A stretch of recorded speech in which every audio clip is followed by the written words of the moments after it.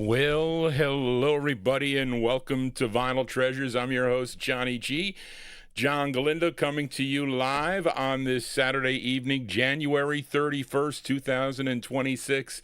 It's the last day of the month on this cold evening here. It is 8 degrees and clear currently here in Westchester County, New York. I want to welcome you to the Vinyltreasure show, and I hope you are all doing well, keeping warm wherever you are. Maybe you're in I don't know, is any place warm? How about you folks down in Florida, possibly, or Steve in Arizona? You've been getting some nice temperatures there. I think Texas is a little bit in a deep freeze, but I want to warm you up with some cool tunes tonight from, we're going to be here from 9 p.m. till at least 1 o'clock.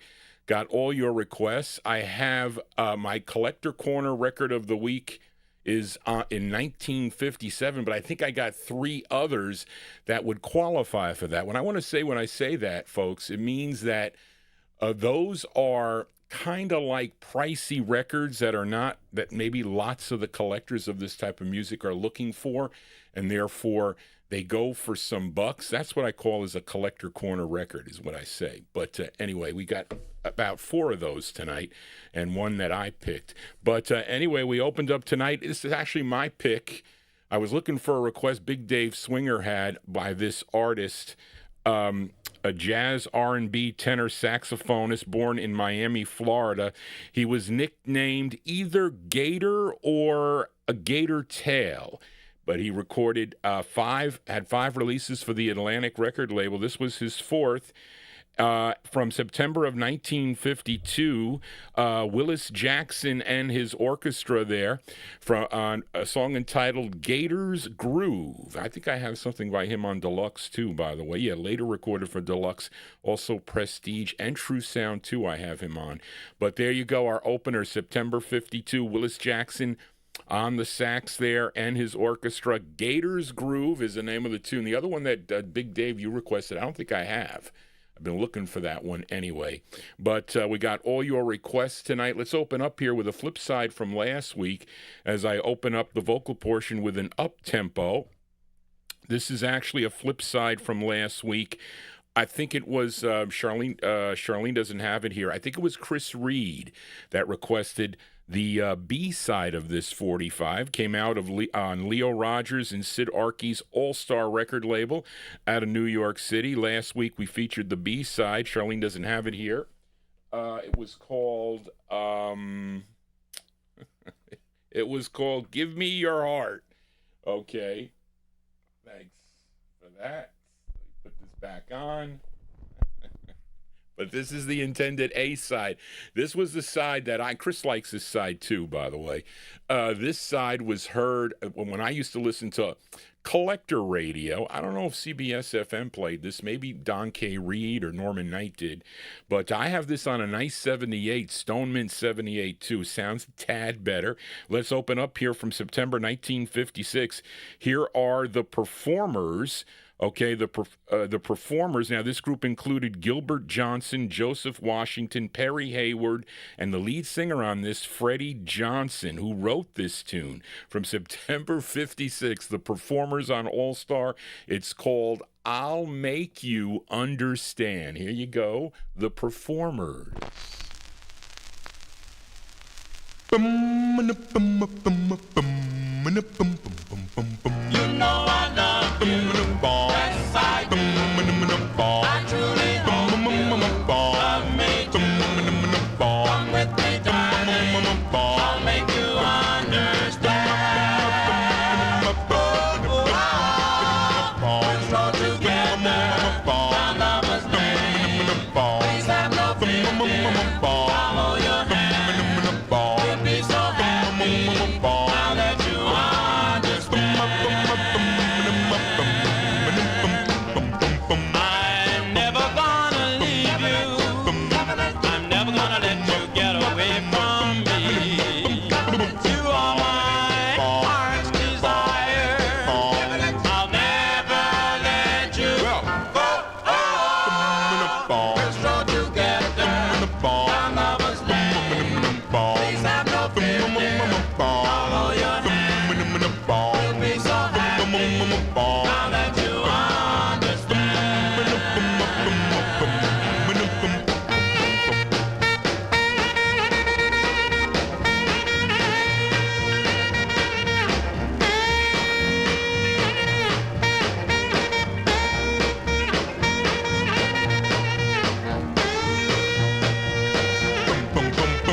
I'm never gonna leave you. I'm never gonna let you get away from me. You are my heart's desire. I'll never let you go. Let's go together down Lover's Lane. Please have no fear, dear. Follow your hand. We'll be so happy now that you understand. Now that you understand. Now that you understand. Now that you understand.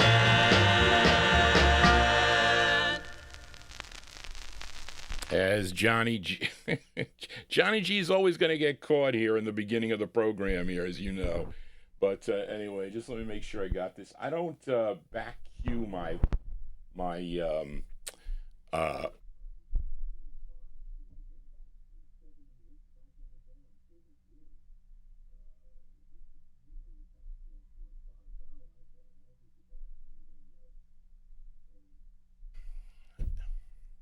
Did they back cue 78s back in the day? You'd think I would hear that I'm not on the... I've done that, like, I did that. And listen, I'm more awake tonight than I was on Wednesday night. I can tell I had more sleep.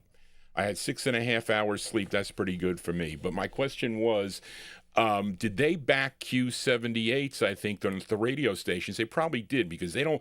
The worst thing for radio stations is to have dead air. That is like a no-no. But listen, this is an amateur station here. I mean, I try to be a little bit professional about it, but I don't like to back cue my records. I don't, even though I do have cue burn on a lot of my 45s. But anyway, there you go. That was the side we used to hear here in New York City on the radio, on the collector shows. The Performers there from September 56 on All Star Records. I'll Make You Understand. You can also get that on the Tip Top label. You can. But Johnny G here on a Saturday evening. Those of you that are new to this program, please consider subscribing to my YouTube channel. Also, what you need to do, those of you of my younger listeners that tune into this program, and if you have grandparents that like this music, grandfather, grandmother, or your own parents. Now, many of my mother, for instance, she is not computer literate. So, but you can get a tablet and you can save the YouTube channel as a favorite, and they can go there if you just have to show them a few steps to do that. And listen, you can set up the tablet for them. Forget about a PC, forget about the keyboard and everything else. The tablet's easy because they can use it with their finger. That's what makes it easy. But you should do that. I mean, if there are listeners out there or people that grew up with this music or even like this music, this is like a great show to do that with. I think it is. You get to see the records, you get to hear my stories and my collecting experiences and whatnot. But anyway, you should do that. But as you all know, as many of my regulars know, we count down the music chronologically here on the Saturday evening show. And after that instrumental, and they're all requests from now on until my collector corner thing. But let's open up here. Actually, this record, I think I featured on a 78. I forget what show it is, but it is on one of the 78 shows I've done. But this is a request for Busta Bass. He's going way back for this one. This record released in February of 1948. King Records put the 45 out, I think in 1952, if I'm not mistaken. Okay. And actually the song, okay, some say that this song was the first rock and roll song, I guess, which was originally done back in September of 1947 on Deluxe Records by Roy Brown. I have played that here on the program too, I think. A song called Good Rockin' Tonight. But some think, wait a minute, what is it? What did I put here, Charlene? Okay. Well, some think that this cover version of the song is the better version of the tune. So I don't know. Maybe it is. That's up for debate, I guess. But this version that Busta Bass requested is by Wynonie Harris. Okay, came out on King Records. And Wynonie Harris goes back to 1945 with releases on Apollo and Philo. And in 1946, more releases for Atlantic, Aladdin, Bullet, and Hamptone. Now, he would sign with King Records in late 1947. This was his second release, okay? And this one here came out on a 45, as I mentioned, from 1952. So let's go originally, though, back to February 1948. For Busta Bass in our YouTube chat room, here's Wynonie Harris on the King label. This record has some playware on it, so I'm warning you in advance. And give a listen to his rendition of the tune, Good Rockin' Tonight. It's going out to Busta Bass in our YouTube chat room. Here you go.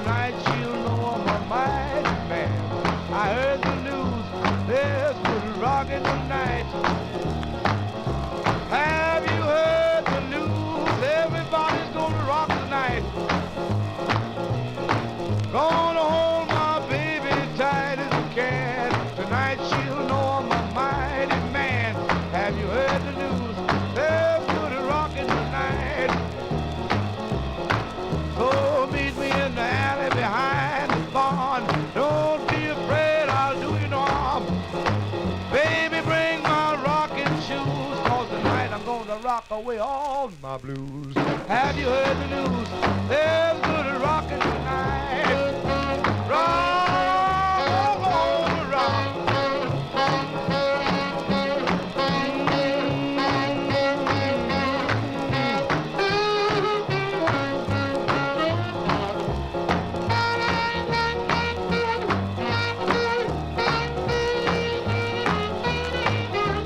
I got the news. Everybody's gonna rock tonight. I'm gonna hold my baby tight as I can. Tonight she'll know I'm a mighty man. I got the news. Everybody's rocking tonight. Well, Elder Brown, Deacon Jones, they've even left the happy home. Well, a jumping and a stomping at the Jubilee. Hey man, there's good rockin' tonight. Sweet Lorraine, Sioux City Sue, sweet Georgia Brown, Caledonia too.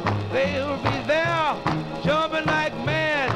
Hey sister, ain't you glad? We got the news, there's good rockin' tonight. Hoy, hoy, hoy, hoy, there's good rockin' tonight. Hey, hey, hey, everybody's rockin' tonight. Hoy, hoy, hoy, hoy, hoy, There you go. That one there going out to listener Busta Bass in our YouTube chat room. That's the sound of Wynonie Harris. Wynonie Harris on Sid Nathan's King record label. Good Rockin' Tonight, his rendition of the Roy Brown tune. That one there released originally in February of 1948, then came out on a 45 multiple times. I think it came out, but originally, I think the first time would have been sometime in 1952 that it did. But anyway, Johnny G here on a Saturday. Hope you're digging on the tunes. Give me a thumbs up if you are as we count down the music chronologically here. Let's move to 1951 now with a request for listener Charles Liebman, this great group out of Baltimore, Maryland, signed with Sid Nathan's King label in 1951. They have some wonderful releases. This is the group's third release for King Records. This song was recorded at the group's second session, which was held in New York City on September 19th of 1951, and King put it out in December of 51. It features Norris Bunky Mack, the bass on lead, and I have it on. It was interesting because I posted some scans of this. I posted a scan of this label and others. I got done with the show early. See, Charlene is a lot happy. She's a lot easier tonight because she was done much earlier, and was able to do a lot. I got to go shopping on Thursdays. That's the best day for me to go. It could be late to go, but Thursdays is better because Friday I pulled all the records out, just a couple early in the morning today. But anyway, so Big Dave said, I think that's a colored vinyl press you have there, but he was correct. It came through a little bit on the scan. Let's go to February 1951, going out to listener Charles Liebman. Here are the Swallows on King. It's called It Ain't the Meat. Here you go, Charles, for you.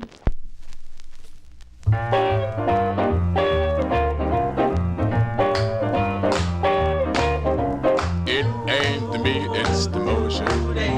Makes your daddy wanna rock. It ain't the meat, it's the motion. It's the movement that gives it the sock. Now I had a girl so doggone thin, no meat, no bones, she was just all skin. One thing about her I can understand, she wraps all around me like a rubber band. It ain't the meat, it's the motion. Makes your daddy wanna rock. It ain't the meat, it's the motion. It's the movement that gives it the sock.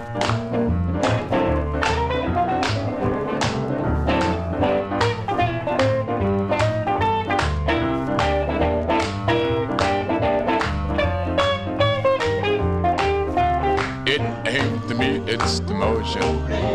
Makes your daddy wanna rock. It ain't the meat, it's the motion. It's the movement that gives the sock. You find some girls who are big and fat. Some fellows don't like to see them like that. But I like to see them big and tall. The bigger they come, the harder they fall. It ain't the meat, it's the motion. Makes your daddy wanna rock. It ain't the meat, it's the motion. It's the movement that gives it the sock.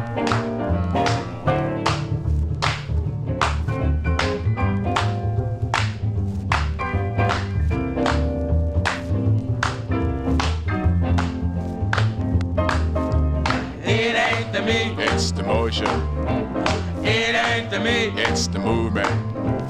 it ain't the meat. It's the action that makes your daddy wanna rock all night. I got a little girl who lives down the street.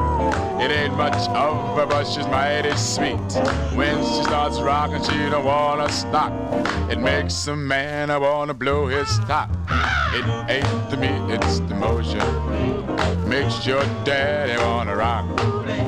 It ain't the beat, it's the motion. It's the movement that gives it the sound. There you go, the sound of the Swallows here on the Vinyl Treasure Show. That one there going out to Charles Liebman, December 1951. That's what I say, their third release for Sid Nathan's King record label. It ain't the meat, it's the motion. It is, I guess. I had some meat today, Bill Sheriff. My mother did it nice, too. It was really tender, I have to say. But anyway, this copy, it was interesting how I bought, what happened with this record. So somebody had, I think he had... it was a buy it now. It was a long time ago on eBay, and he didn't know the condition of the record. Reed mentioned it in the chat room that it sounded pretty nice. It is a nice copy. So he had, or maybe I bought another, wait a minute. No, how it worked is I bought a record from this guy, and he said to me, and it was a little pricey, and he said to me, are you interested in other vocal group records on King? And I said, well, I am. And he said, well, I'll sell two. I think he wanted to sell me two. Well, this is like greenish vinyl. But anyway, there were two. It was Tiny. I think the other one was Tiny Bradshaw. The Train Kept a Rollin'. I think that was it. And they were on this kind of cool-looking green vinyl, and they were nice. So he said to me, I said, look, I'll give you $1,000 for both of them. So he said to me, sold, like, didn't hesitate, and I was going on a hunch that the records were going to be nice. So I got them in the mail, and they were nice. Now, he was happy, and I was happy with the deal. So anyway, but that's what went down with this record, because I found it originally for 5 cents in Elmsford, New York, at a garage sale. But not the green vinyl copy, but I'm going to show it to you. It's actually pretty cool. Let me see if I could. I don't want to show it into. Let me go over here and show you what it looks like. Maybe I can do the host side here. Hold on a second. Let's see if you can see it. I don't want to show it in your eyes, but can you see the blue? You see that? You see that? Well, wait a minute. Let me try this way here. At least you can see it, and it looks pretty cool. It's really cool. I'm telling you, the blue vinyl. There you go. You see that blue vinyl? That's the blue vinyl record. And the other one might have been, is the other one green, Big Dave? I don't know. But anyway, but that was the deal. And and of course, the flip side is somebody's got to request the flip side for next week. It's called Eternally, if you like that record. But anyway, Johnny G here. Let me turn my light off. I don't want to waste my battery here. Sorry, folks. Flashlight off. But there you go. Hope you're digging on the cool tunes here for a Saturday evening, a cold evening here in New York. 8 degrees it is. That's pretty cold. That's why it's really hot up here, though. You know, heat rises up in the attic. But let us continue here now. Let's fill a request now for listener Karen Efron. Now, the interesting thing about this, Karen Efron requested this great group out of Baltimore, Maryland, the Orioles. So I had a box of records up here. So Greg comes up and he goes, can I look through this box? So he's looking through and he says to me, you have a black vinyl copy of this record? I've never seen it on black vinyl before. Because most of the time, you're going to find Jubilee 5051, I think it is. You're going to find it on red vinyl, mostly. But you rarely see it on black vinyl. But so he was like, you have this on black vinyl? Whoa. But anyway, this is a request for listener Karen Efron. This is Sonny Till and the Orioles. This is Jerry Blaine's script Jubilee label is how they would put it. And this one here, released in January of 1951. Charlene has their 17th release. This is with Sid Bass and the orchestra. From January 51, the Orioles on Jubilee. It's called You Are My First Love. This is going out to Karen Efron in our YouTube chat room. Here you go, Karen.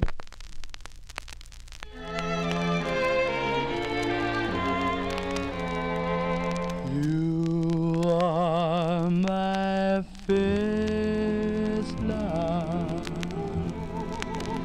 and you'll be my last love. No one else will do. My first and last love will be you. My heart once told me arms like yours would hold me. Seems I always knew someday I'd meet someone like you.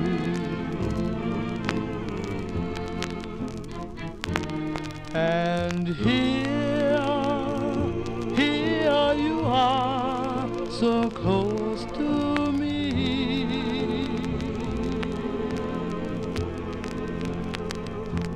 Just as I dreamed you'd always be. You are my first love, and you'll be my last love. All my whole life through, I'll go on living, loving you.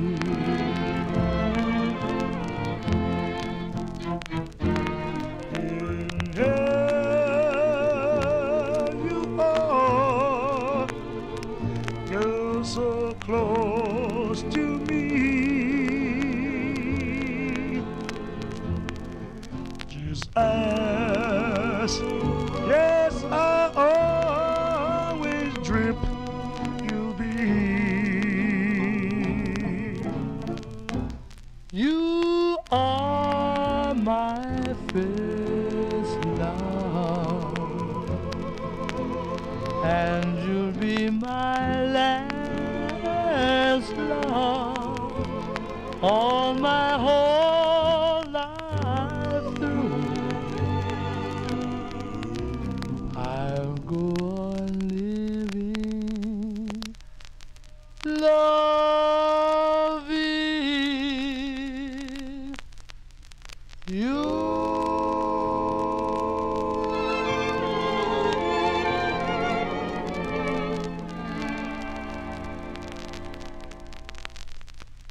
Yeah, Sonny Till and the Orioles there on the Jubilee record label. They like that one there in the YouTube chat room. That one there released in January 1951. You Are My First Love.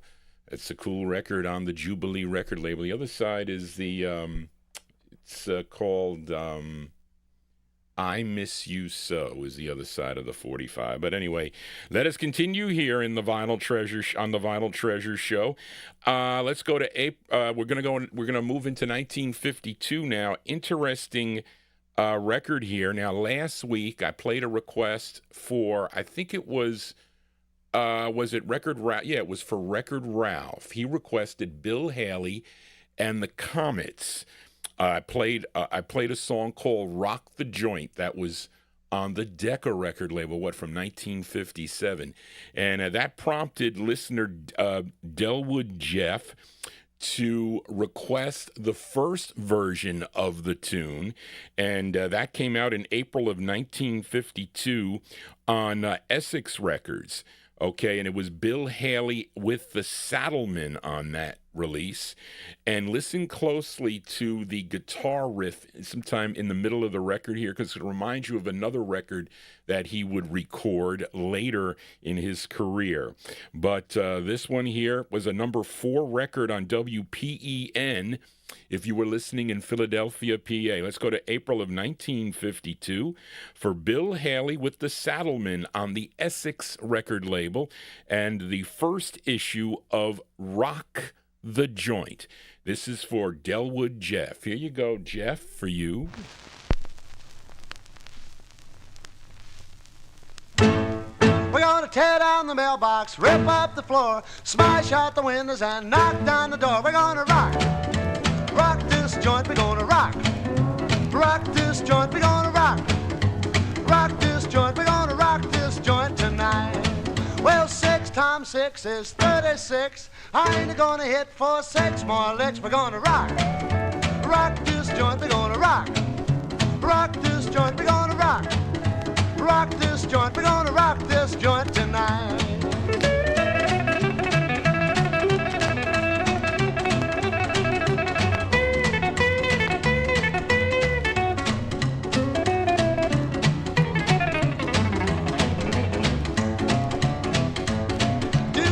Foot rag, side by side, a flying low and a flying wide. We're gonna rock this joint, we're gonna rock this joint, we're gonna rock this joint, we're gonna rock this joint tonight.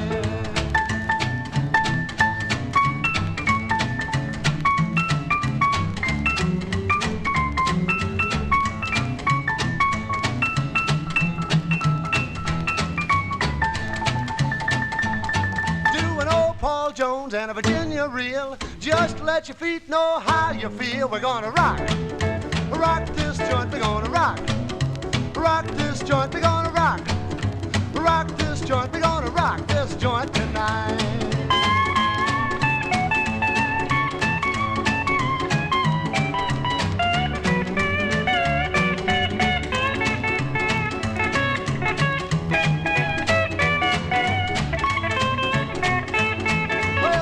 Times 6 is 36. I ain't gonna hit for 6 more licks. We're gonna rock this joint, we're gonna rock this joint, we're gonna rock this joint, we're gonna rock this joint tonight.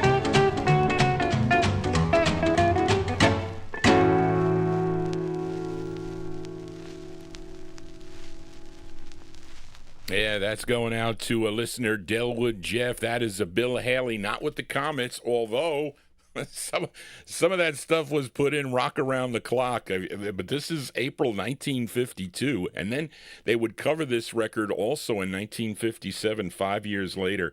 But there you go, Bill Haley with the Saddlemen. I think I have this on a 78, too, if I'm not mistaken. On the Essex record label, Rock the Joint is the name of the tune. That's what Johnny G tries to do here on a Saturday evening. So if you are new to this program, please consider subscribing. I've been picking up lots of subscribers here, and they're telling me something about impressions. I don't know what that is, but this show makes some kind of impressions, and maybe the labels, I don't know what it is. Maybe it's me, maybe it's the music, but it's something. But I want to thank everybody for that, and I want to thank everybody for all the emails and the phone calls this week. I enjoyed speaking to some of you this week on the phone. Let us continue now. We are in 1953 now, and let's fill a request here for listener John Cummins. Let's go out to Los Angeles, California now with the debut single for this group. It's on the Bahari Brothers Flair record label, and how appropriate that the group was also called the Flairs, okay? And this tune written by group member Obie Jesse, who would later on record as Young Jesse. And I'm looking for that 45 for someone. I couldn't find it. There were 2 records I was looking for today, a Dale Wright record and a Young Jesse record, and I couldn't find it. But this features Cornell Gunter. I said it right, Don. Cornell Gunter on lead from July 1953 by request for John Cummins. Here are the Flairs on Flair. It's called I Had a Love. Here you go, John, for you.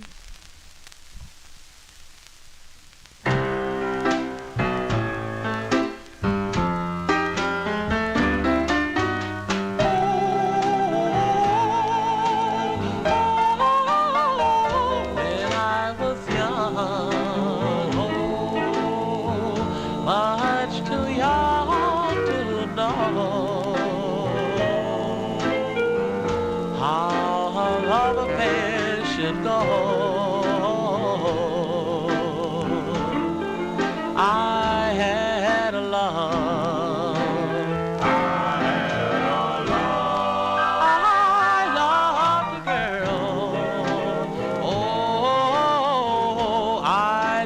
much too much. Ooh, even now I dream of her touch. I had a love.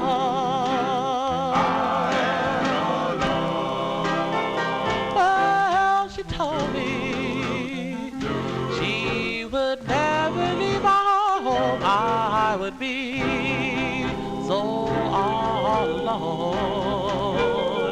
I would be so broken-hearted. Well, if my baby doesn't come home, oh, what a girl. Ooh, to love much too much.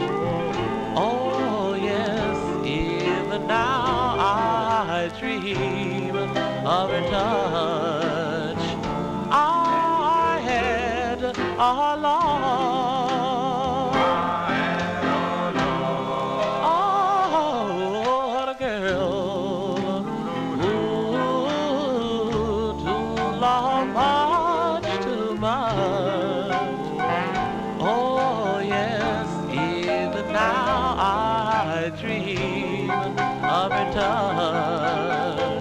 I had a love.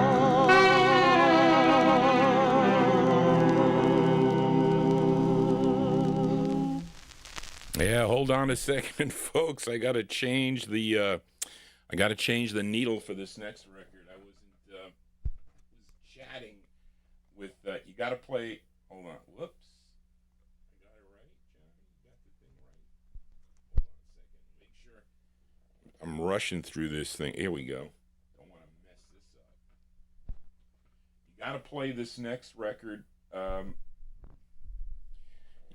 I'm sorry, folks, but there you go. Yes, Charlene, it is the same song. I didn't notice. Charlene mentioned to me she wanted to know. She said, Johnny, how come it said Comets? I just noticed it. I didn't know that one said Comets. The other one I showed you had Saddlemen, but that one I played sounded better. I didn't notice that it said Comets.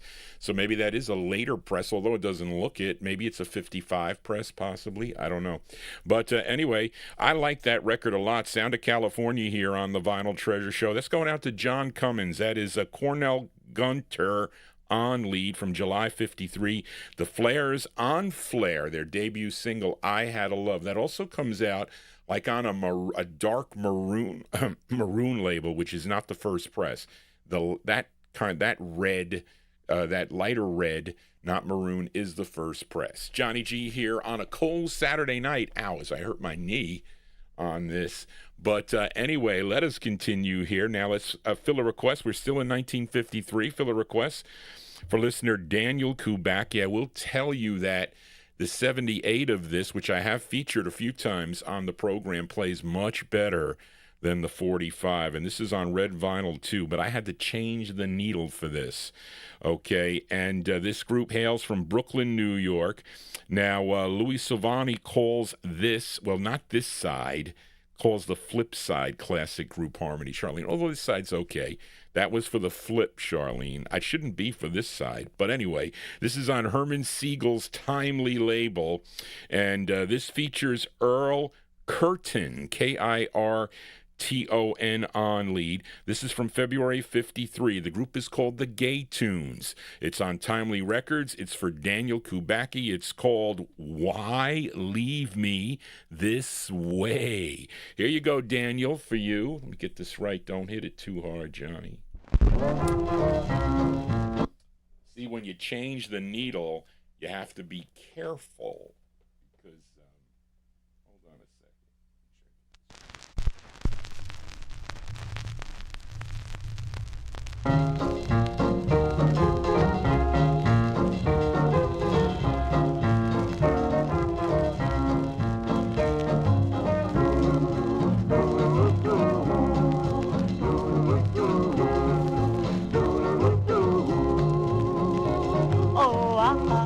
Why leave me this way?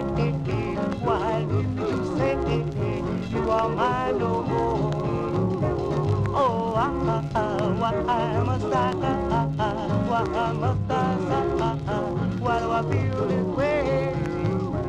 Oh, why I feel this way? Why must I say you are mine no more? Oh, why must I, why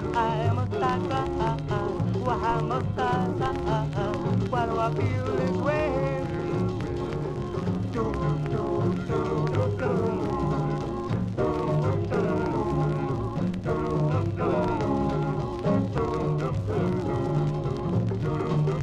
Why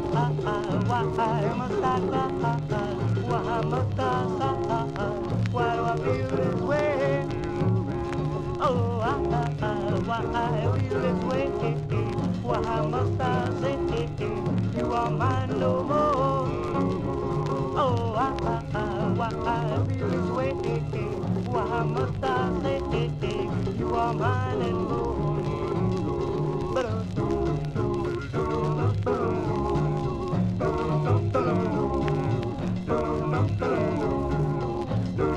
Oh, why I feel this way? Why must I say you are mine no more? Oh, why must I? Why must I? Why do I feel this way? Oh, why must I? Why must I? Why do I feel this way?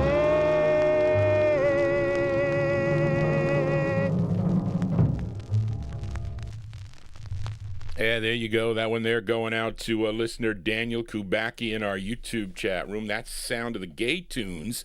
Gay Tunes on the Timely record label, September 1953. Why Leave Me This Way is the name of the tune. The flip side of this, and this isn't a great copy of it, but my 78 is pretty nice on this. It's Thrill of Romance. And I don't know why these things play so...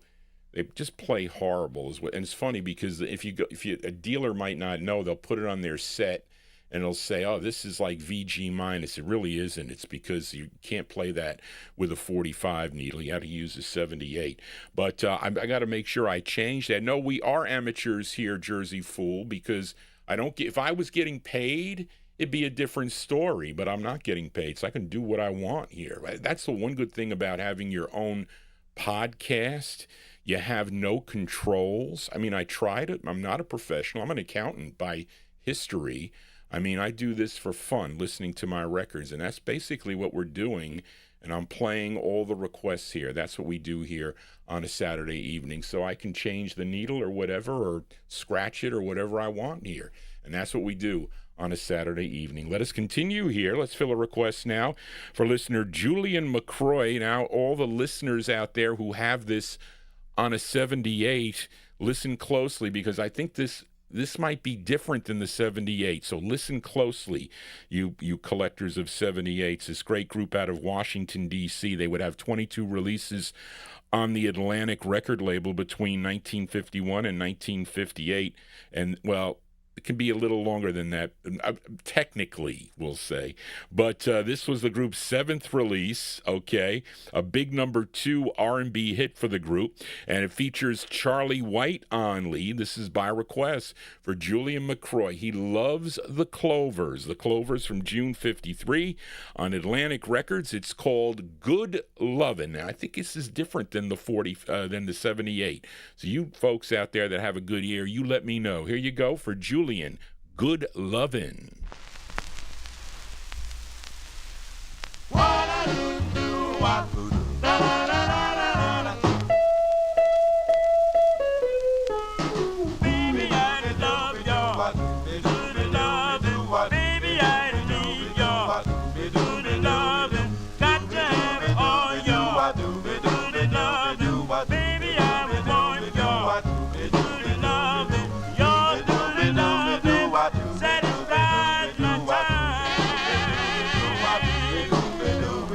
Cheap butter.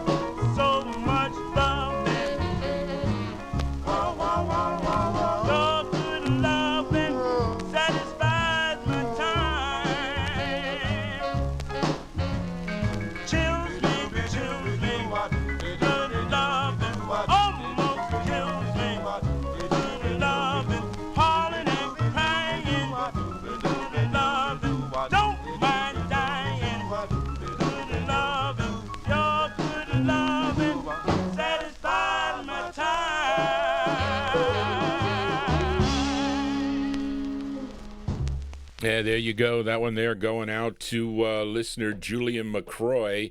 I had my, you know what it probably was? There was a dropout there because my, I had to raise the, not the gain. It wasn't the gain. I don't touch the gain. There's a lever here just for the phonograph that I could raise it up a little bit if it's too low, and that might have kind of charged it and dropped the signal, and so I had that dropout. It doesn't lose.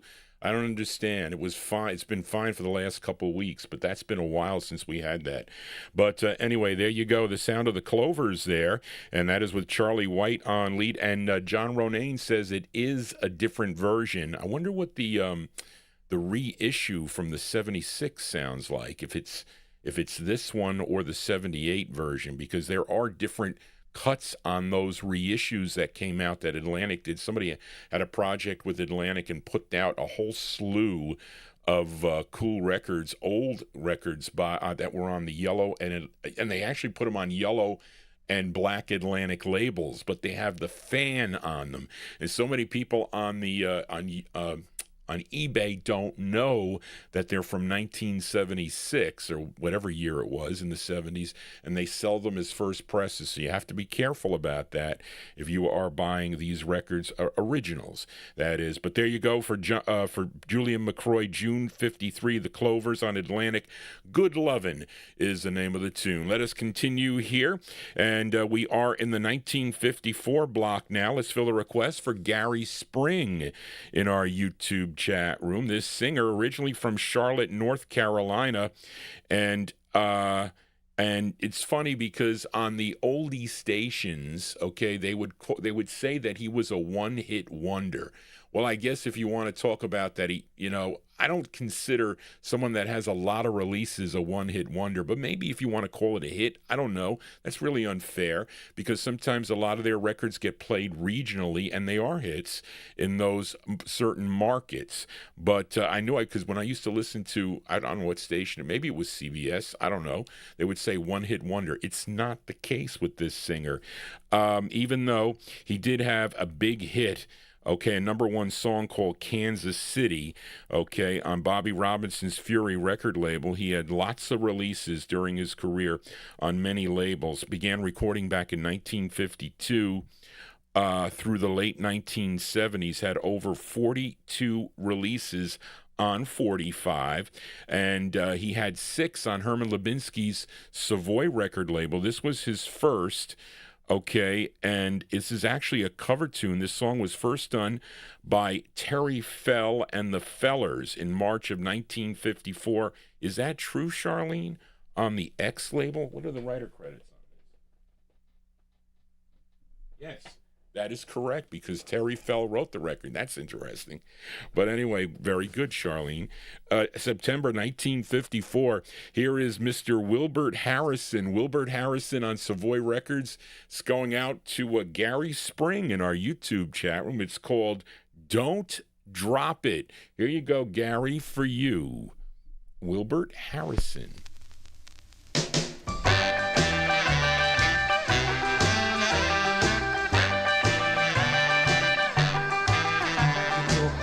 For a ride, then you laid it aside. It was smoking. Oh, baby, it was smoking. Oh, baby, it was smoking. You drug it around just like a sack.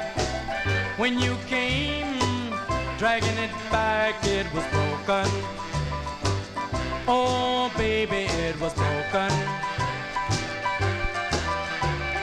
Said I wouldn't lend it till the day we were wed, but each time I kiss you I forget what I said.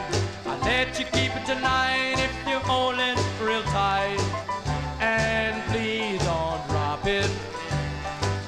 Oh baby, don't drop it. Oh baby, don't drop it. You break it up like a plate before 8:15. No joking.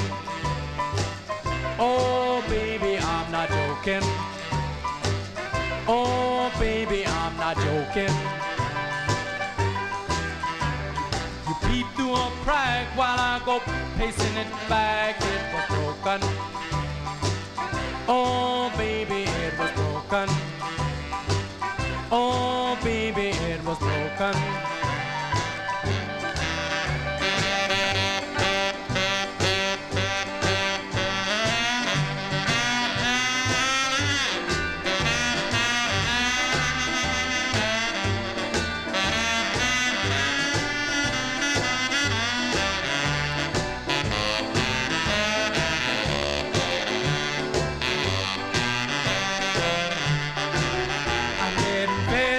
You, a break in the gloom, a love real close. I'll tell you what I will do. I'll let you keep it tonight if you hold it real tight. And please don't drop it. Oh, baby, don't drop it. My dear, don't drop it. That's a cool tune. It's been a long time since I featured that song here on the Vinyltreasure show. Maybe it was prior to being on YouTube, because I came on YouTube back in 2015. Okay, but I've been doing the show since 2005, this summer, or the fall of 2005. But anyway, there you go. That one there going out to listener Gary Spring in Canada. September 54 release there for Mr. Wilbert Harrison, his first of 6 on Sid Nathan's Savoy Records. Don't drop it. Sounds like it should be something else. Okay, but anyway, let us continue here on the Vinyltreasure show. We are in the 1954 block here. We fill a request for listener Anthony Russo in our YouTube chat room. Thank you, Anthony, for your request. Great talking to you this week on the phone here. Now, Anthony requested this great group out of Brooklyn, New York. This is the group Second of 6 for Sid Nathan's King record label, co-written by the lead singer. His name is Billy Clark. Billy Clark on lead. This here are the Strangers. The Strangers from April 1954 on King Records. It's called Beg and Steal. Here you go, Anthony, for you.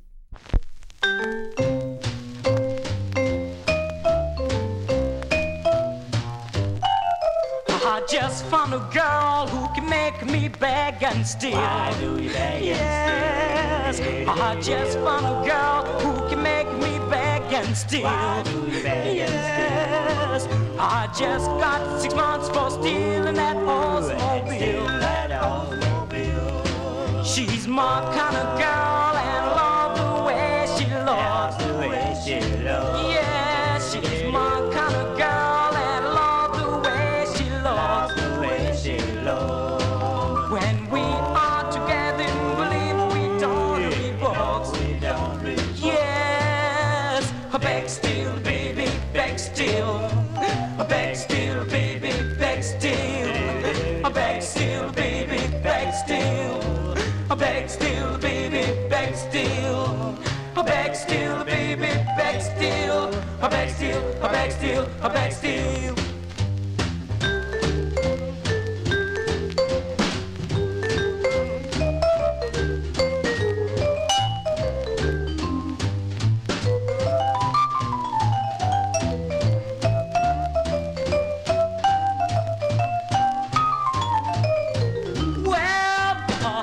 Next door's a Cadillac, and no, I still no need coming back. I just found a girl who can make me beg and steal. Why do you beg and steal?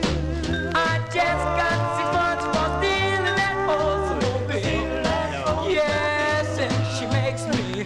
Oh Lord, she's got me. Oh, help me somebody. Beg still, baby, beg still. Beg still, baby, beg still. Beg still, beg still, beg still.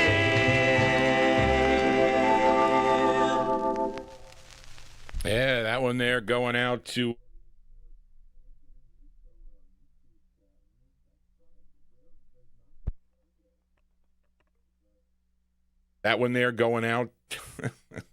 Did I have the speaker on when I was playing that record? I did not. I hope not.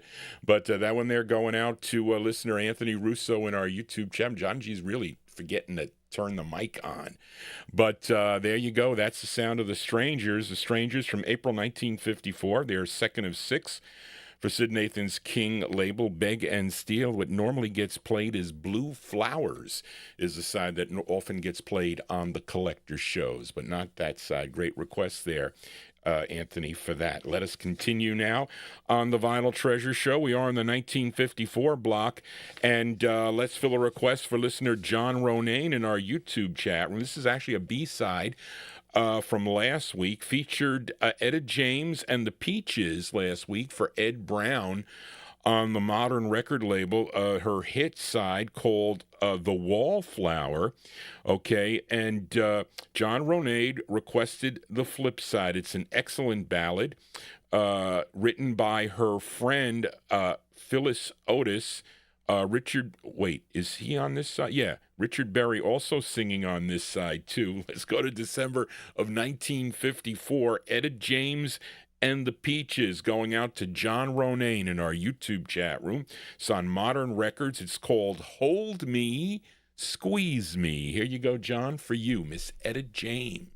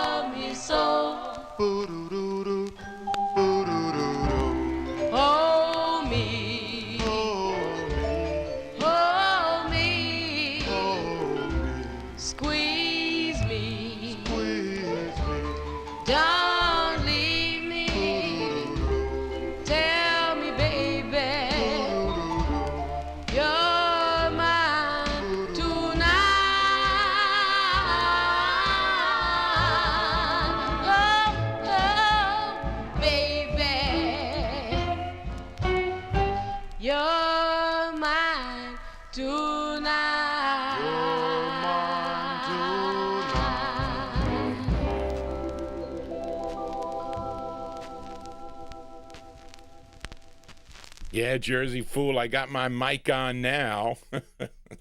It's okay. You got to say something. When I was looking at the video, I went back to look at the video there. When I had to do that part 2 because they shut me down, I was like talking for, usually it's just a few minutes, or, not even a few minutes. You can see some of these podcasters when they're doing like dual screens and they're talking, they don't have they're talking, he goes, you got to put you're on mute, unmuted. But anyway, and I had a routine, I had it down pat. I did. Maybe it's my cataracts, I can't see, but there you go. That's a great record, I have to say.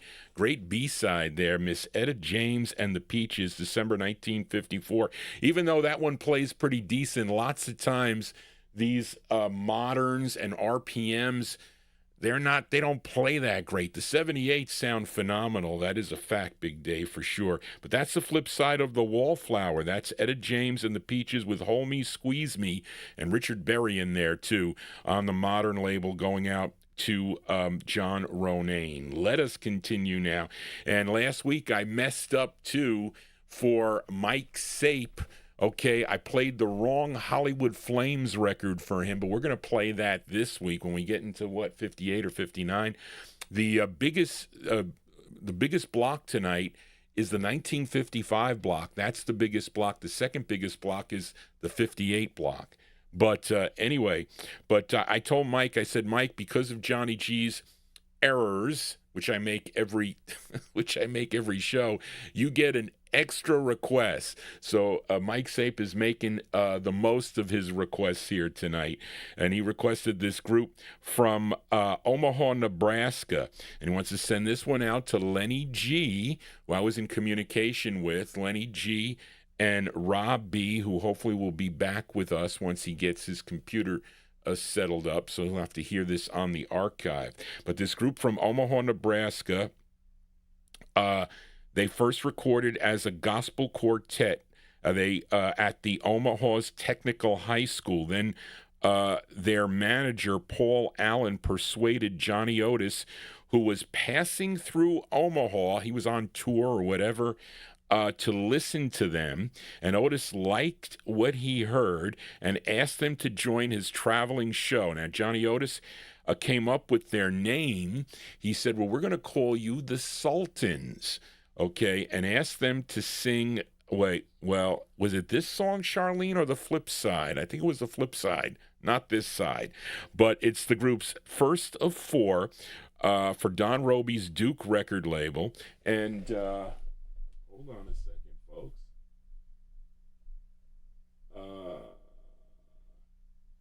I don't know if he... Hold on a second. I want to check something here. I think it mentions his name on the flip here. No, it doesn't. Okay. I think Gene McDaniels is on lead here. Of course, Gene McDaniels, he was the... he went on to have, that 100 Pounds of Clay, which was a big hit, plus others...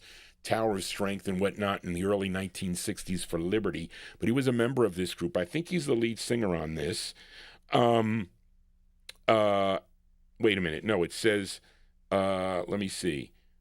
Charlene, what does it say here?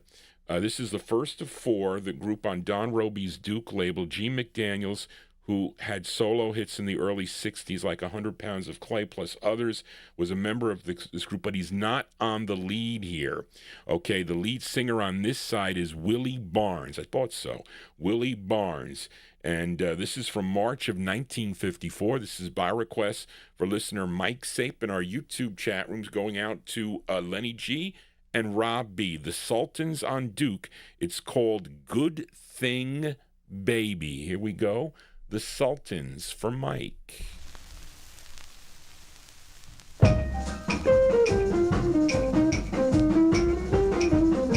You just a good thing, baby. You ain't nothing but a good thing. And I love you so. You ain't nothing but a good thing. Just a good thing, baby. You ain't nothing but a good thing. And I love you so. You ain't nothing but a good thing. I'll follow you, baby. You ain't nothing but a good thing. Wherever you go. Just a good thing. You've got good love. And you look so fine. You've got good love. And you look so fine. Well, I won't be happy till you're mine, all mine. But when I see you, baby, my love comes down. I follow you, baby, all over town. Good thing. You ain't nothing but a good thing. And I love you so. You ain't nothing but a good thing. I follow you. You ain't nothing but a good thing. Wherever you go. Oh, baby.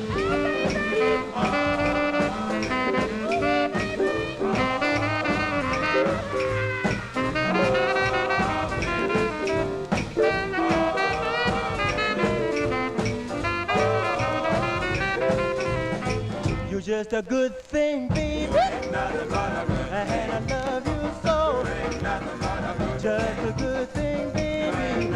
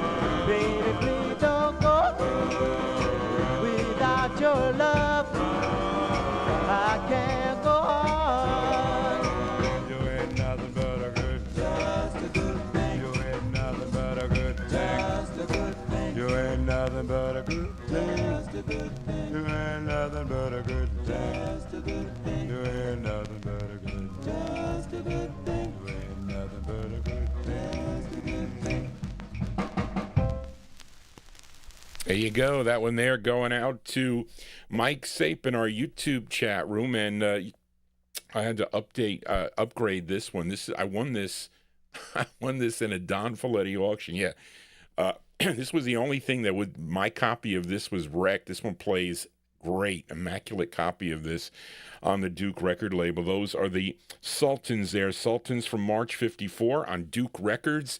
The flip side of How Deep is the Ocean, a song entitled Good Thing Baby, and that is with Willie Barnes on lead. Of course, this group would also have two more releases as the Admirals, great releases on the King record label as the Admirals, and that was for Lenny G and Rob B. Let us continue now. Let's fill a request for listener Amy King in our YouTube chat. I wish I had this one in better condition, but I don't. As we move into 1955 now with this singer, musician, songwriter, and band leader from Linden, Texas. His real name, Aaron, is it called Thiebaud? Is that how you pronounce it? Alan Thiebaud Walker. But he was known as T-Bone Walker. I didn't have a T-bone steak today, though. T-Bone Walker began recording back in 1929, and one of the first artists to use an electric guitar, recording for a number of different labels during his career: Columbia, Rumba Boogie, Capitol Mercury, Black and White, Comet, Imperial, Atlantic, Postmodern, Jetstream, Bluesways, and Paula Records until 1981, believe it or not. But he had two on the Atlantic label. I think I have them both also, but this could be in better shape. This is his first of two for Atlantic, a song that he co-wrote with Grover McDaniel. Let's go to June of 1955 for Amy King. She's Johnny G's chat moderator, my YouTube chat moderator. And Amy King has a cool, eclectic taste. This is T-Bone Walker on Atlantic. It's called Papa Ain't Salty. Here you go for Amy King.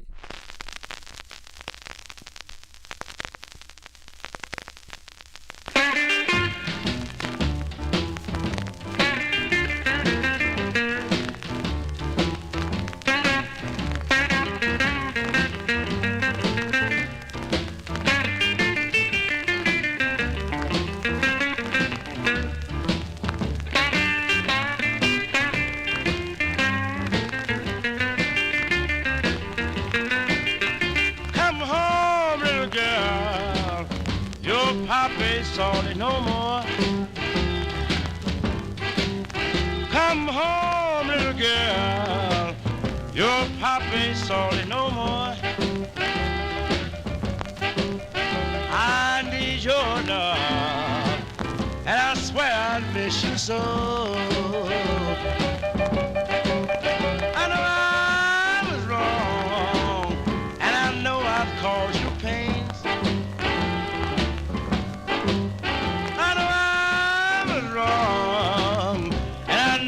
Cause you pain.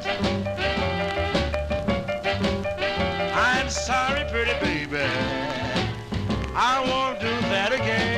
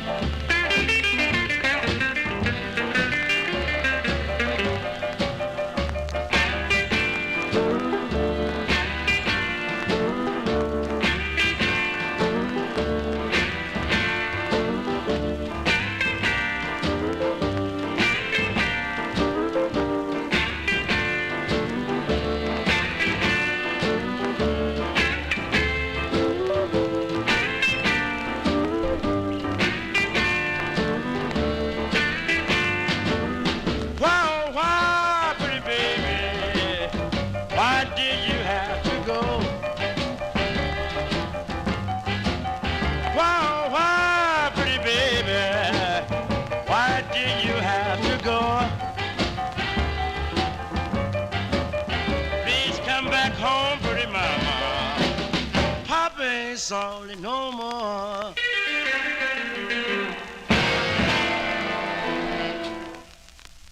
There you go. That one there by request for listener Amy King in our YouTube chat room. That's the sound of T-Bone Walker. T-Bone Walker, great guitar playing on that one there. June 1955 is first of two for the Atlantic folks. Papa Ain't Salty is the name of the tune. Johnny G has been, sometimes Johnny G gets very salty, okay, and upset sometimes. Really more so nowadays than in the past. I don't know why, but I do. I'm usually not a moody person, though. I'm usually a nice guy, but I can be a bad guy. I can, if you talk to my friends. But anyway, let us continue here on the Vinyl Treasure Show. We are in 1955 now. Let's fill a request for listener David Prater. And we go to Newport News, Virginia for this next group. They had 3 releases on Phil Rose's Glory label, which was out of New York City. Now, this is the B-side to their debut single. Okay, the A side of this was a kind of cool rendition of Stormy Weather that they do. But this is the B side, written by the lead singer of the group. His name is Edward Alston. Okay, let's go to September of 1955. They were called The Leaders. The Leaders on the Glory label. For David Prater, it's called A Lover of the Time. Here you go, David, for you.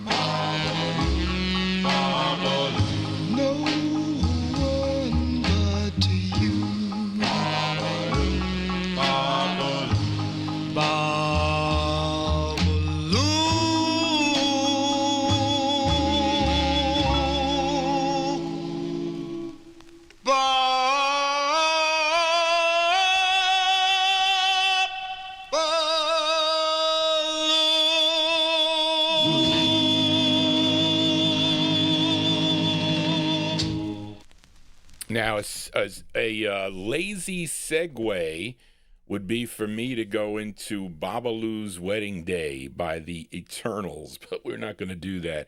Here we go. B-sides here on the Vinyl Treasure Show. That one there by the Leaders. That one they're going out to David Prater, the Leaders from September 1955. That's a B-side to Stormy Weather. That's Edward Alston on lead. A Lover of the Time is the name of the two. Now, the flip side features Harry Burton. He's the lead on A Stormy Weather. Let us continue in 1955. Let's fill a request now for listener Jim Lampley. And also, this is on Big Dave Swinger's request list. I try to, sometimes I miss them, but sometimes if I do a sequential search on the big file. Now, remember, I have a file of requests. Let me see, one goes down about 800 lines, but I have them in columns. I have about 4 pages. I have a soul listing and 3 for the 50's show. So I do sometimes a sequential search, and this one came up for Big Dave. So I'm going to kill 2 birds with 1 stone with this request. This singer, born in Minden, Louisiana, this vocalist, pianist, and composer, he would settle in Los Angeles back in 1942, began recording back in 1950, mostly for this label, Specialty Records. Now, this is his 11th release for the Specialty label. Now, it's a song he wrote, and he's being backed up by, well, on the label, it says the Maytones, but in actuality, the group is really the Meadowlarks. It features Don Julian, first tenor, Ronald Barrett, second tenor, Earl Jones, baritone. They recorded this on October 18th, 1954, and Specialty released it, Art Roop released it in March of 55. It's going out to Jim Lampley in Texas, and also we do an attachment to Big Dave Swinger in our YouTube chat room, Percy Mayfield and the Maytones. It's called Baby, You're Baby, You're Rich. Here you go for Jim and Big Dave.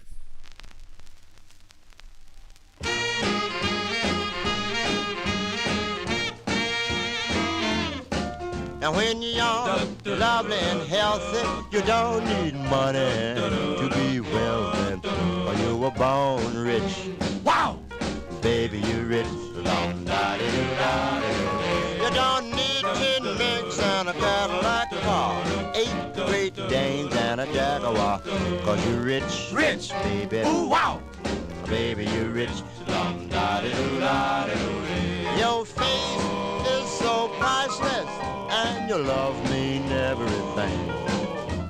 Just one kiss from your wealthy lips, and my heart just leaps and sings. Now I don't want you, I said, to cry no more.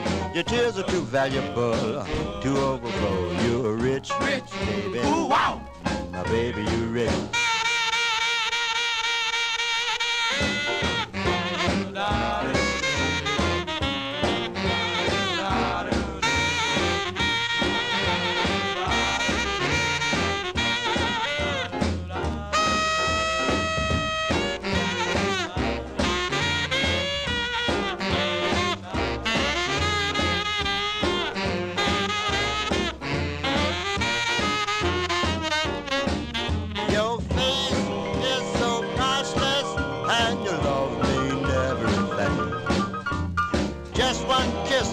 Wealthy lips, and my heart just leaps and sings. Now I don't want you to cry no more. Your tears are too valuable to overflow. You're rich, rich, baby. Ooh, wow! Baby, you're rich.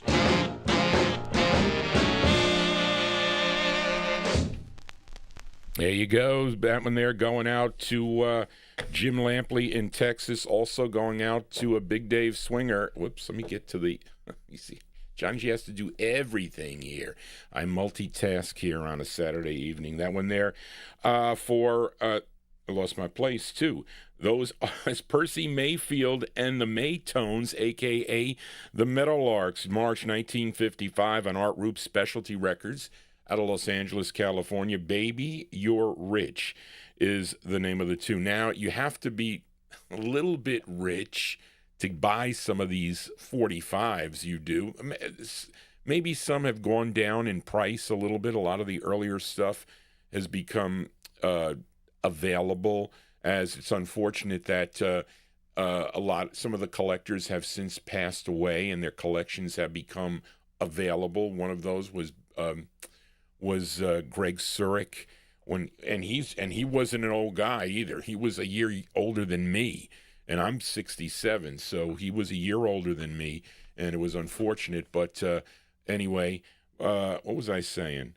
Well, we're talking about rich. Yeah, sometimes you got to be a little rich when you're going to go into look at a collection for some rarities there, because they seem to add up. Okay, you may be, and when I was not rich, I limited myself to one amount for many, many years. I wouldn't spend more than that. And they would tease me with the records. They're saying, here's 219 Train on a 45, and it was mint. And I said, I can't pay whatever he had on it, $6,000, I think, possibly on the record, but it was unplayed. So I said, I just can't. I don't make that in a week at the time, but it wasn't going to work. But I would have loved to have that record. But I have a 78, though. That's what I'll stay with. But let us continue now. We are in the 1955 block. Let's stay out in Los Angeles, California. Fill this request for Frank and Jerry Gingaro in our YouTube chat room. This singer, first recording back in 1945 for the Jewel label. I should say this song he first recorded back in it's 48. As I can't see. 1948 for the Jewel label. He would re-record it in 1955, and it would come out on the Million label. And there is a vocal group that is backing him up on this. They were known as the Ebb Tones. And this one from April 55, his first of two on the Million label. And this is by request for Frank and Jerry Gingaro in our YouTube chat room. This is Dan Grissom and the Ebb Tones on Million Records. It's called Recess in Heaven for Frank and Jerry. Here you go.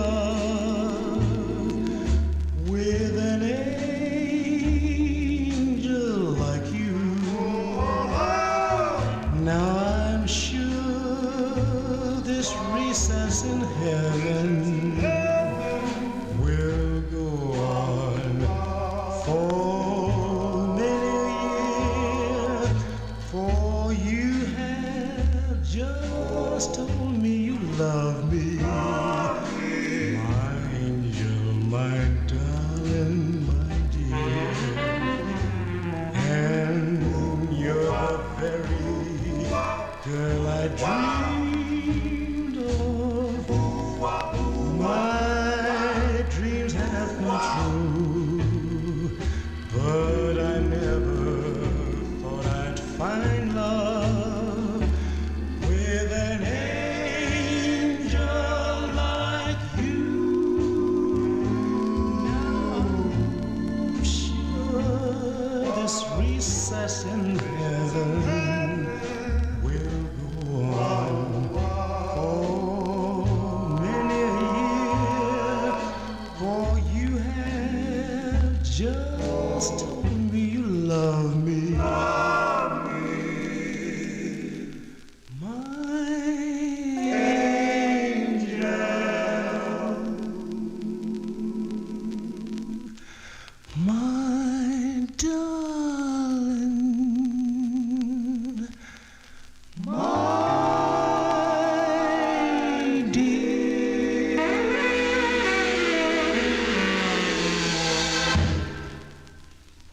go. That one there going out to Frank and Jerry Gingaro in our YouTube chat. You know, how come I get listeners that will criticize my scratchy records, but they never tell me anything about the records that play nice?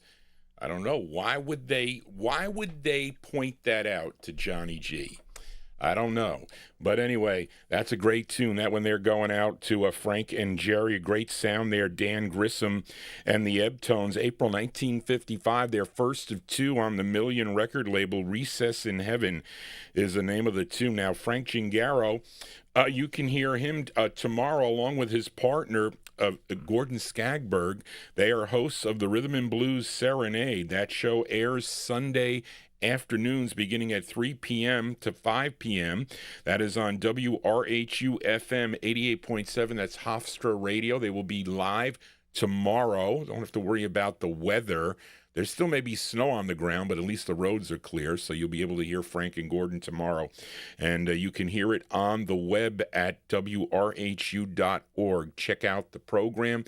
They play real records like Johnny G does, and this music also on 45 and 78. So tune into the program, the R&B Serenade with Frank Gingaro and Gordon Skagberg. That's tomorrow beginning at 3 p.m.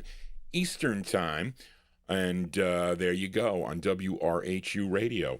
And we continue now here on a Saturday evening. And let's fill a request now for Record Ralph. Okay, Record Ralph. You're not going to hear any scratches on this one, Ralph.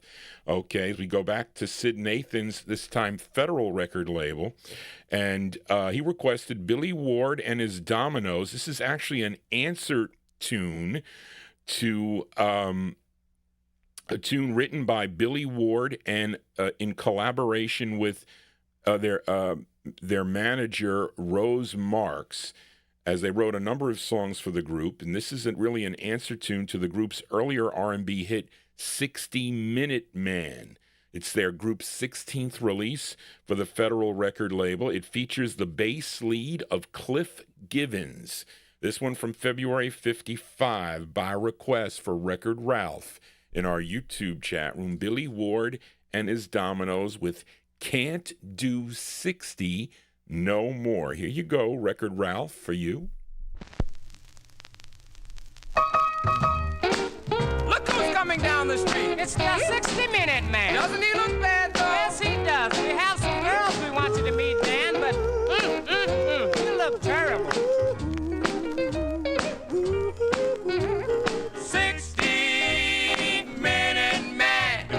60-minute man. Look here, girls, my name is Dan, as I told you once before. Please excuse my blown-out views, because I can't do 60 no more. I used to rock 'em all night long, now they say that I'm a bore. Now I guess I'll take a rest, because I can't do 60 no more. I tried my luck with Lucy, I messed around with Mary Jane. Well, when I got through with Susie, I was walking with a cane. Go ahead, girls, forget old Dan, now you know the score. Just be my friend, this is the end, because I can't do 60 no more.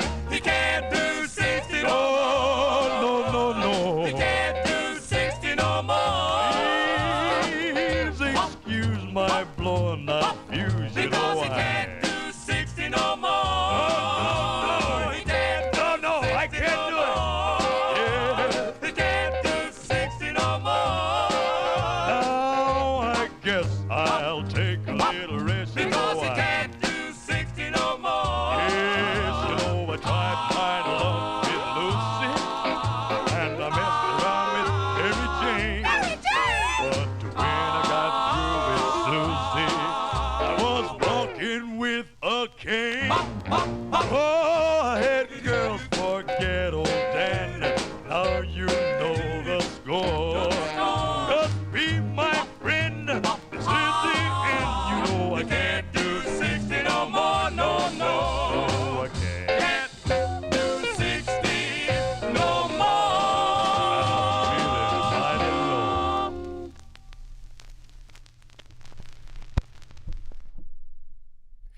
Yeah, Johnny G trying to type and play records at the same time.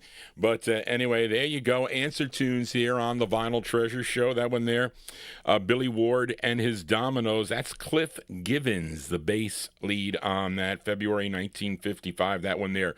Going out to Record Ralph. Can't Do 60 No More on the Federal Record label. Well, you know, I can't really walk 6 miles. I used to walk 6 miles every day. When I think I dropped 113 pounds, I think I dropped, is what I did. But the problem was I wore out my sneakers, and I ended up with, was it plantar fasciitis? Is that what it is? And then I wasn't able to walk anymore. And then we went into the holidays, and I started gaining. I didn't gain it all back, but I gained a lot of it back. And it was really disheartening when you injure yourself and you're like on a roll. But I really need to get back to that. I really got to do a couple things to make sure that Johnny G is healthy here. One thing is that even though I was fine with all my tests, but that calcium test was not good for the calcium deposit in the heart. So the doctor was like, well, we got to check it. It's not always 100% correct. But it says that you're like prone to a massive heart attack within like 10 years based on the results. It wasn't really terrible, but it was just kind of like, creeping. It could creep up on you. Let's put it that way. But not to talk about my health issues, as I get enjoyment by playing my records. And I really like this next record here, as we are in the 1955 block. Let's fill a request now for listener James Stone in our YouTube chat. This group hails from Harlem, New York. Initially, they began recording back in 1952 for Red Robin Records, but then they would sign with a major label. Later that year, had 4 releases for the RCA label until the R&B subsidiary Groove Records emerged, and they would move over to the Groove record label. Now, their first on Groove was a song called Dead Broke. That was back in 1954. But here is their 4th release, their 4th of 5 for the Groove label.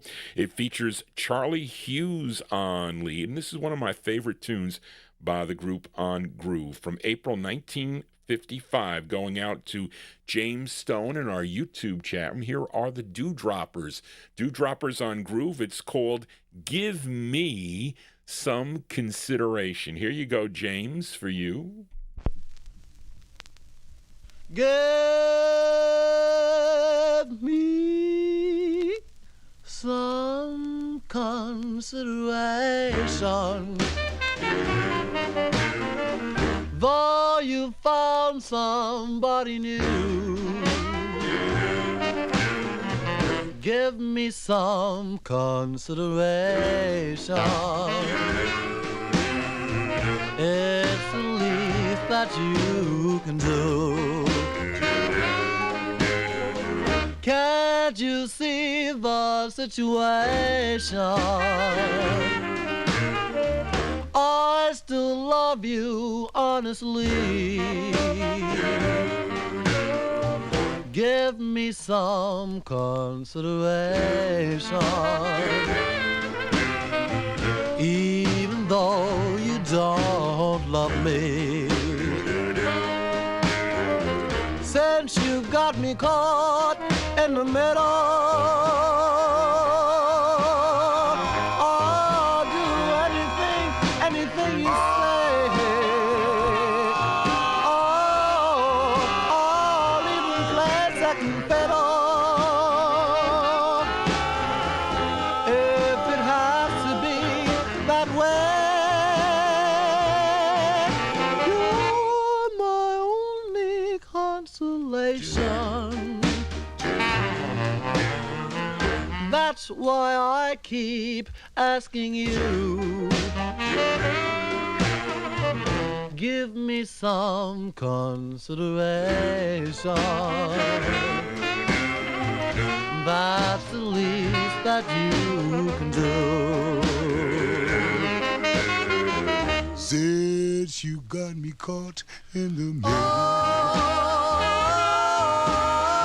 I'll do anything you say.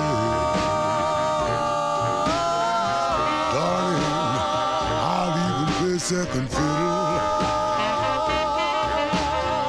Yes, if it have to be that way. Oh, yes. You're my only consolation. That's why I keep asking you. Give me some consideration. That's the way you have to do.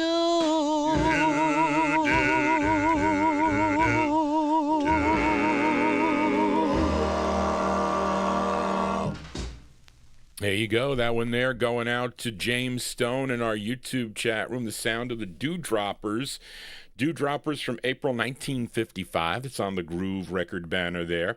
Their fourth of five. Give Me Some Consideration is the name of the tune. You know, I used to hear arguments between a husband and wife, and you'd say, you know, you think you would give me some consideration? Well, forget about being married. I would say that to a lot of people. But anyway, not that Johnny G's being coy here, but anyway, that one there going out to listener James Stone. I like that tune a lot. They would also do background work for a couple of artists that recorded for RCA, Sonny Gale, which I think we played one last week, backing her up, and also Big John Greer, who has quite a few releases for the RCA record label. Johnny G here on a Saturday. If you are new to the program, I hope you would consider subscribing to my YouTube channel. It kind of keeps the copyright police away, although they're normally not around here. Maybe they will be a little later on in the program, but we are in the 1955 block. Let's fill a request now for James Pomerico. Thank you, James, for your email. Hope you are feeling better. Now, this group hails from Flint, Michigan, and they recorded two for the legendary Fortune record label, Devorah Brown's Fortune Records. And the group included Eddie Little, Laverne Rawls, Pete Hatfield, and Chester Simmons. Collectively, they were known as the Four Kings. This is their second release, their second of two on the Fortune label from August 55. Here are the Four Kings on Fortune for James Pomerico. It's called Doowop. Doowop. Here you go, James, for you.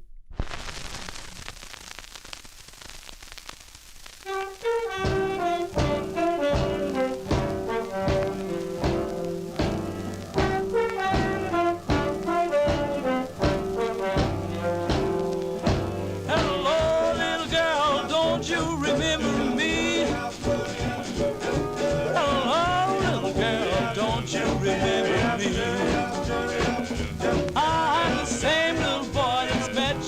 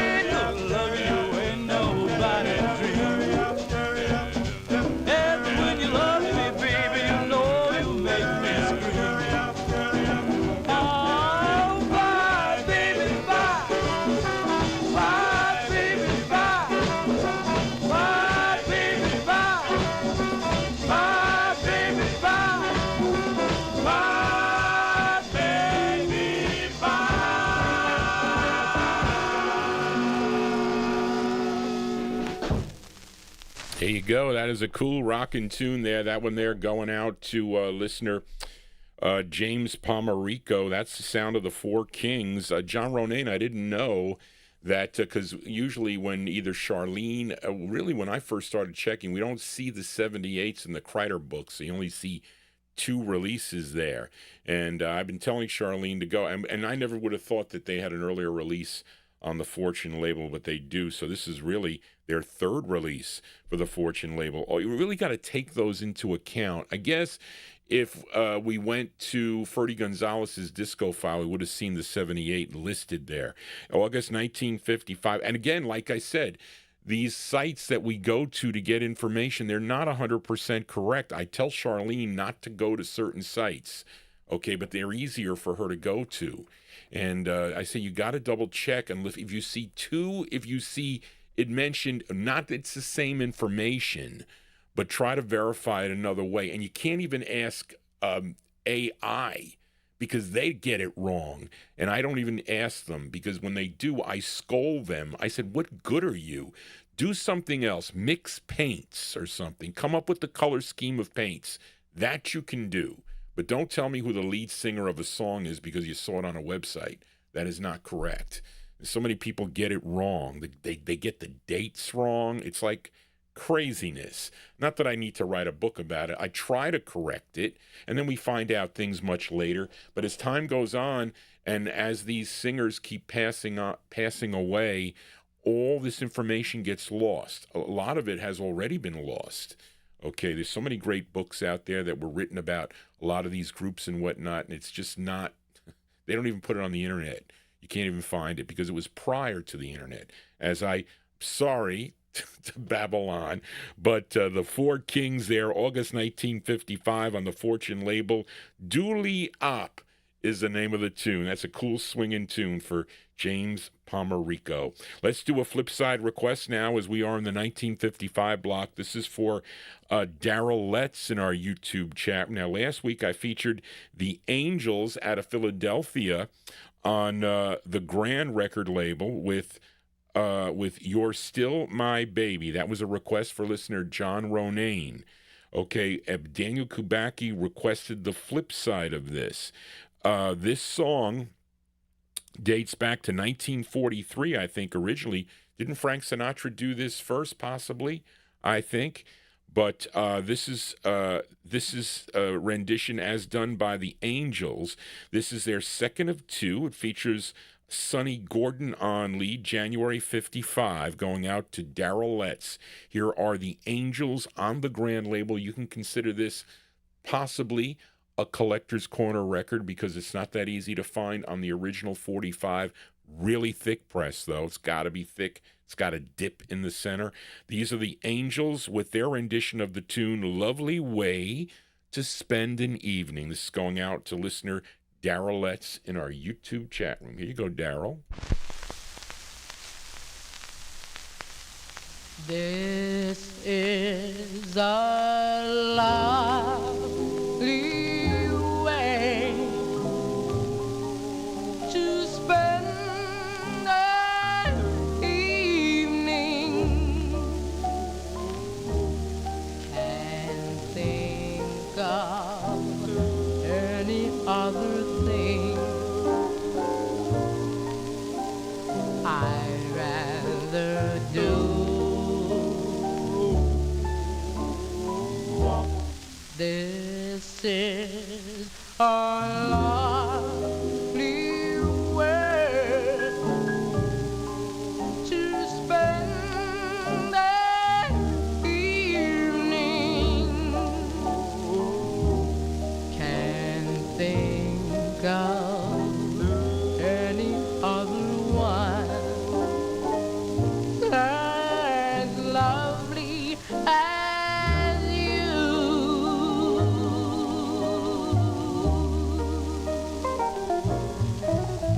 A casual stroll through a garden, Kiss my lazy love while catching a breath of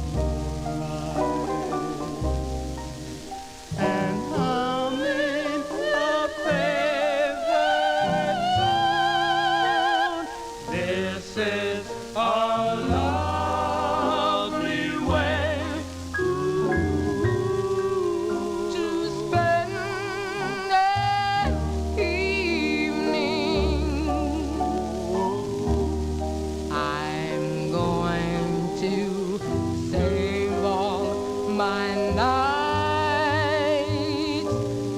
and spend them with you.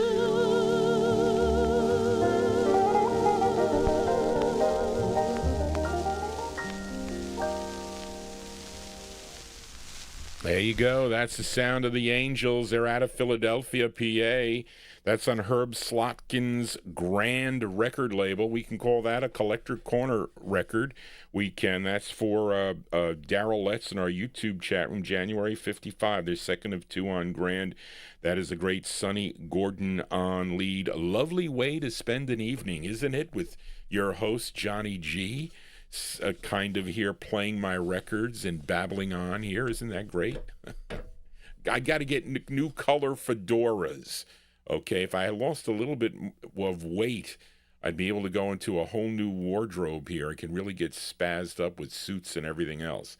But anyway, let us continue here. We are in the 1955 block. Let's do a flip side request for listener Big Dave Swinger in our YouTube chat. He requested the flip side of this, well, last week, this out of Chicago on Al Benson's Blue Lake record label. Last week we heard the ballad side, I Must Forget You. The group was called The Maples.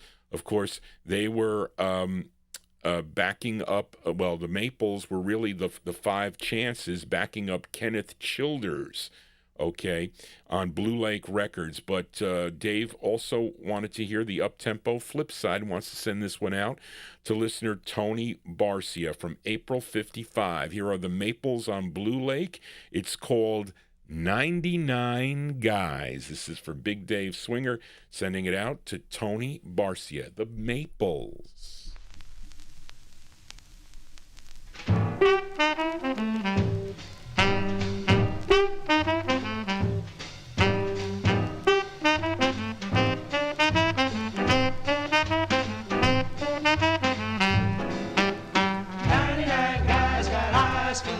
But Liza got eyes for me.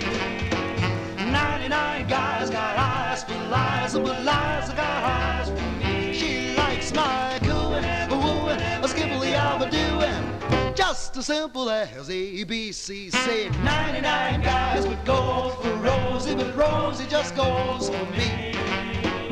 99 guys would go for Rosie, but Rosie just goes for me. She likes my cooing, wooing, doing just as simple as ABC. Say when you go for Rosie and don't pass the test, then you swing to Liza, she'll tell you, Jack, that I'm the best. 99 guys would flip for Floozy, but Floozy just flip for me. 99 guys would flip for Floozy, but Floozy just flips for me. She likes my going, wooing, I'll be doing just as simple as ABC.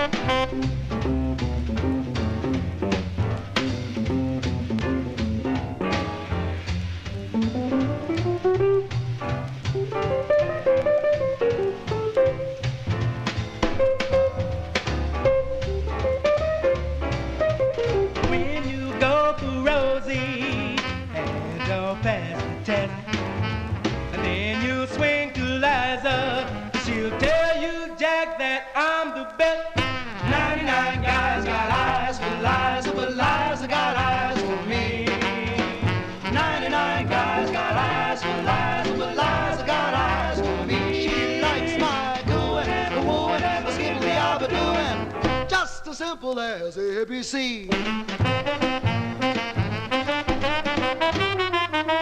ABC.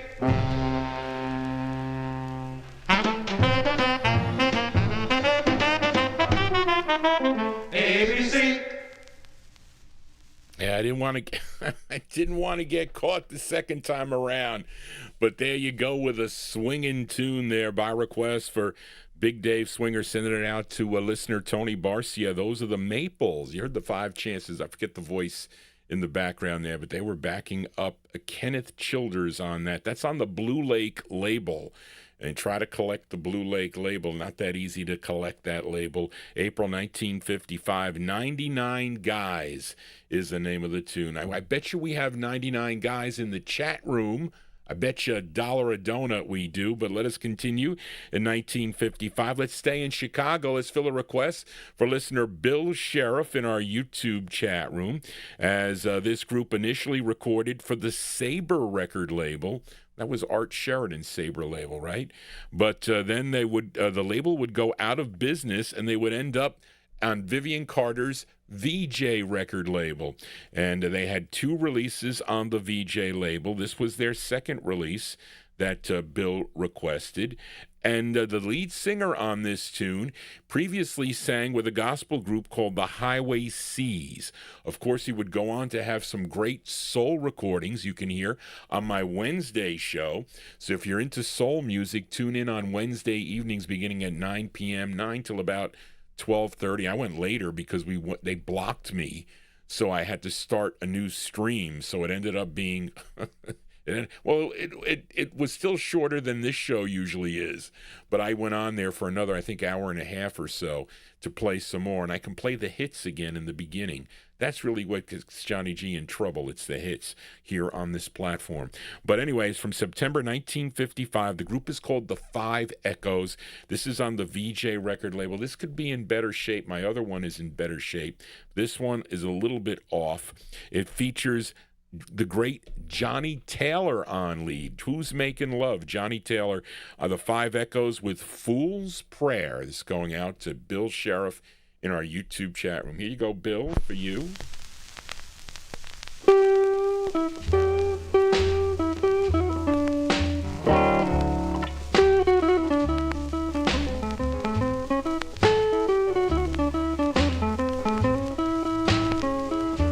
I'm gonna ask you a question. Why my baby's been gone so long? Yes, I'm gonna ask you a question. Why my baby's been gone so long? Well, I put her on, and I know that I did her wrong. She was fine, sweet and mellow, and I treated her so mean. Yes, she was fine, sweet and mellow, and I treated her so mean. Well, I found out too late that she was my only queen.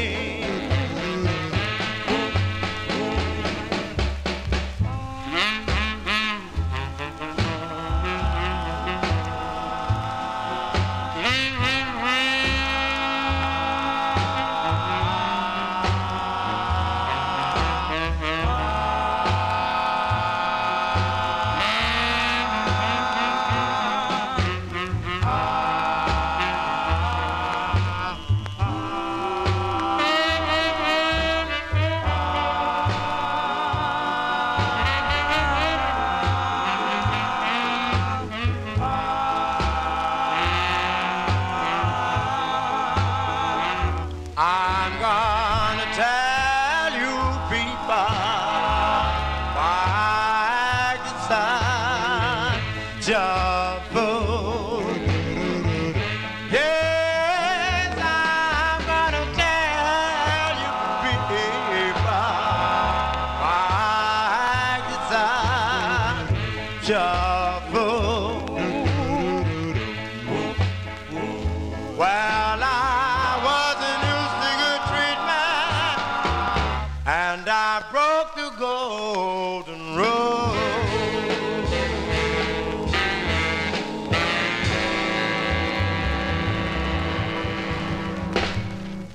Yeah, that is a great sound of the Five Echoes. That's Johnny Taylor. Johnny Taylor on lead there. And a song entitled Fool's Prayer, September 1955. That one there going out to Bill Sheriff in our YouTube chat room. We continue here. We are in the 1955 block. Let's fill a request now for listener Bebop Jones, as this blues guitarist born in Houston, Texas, first recording back in 1953 as Young John Watson for Sid Nathan's Federal record label. Now in 1954, he would become Johnny Guitar Watson. And this is on the Bahari Brothers RPM record label, and had 6 releases on the label. This is his 4th release. This is actually a cover tune. This song was first done by Earl King, recorded it in July of 1955 on the Ace label. I think he might have, he wrote this too. Earl King wrote this together with Johnny Vincent. Okay, but this was a number 10 R&B hit from August 1955. This comes on red too, but this is the shiny black reed. I saw that there was a red copy, but this is the shiny black. That one looks like it's a flat black label, which I think would definitely be later. But this is from August 55, going out to Bebop Jones, Johnny Guitar Watson. It's called Those Lonely, Lonely Nights. Here you go, Bebop Jones for you.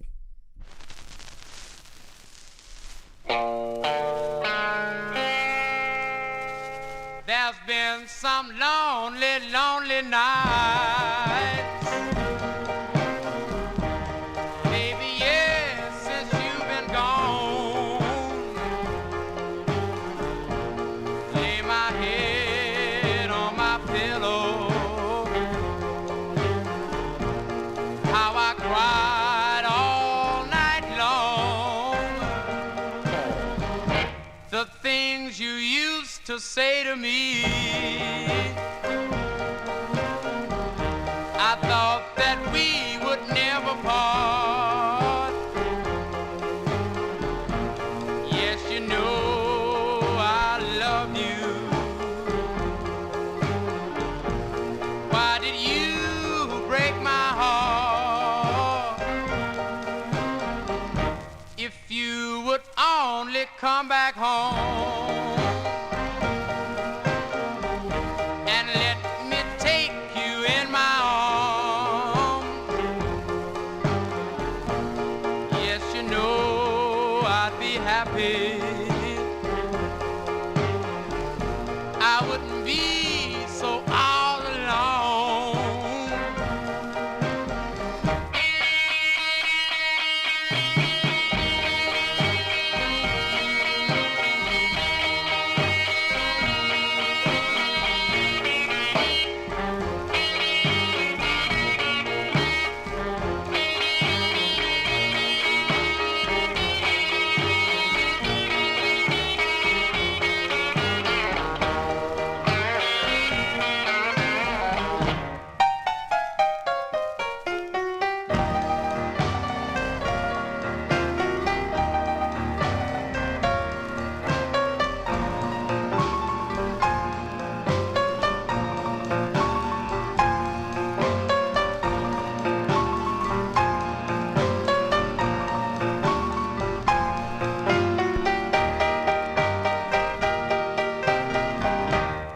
It's been dark since you've been gone. Baby, please bring back the lights. Baby, please come back home and free me from these lonely nights.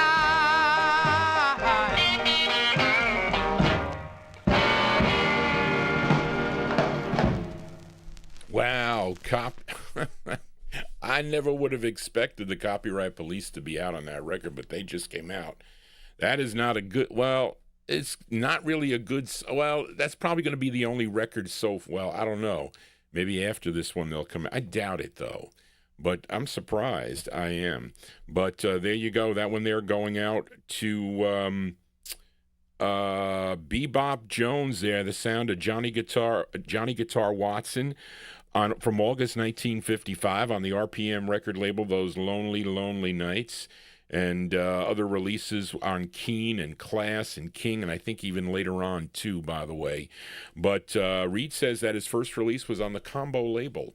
Okay, so there you go. We didn't get that. We'll have to put that in, Charlene, as we continue here on the Vinyl Treasure Show. Let's move into 1956 now. We go back to Chicago. We fill a request now for listener Edmund Williams in Queens. This group had 11 releases for Vivian Carter's VJ record label between 1954 and 1958. You know their biggest hit was their fourth release, called At My Front Door, but this was the group's eighth release. Was it their eighth release? Okay, their eighth release.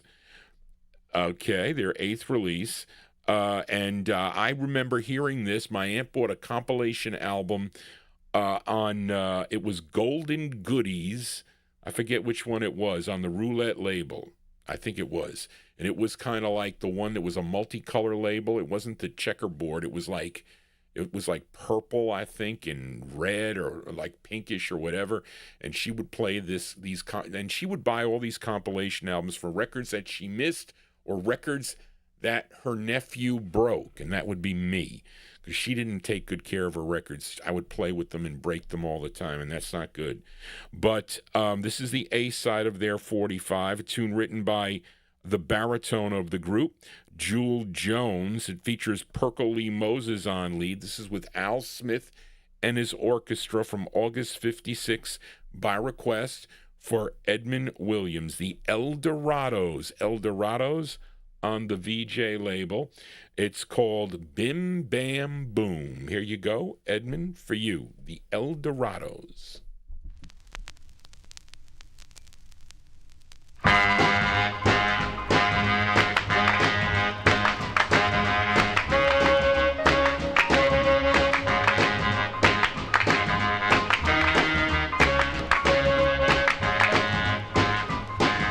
Someone come knocking at my back door somewhere along about midnight. Someone come knocking at my back door somewhere along about midnight. I wonder, yes, I really wonder who could that someone be?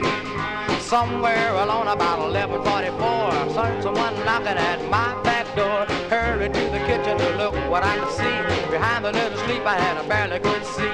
Someone come knocking at my back door, just like they did before.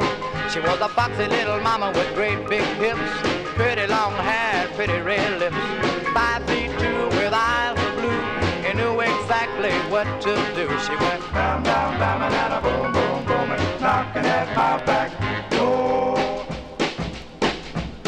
This cat is wrong. I had a ringside seat. She had great big ears and funny little feet. She's 6 feet 2, dressed polka dot blue, and she looked like something from the Brookville Zoo. Bam, bam, bam, and a boom, boom, boom, and knocking at my back door. Bam, bam, booming. Yeah, bam, bam, booming.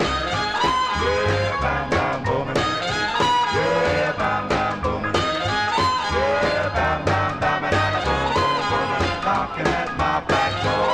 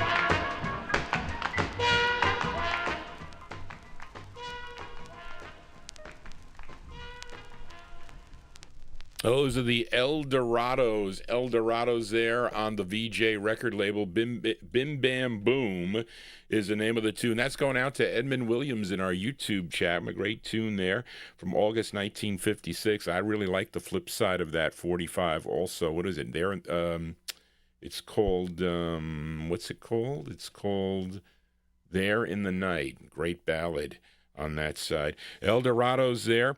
Bim Bam Boom on the VJ record label for Edmund Williams. Of course, there was a magazine, a trade magazine by the name of Bim Bam Boom that you used to be able to subscribe to back in the 70s sometimes. It was pretty cool. I mean, the only other magazine out, and I still didn't send my subscription in, Echoes of the Past. I keep on forgetting to do it because I don't have time to scratch my head. I just don't have the time to do it. But anyway, I will. As we continue here, we are in the 1956 block. Let's fill a request now for listener Cool Ant in our YouTube chat room, as this is a big hit for this singer, and you know it. It happens to be his first release for the Capitol record label. He was born Vincent Eugene Craddock on February 11th, 1935, in Norfolk, Virginia. But he recorded as Gene Vincent, and he co-wrote this tune. This was a number 7 Billboard hit, number 8 on the R&B chart, and it is Gene Vincent and his Blue Caps. This is on the Capitol label. I was kind of embarrassed about the condition of this. I found, and again, not that I had many Gene Vincent records filed, but I had a ton of them that I had on the Capitol label that I did find in the box, and they were all mint except this one. But anyway, May 1956, going out to Cool Ant in our YouTube chat room. This is Gene Vincent and his Blue Caps singing about Bebop Alula. Here you go, Cool Ant, for you, Gene Vincent. Well, Bebop Lula, she's my baby. Bebop Lula, I don't mean my baby. Bebop Lula, she's my baby. Bebop Lula, I don't mean my baby. Bebop Lula, she's my baby, my baby. Well, she's the gal in the red blue jeans. She's the queen of all the team. She's the woman that I know. She's the woman that loves me so. Say, Bebop Lula, she's my baby. Bebop Lula, I don't mean my baby. Bebop Lula, she's my baby, my baby, my baby. Let's rock!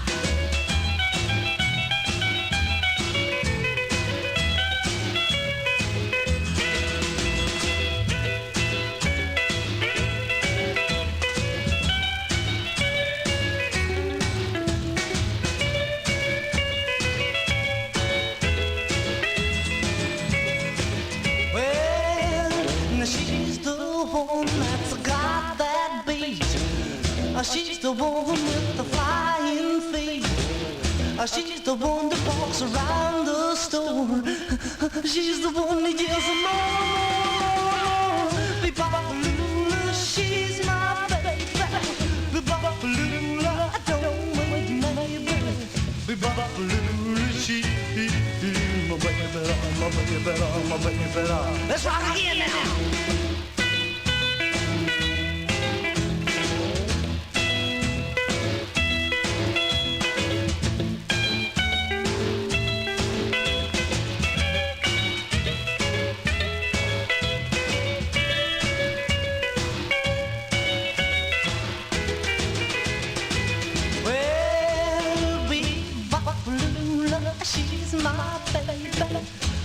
Lula, I don't mean my baby.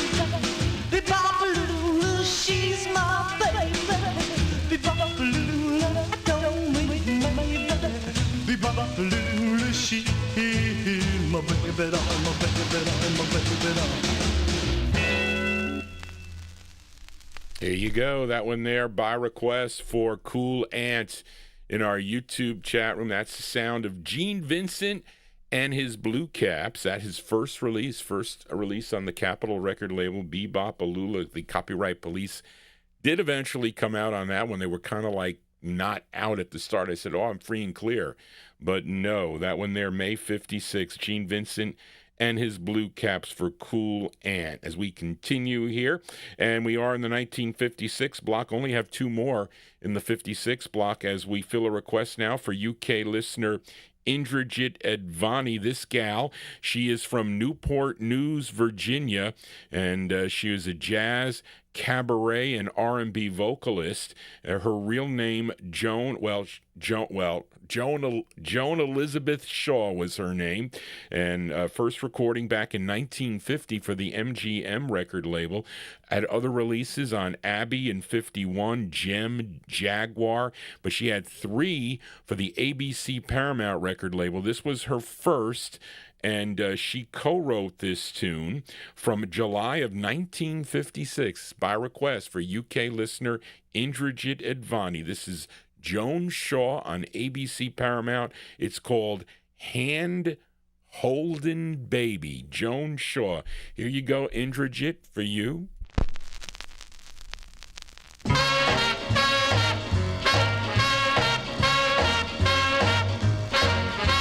Hand holding, baby. Why don't you grab a hold of mine? Hand holding, baby. Why don't you grab a hold of mine? You're so fine, I'd like to make you mine, all mine. It's kissing I've been missing from your tasting lips. It's kissing I've been missing from your tasting lips. When I press them close to mine, I know I'm gonna flip. You've been running all around, all over town, trying to find a lover who could hold you down. Now I'm no mastermind, but take my advice. I know a new kind of love that will make you think twice. Hand holding, baby, why don't you grab a hold of mine? Hand holding, baby, why don't you grab a hold of mine? Say you're so fine, I'd like to make you mine, all mine. If you just settle down and hear my plea, one of these days you could belong to me. Just sit back and cool, and if you're wise, you look me over and see I'm your size. Hand holding, baby, why don't you grab a hold of mine? Yes, hand holding, baby, why don't you grab a hold of mine? Oh, you're so fine, I'd like to make you mine, all mine. Well, hand holding, baby, why don't you grab a hold of mine? Yes, hand holding, baby, why don't you grab a hold of mine? Baby, you're so fine, I'd like to make you mine, all mine.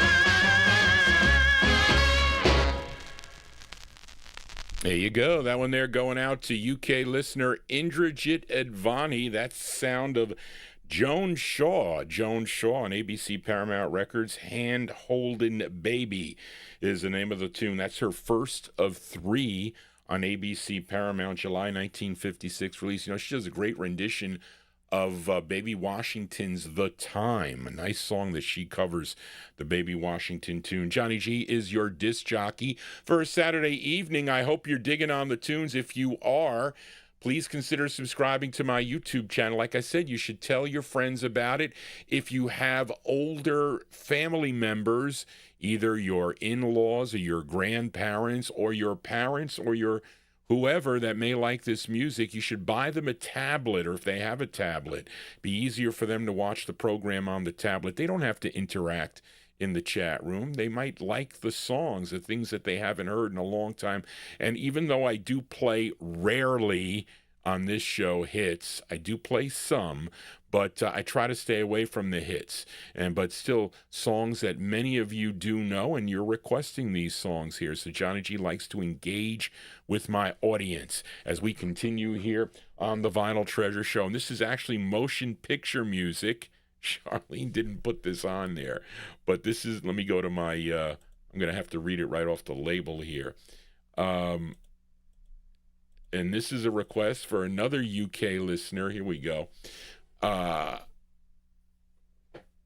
this is from the, okay. And the bad thing about this record is, if you bought this record back in the 1950s, I would bet you have a styrene press of it, but you want it on the Monarch California press. Monarch presses are vinyl, and you can tell because there's a delta, a triangle in the dead wax, and then the number. And you can date the records by that. It's pretty close. It's not always so accurate, but it's close enough for government work, I will say. But this is a request for listener Simon Hayton in Kidwelly, Wales, and he requested this singer, guitarist, songwriter from St. Louis, Missouri. You all know Mr. Chuck Berry. This was his 6th release on Leonard Chess's Chess record label. It's a song he wrote, and he performed this in the motion picture, the Alan Freed motion picture, Rock, Rock, Rock. He performed this tune from November 56, Chuck Berry. And then I think, Simon, you said that John Lennon was sued or had to settle out of court for something he took from this song. I was trying to go back and see what you said. Charlene doesn't have it because I didn't tell her. November 1956, Chuck Berry on the Chess label for Simon Hayton. It's called You Can't Catch Me. Here you go, Chuck Berry for Simon.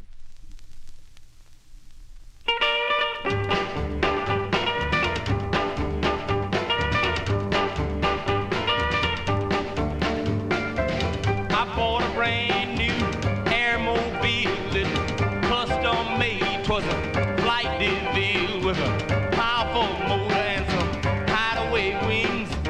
Pushing on the button and you will hear her sing. Now you can't catch me, baby, you can't catch me. 'Cause if you get too close, you know I'm gone like a cool breeze. New Jersey Turnpike in the wee hours, I was rolling slow because of drizzling showers. Yeah, come a flat top, he was moving up with me, then come waving goodbye in a little old souped up jitney. I put my foot in my tank and I began to roll. Moaning siren, 'twas a state patrol. So I let out my wings and then I blew my horn. Bye-bye New Jersey, I become airborne. Now you can't catch me, baby, you can't catch me. 'Cause if you get too close, you know I'm gone like a cool breeze. Flying with my baby last Saturday night, wasn't a gray cloud floating in sight. Big full moon shining up above. Huddle up, honey, be my love. Sweetest little thing I ever seen. I'm gonna name you Maybelline. Flying on the beam, set on flight control. Radio tuned to rock and roll. 2-3 hours done passed us by. Altitude dropped to 505. Fuel consumption way too fast. Let's get on home before we run out of gas. Now you can't catch me, no baby, you can't catch me. 'Cause if you get too close, you know I'm gone like a cool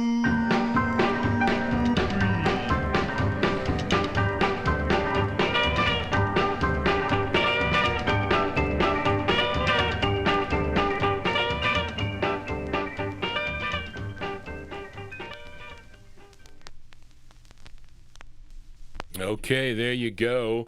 That is going out to Simon in Kidwelly, Wales. The sound of a Chuck Berry. Now, Simon did. I was like, how could Morris Levy sue on behalf of Chuck Berry? That didn't make any sense to me. But it's probably something crooked. I know they picked a lyric in there. I think it's like, I mean, you're splitting hairs with that. I mean, really? Just like, with the chiffons, he's so fine, and my sweet Lord. I mean, really? I don't know. But there you go, November 1956 for Simon Hayton and Kid Willie Wales. That's Chuck Berry on the Chess record label. You Can't Catch Me is the name of the tune, although sometimes the copyright police, which are out trying to catch Johnny G, but that is not the styrene press. That's a nice hard vinyl press, which is how you want to get that. That is from the movie Rock, Rock, Rock. Let us continue here on the Vinyl Treasure Show. We are in the 1957 block. Let's go to Harlem, New York now. Back to Harlem and fill a request for listener Casey Hines in Paris and this great group, the Valentines. This is on George Golner's Rama record label. This song I first heard on the Gus Gossard show. This was their final single, I think, for Rama Records. And it's... wait a minute. Carl Hogan is the lead on this. Okay, the tune written by Richard Barrett, the original lead of the group, but it's Carl Hogan who does the lead. April 1957, here are the Valentines on the red and silver print Rama label for Casey Hines. It's called Don't Say Good Night. Here you go, Casey, for you.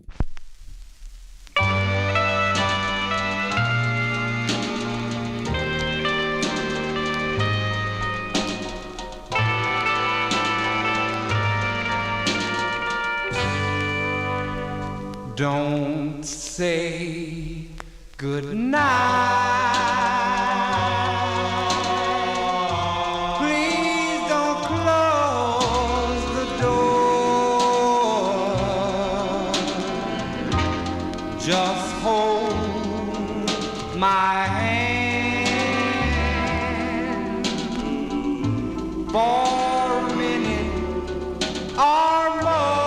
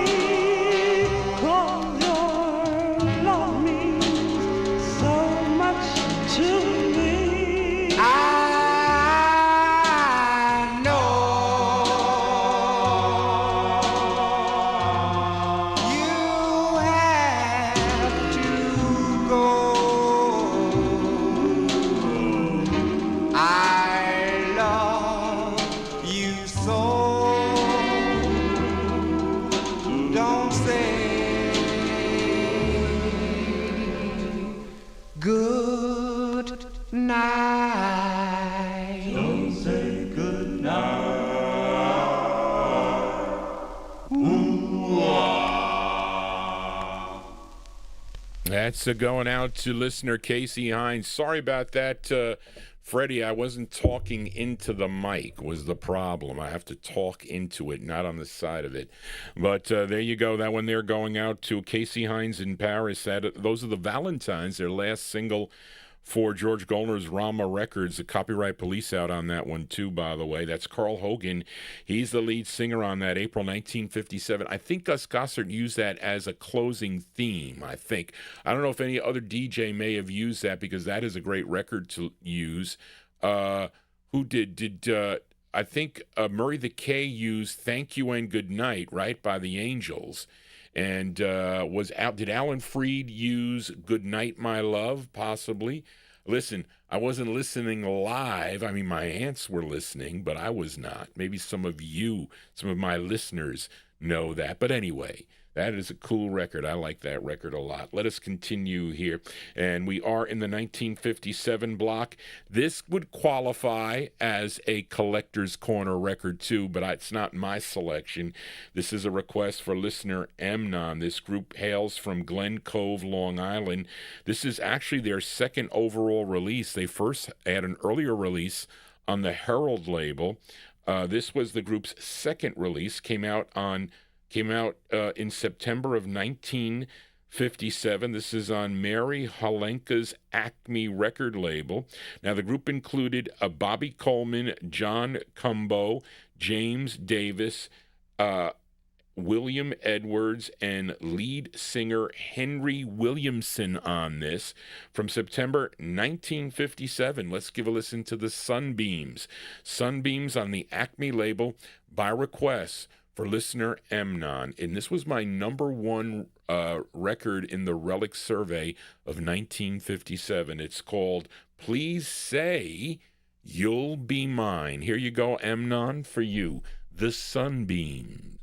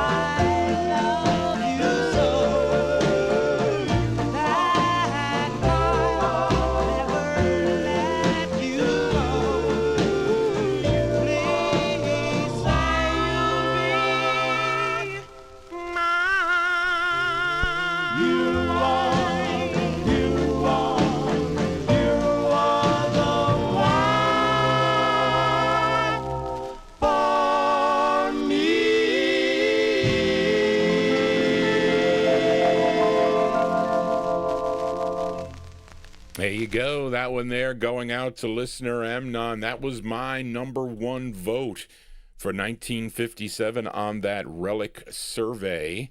That I have to get back to the 1956 survey. But anyway, those are the Sunbeams. That's Henry Williamson on lead from September 1957. Please Say You'll Be Mine on the Acme record label. I was like shocked. He said he found 3 copies This is Ken Thompson. He charged me $600 for that. He found 3 copies at a garage sale, and I said, "You got to be kidding me." And he was from South Jersey. He passed away, unfortunately. He was a great guy. He was one of the first dealers I ever met when I went to a record show in Montvale, New Jersey. And I remember the first record I bought from him on the combo label was by the Paramounts. You know that record, Reed? The Paramounts. What's the name of it? I forget. It's a ballad. So he asked me, he said, "What are you looking for?" I said, "Well, I'm looking for vocal group stuff." He goes, "Well, it's right here." His wife was there. And and they were $6 and $8. This is when I first started going to record shows, and this was a long time ago, sometime in the 80s. And that's where I met, who was there that day? He had a publication. Was it Don Meany? Was that his name? Had a publication. It was a newspaper. I remember he had records for sale. They were all $3 a piece, and I think I bought Marie. It was a mint copy of Marie by the Four Tunes for $3. That was the only thing I took there. Now, the mistake I made was there was a whipped copy of the Buccaneers on Rama. I didn't know. So the guy was, I think I ended up taking the Dandeliers. He said for $2, it was like VG minus. He goes, "Well, look, these records in this box have to suffice till you get a better copy." I said, "Really?" So it was May God Be With You. It was $2 in that, but it was wrecked. And I met Eric Ashton that day, and that's when he sold me. He was selling records at the time, and he gave me his want list. I still have Eric Ashton's want list, and what he wanted from me was my Lonely by the Solitaires. He says, "You have that record?" I said, "Yeah, I found it at the Yonkers Raceway Flea Market for $1. A guy came to me. He had 3 records. He said to me, "I don't want to go down to the Bronx and bring these to Louis Silvani." So I said to him, "What are you looking for, records for Louis?" He goes, "Yeah." He gives me, he'll double the money. So he says, "But do you want to buy them?" I said, "He's going to double the money." He goes, "Well, yeah, I want $1 a piece for these." I says, "Okay." I says, "I'll take Lonely." I think it might have was something on Rama, and it was it was Little Darling by the Gladiolas. I forget the other one. I think it was on Red Rama. But anyway, I digress. Let us continue here on the Vinyl Treasure Show. We are in the 1957 block. Let's fill a request for listener Gordy Freeman in our YouTube chat. And we go to Brooklyn, New York for this next group. This is the B-side to their second release on Bobby Robinson's Whirling Disc record label. The A-side was called Picture of Love, which is a great New York City up-tempo tune. But Gordy requested the ballad flip side, co-written by group member Danny Hicks, who is on, well, actually, he's on lead. Danny Hicks is the lead singer on this. He and Danny Hicks was also the high tenor echo on the song Dear Lord, but he's doing lead on this tune from February 57 by request for Gordy Freeman in our YouTube chat room. Here are the Continentals with Soft and Sweet. This is for Gordy. Here you go, Gordy, for you. Soft and sweet,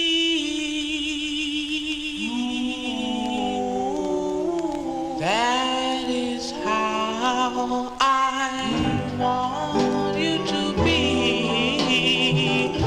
I just want to hold you tight, 'cause you seem so sweet to me.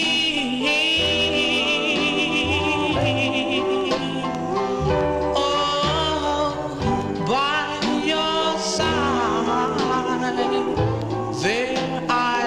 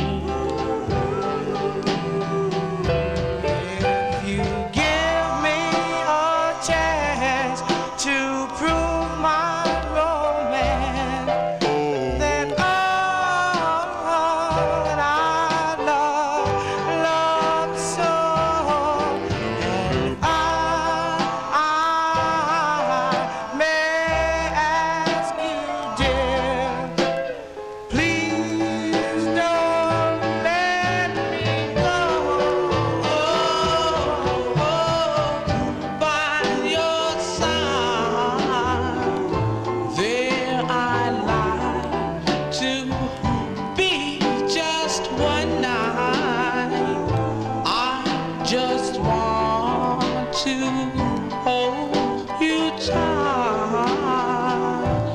'cause you seem so sweet to me.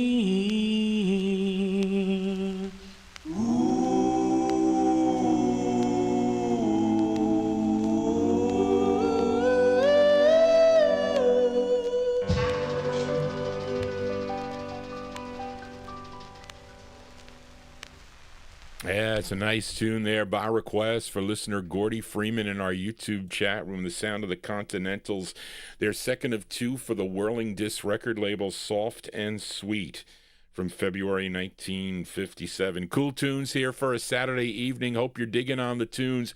Please give Johnny G a thumbs up if you are, and consider subscribing to Johnny G's Vinyl Treasure Show. I'll be back on Wednesday for the Soul Show. That begins at 9 p.m. Eastern Standard Time, 9 p.m., 9 to midnight, a little longer for that, but let us continue. Let's go to Harlem, New York now and fill a request for L.A. Arch in our YouTube chat room. Glad that L.A. Arch is feeling better, and I'm sure many of you are familiar with an LP called The Paragons Meet the Jesters. Well, if you do have that LP, then you'll know this tune, but you may just know it anyway because this is such a great group, and this is the group's second of seven on the Paul Winley's Winley record label. This is their follow-up to So Strange, and it features Lenny McKay on lead, and you will hear the falsetto here of Adam Jackson in the background. This did chart too. This charted number 38 on WMGM here in New York City from October 57 for L.A. Arch. Let's give a listen to the Jesters. The Jesters on Winley. It's called Please Let Me Love You. The Jesters for Arch. Here you go, Arch, for you.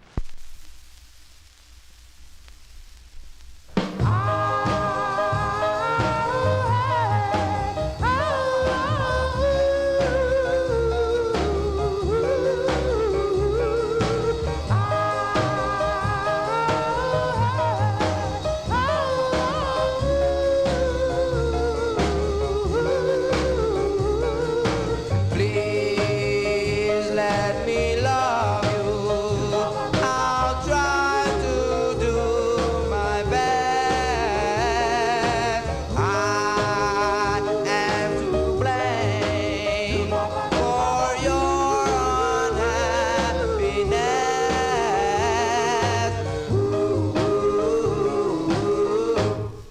How can I love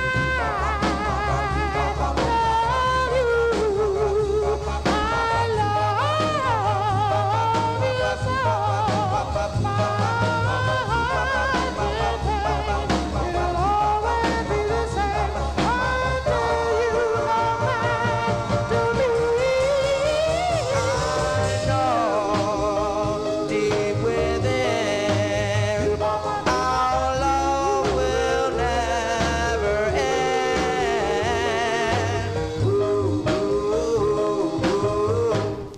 How can I love you? I love you so.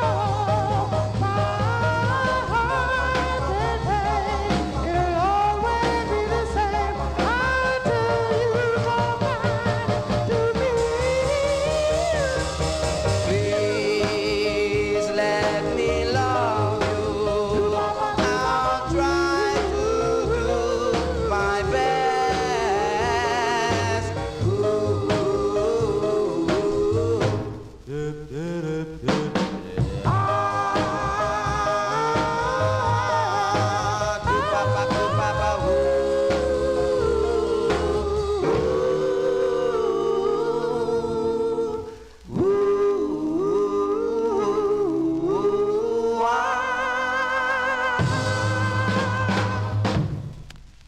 There you go, by request for L.A. Arch in our YouTube chat room. That's Sound of the Jesters. The Jesters there, October 1957 release. I like that one there in the YouTube chat room. They're second of 7 on Paul Winley's Winley record label. Please Let Me Love You. That's Lenny McKay on lead. The high falsetto there of Adam Jackson. The Jesters and Paragons.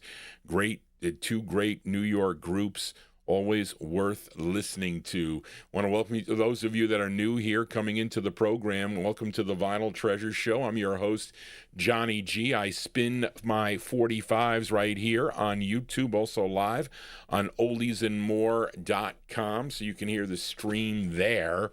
Some people go there when they're about to shut me down on my 60s show.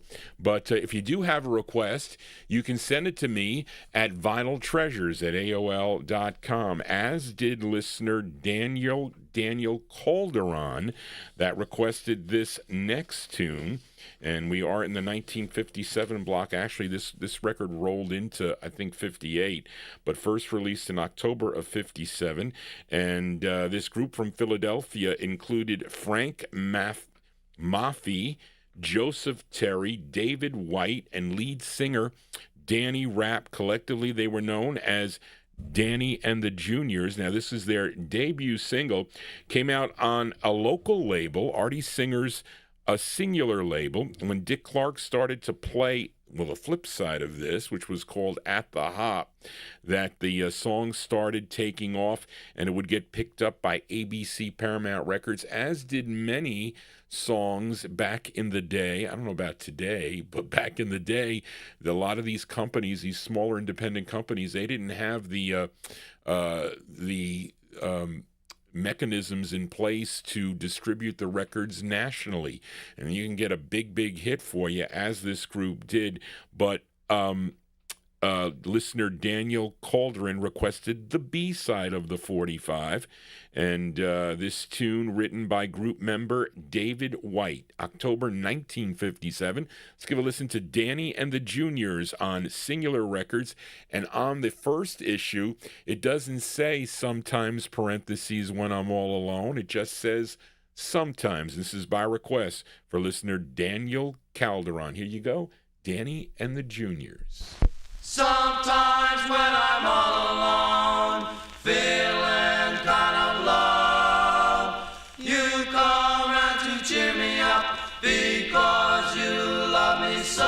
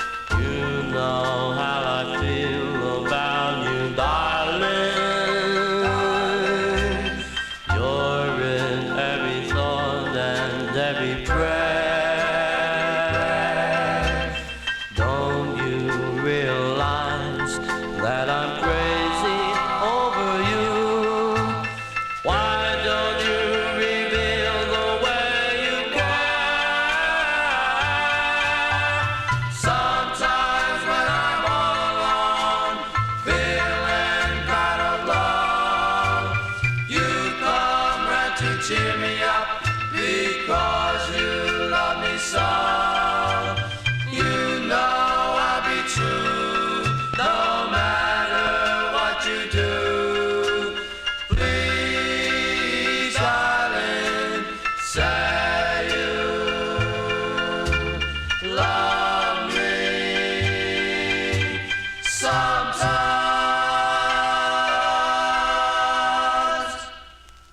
Yeah, B-sides here on the Vinyl Treasure Show. That one there by request for listener Daniel Calderon. That one there from October 57, Danny and the Juniors. That's the flip side of At the Hop, a song entitled Sometimes. It's on Singular Records. That's Artie Singer's Singular label. And the true first presses of that, for you collectors out there, have a countdown on the flip side of At the Hop. They go and a 1, and a 2, and a 3, and then they come in. But they cut that out on the ABC 45. Johnny G here on a Saturday as we continue here. It's still 8 degrees and clear here in New York City as we play a flip side request from last week. Featured Earl Lewis and the Channels on George Gollner's Gone record label. Played that for Mike Campbell in Florida and for Richard Quintero. And the song was called That's My Desire.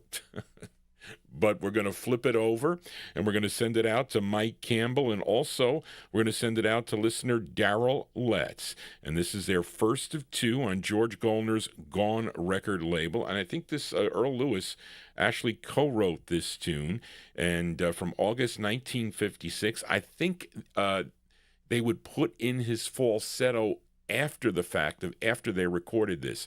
They would add his falsetto in. Let's go to August of 1957. We're going to send this one out to Mike Campbell in Florida and Daryl Letts in our YouTube chat room. The Channels on Gone. It's called Stay As You Are. The Channels. Here we go, folks.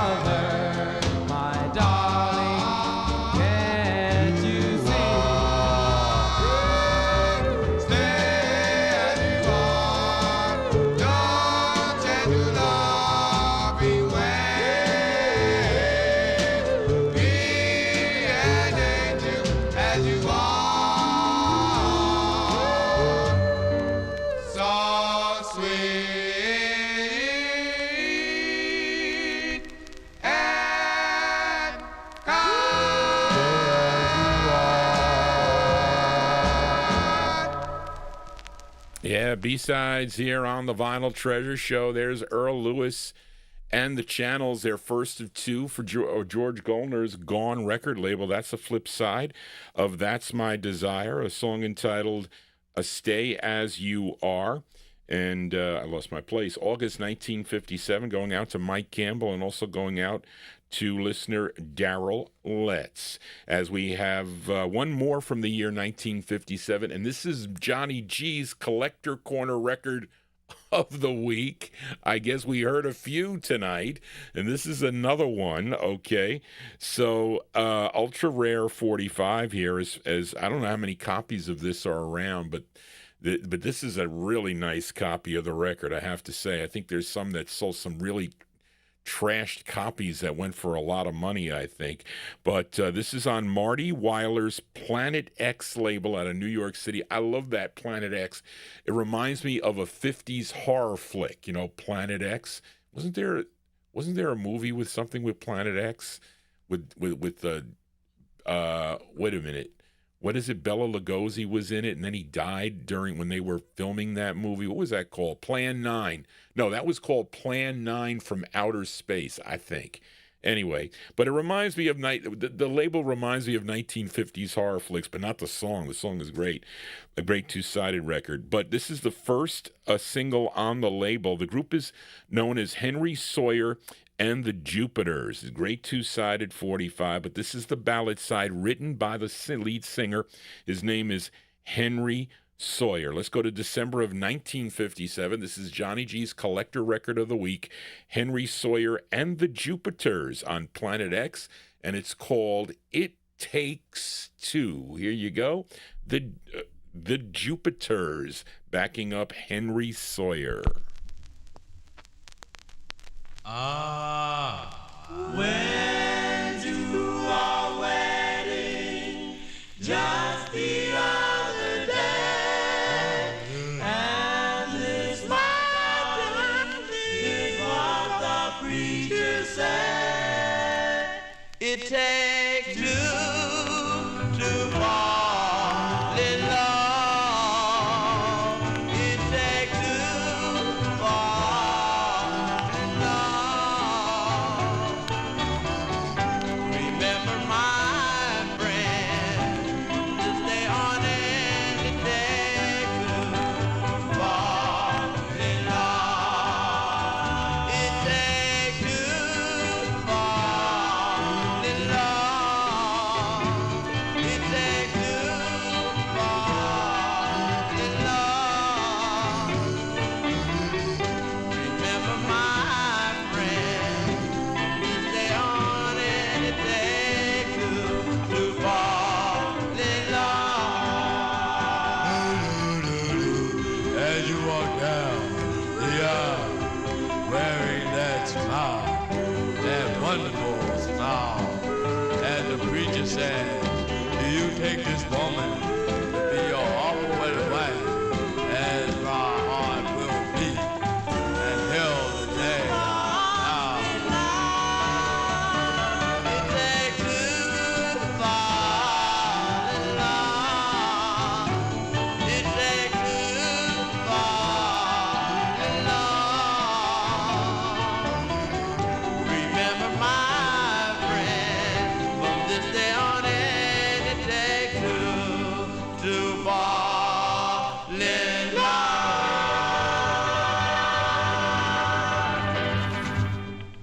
That is that's Johnny G's Collector Corner Record of the Week. That is from December of 1958. That's I'm sorry, 57, not 58. It went into 1958, maybe. That's Henry Sawyer and the Jupiters there on the Planet X record label. It Takes Two is the name of the tune. Now, this song would be covered by a group called the Delcades in 1964. They would cover this tune for the United Sound Associates label. And there is I have another Planet X record, which is pretty cool, by Bernie Moore and the Rockets. It's a cool instrumental. And then the label would morph into Universal International. There's another rare record on that label by the Lollipops. Okay, and also Ann Weldon has a pretty nice record on that label, too. Anyway, Johnny G here on a Saturday. If you do have a request, you can email me at vinyltreasures@aol.com. That is the best way to get me your requests. Don't shout them out in the chat room. I may miss it. Sometimes Charlene may pick them up. But anyway, we continue here. Let's move into 1958 and fill a request now for listeners Tommy Albergo and Liam in Australia as we go to Brooklyn, New York for this group. This one's on Bobby Robinson's Fury record label, and the group was named after a Canadian brand of cigarettes. So did anybody ever smoke a Du Maurier cigarette from Canada? And if you did, how'd they taste? I don't know. I've never smoked, so I can't tell you.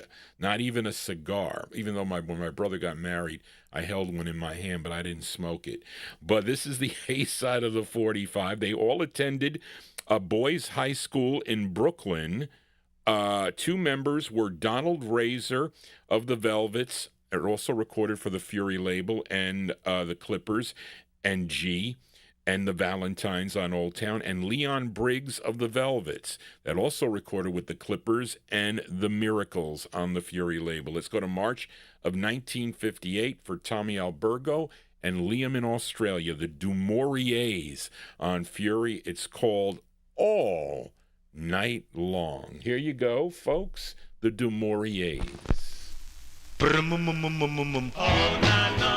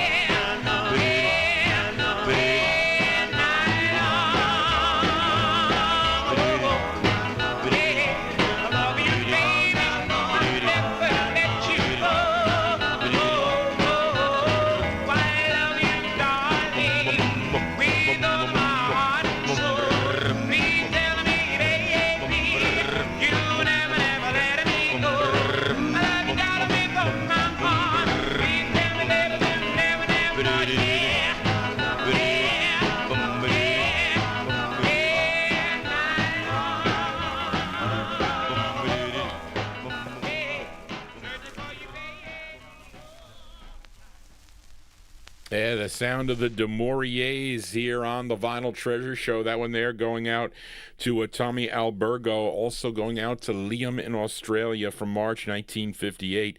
Bobby Robinson's Fury record label, All Night Long is the name of the tune. Let's do a twin spin on the Fury record label, this time for listener Bill Olb in New Jersey. This group hails from Newark, New Jersey.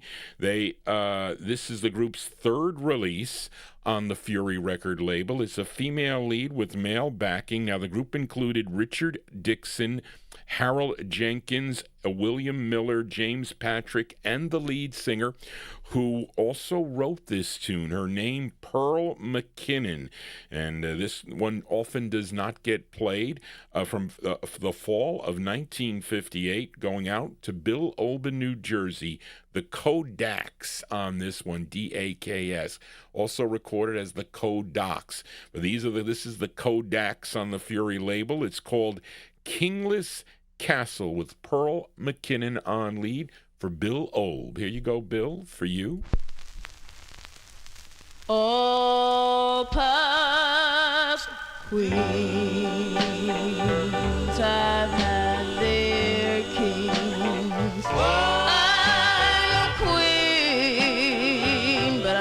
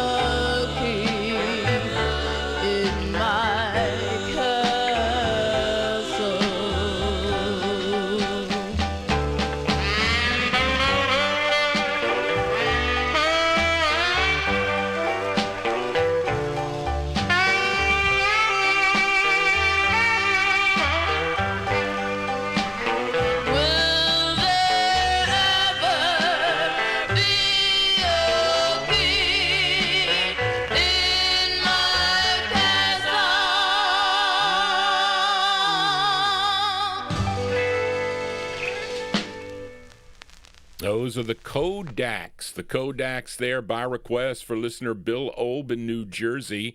That one there released in the fall of 1958. That's on the Fury record banner. Kingless Castle is the name of the tune. Pearl McKinnon and the Kodaks. Johnny G is your king here on the Vinyl Treasures show. I am in charge. I play my records for you, the listeners. I hope you're enjoying the show. If you are, please give Johnny G a thumbs up. I hope you would consider subscribing to my YouTube channel. Got to click that bell so you get all notifications when Johnny G goes live. Maybe I'll do like a spontaneous show and check some of the boxes over here of some of the things I have. It was like mind-boggling when I was going through these boxes of things, and I'm like, does John Engstrom need this one? I went and checked, and lo and behold, he did. It's going to be coming up in the 1960 block. But let us continue here, and let's fill a request for listener Paul Michelle. Wants to send this one out to Johnny G. This could probably qualify for a Collector's Corner record, because Greg Surik sold me my copy of this. This is on Julius Dixon's Timely record label, and this is the same label. This is not the same label that the Charmers and the Gay Tunes recorded on. We heard the Gay Tunes earlier in the program. Completely different label. Julius Dixon was also a prolific songwriter, wrote songs like Lollipop for the Chordettes and Dim Dim the Lights for Bill Haley and the Comets, and The Clouds for the Spacemen, and so many others, not to mention this song for a group called the Pharaoh Tones. The Pharaoh Tones. This one from 1958. This is going out to listener Paul Michelle. The Pharaoh Tones on Timely. It's called Give Me a, in parentheses, Give Me a, and then it says Chance. This is for Paul Michelle. The Pharaoh Tones. Here you go, Paul. Oh, wait a minute. I messed up. Oh, man. We're just going to play that record after this, so you're gonna get it back to back. I forgot this Dale Wright record for Ed Brown. I'm sorry, folks. Why did I skip that? It's right here. Charlene, you should have told me. So let's backtrack, folks. I'm going to play them back to back. This is a request for Ed Brown. Actually, I was looking for another record by this singer for Oldies Fan, but I ended up getting a last-second request for Oldies Fan. But this singer, born in Middleton, Ohio, he was also a disc jockey in Dayton, Ohio. He went to college in Cincinnati, Ohio. He had he had a number 39 Billboard hit with his second of 7 on Harry Carlson's fraternity label called She's Neat, which is what I was looking for, which I didn't find. But Ed requested his 4th release. Okay, his name is Dale Wright. Okay, no, I'm sorry. His real name was Dale Rife, R-I-F-F-E. I think that's how you pronounce it. But he recorded as Dale Wright. And this is a tune he wrote, and he's with a vocal group. They were known as With the Right Guys and With the Dons. Okay, whatever. From August 58, we're going to play them back to back. Dale Wright with the Right Guys. It's called Please Don't Do It on Fraternity. We're going to follow it up for Paul Michelle, the Pharaoh Tones, Give Me a Chance. Here you go, up first for Ed Brown in our YouTube chat room. I apologize, folks. Here you go.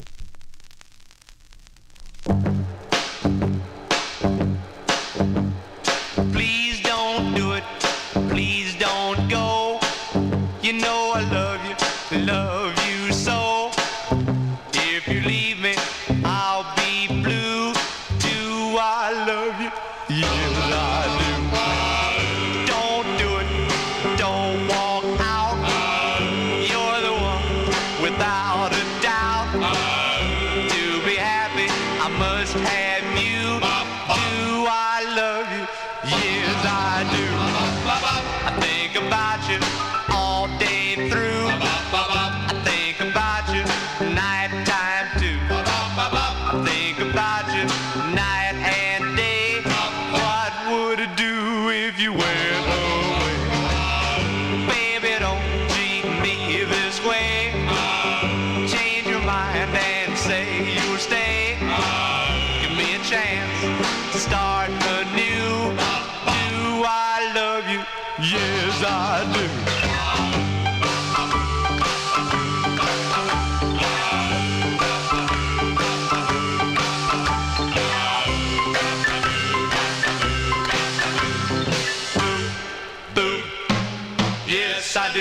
I think about you all day through.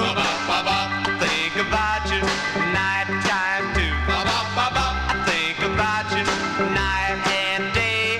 What would I do if you went away? Baby, don't treat me this way. Change your mind and say you'll stay. Give me a chance to start anew. Do I love you? Do I love you? Do I love you? Yeah, yeah. Boo, boo. Yes, I do.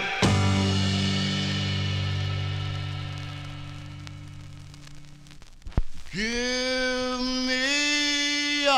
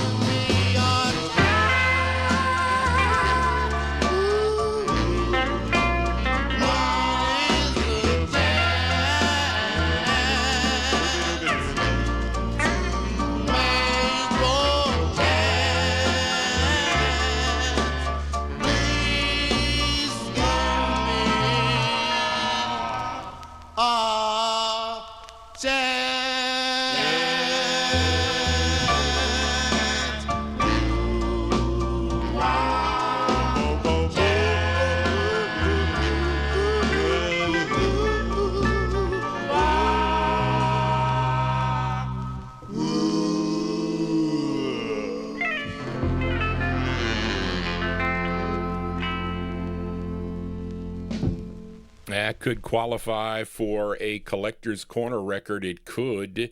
They're called the Pharaoh Tones from 1958 on the Timely record label. That one there by request for listener Paul Michel. Give me a, in parentheses, chance. And I don't know if that one came out. Somebody mentioned it. Who mentioned it in the chat room there? Was it Cody? Did you mention it? That I don't think that side was on a was reissued. It was the J-Tones, one of the sides by the J-Tones. I think Oh Darling, I think, was the one that was, but it's the second one on the label, I think, or the first, maybe first or second, I forget. But prior to that, we heard one for Ed Brown, August 1958, Dale Wright with the Wright Guys on Fraternity, Please Don't Do It. And I tell you, I couldn't find She's Neat for Oldies Fan, but we got another record for Oldies Fan coming up. We are in the 1958 block. Let's fill a request now for Jean Manis in our YouTube chat room, and she wants to send this one out to Johnny G. Okay, thank you, Jean, because it's like the only other person that ever sent me out this record was Barbara. She was the one that sent this out to me a long, long time ago, so it's been a while since I played it, and we heard him earlier in the program, Chuck Berry, and this was a national hit for him, number 11 on Cashbox, 8 on Billboard, and this was the follow-up to Sweet Little 16. This is on Leonard Chess's Chess record label, his 11th release from March of 1958, going out to Gene Manis, Mr. Chuck Berry, on chess, sending it out to me. Thank you, Gene, for that. It's called Johnny Be Good. Here you go, Gene, for you.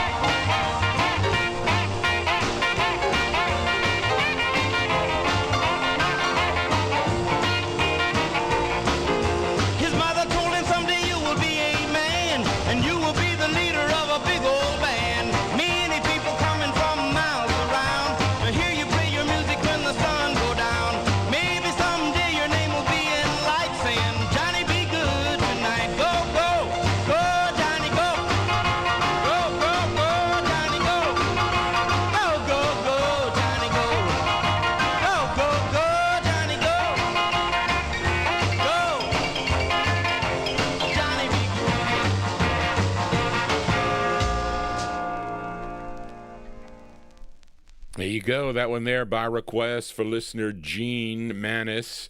And she wanted to send that one out to your host, Johnny G. It's called Johnny Be Good. I try to be good. Copyright police will make me crazy, though, because they weren't out originally on that song, but then they did come out. March 1958. That's on Styrene. I hate Styrene. Big Dave, is that on a Monarch press or no? I would guess it would be. Okay, but that's Chuck Berry, his 11th release for the Chess record label, a song he wrote, Johnny Be Good. Let us continue here, and let's fill a request now for James Brown. Now, James, this is a great record for me. This is my favorite record by this group. Brings back lots of memories from when my aunt would play this record for me. I like it a lot. This group formed in 1957 while stationed at the U.S. Air Force Base in Greenland. And they approached B. Caslin. She was owner of the Hull and Mascot labels, and she would record them. In November of 1957, they made their debut on Caslin's Mascot label with a song called Been So Long, which is another great tune that they do. The record would get picked up by Leonard Chess's Argo record label. They ended up with 3 releases on the Argo label. This is their third and my favorite. It features DeFosco Irvin on lead, or Big D Irwin, or Irvin, however you want, and you sang well into the 1960s. Some great soul records that he does too, but this is by far my favorite, and this is a request for listener James Brown in our YouTube chat room, October 1958. Let's give a listen to the Pastels on the Argo label. The song is called So Far Away. The Pastels for James Brown. Here you go, James, for you.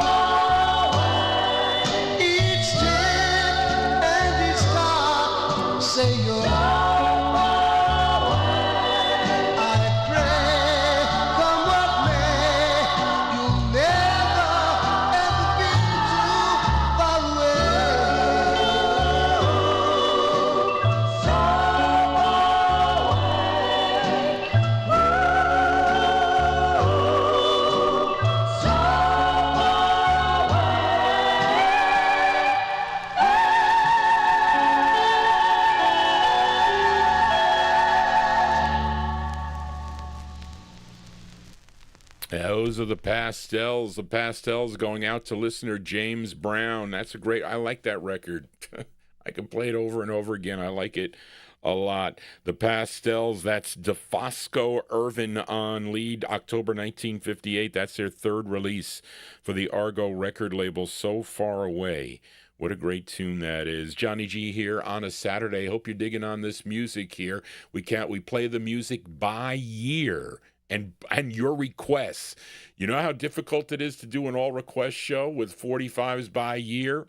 It's difficult, I'll tell you, especially when you have 200,000 records to go through. But we are in the 1958 block. Let's fill a request now for listener Comic Detective. This group hails from Philadelphia, PA. They had this one release on the KY label, which was out of Chester, Pennsylvania. And they were known as Jim Giacono and the Jays.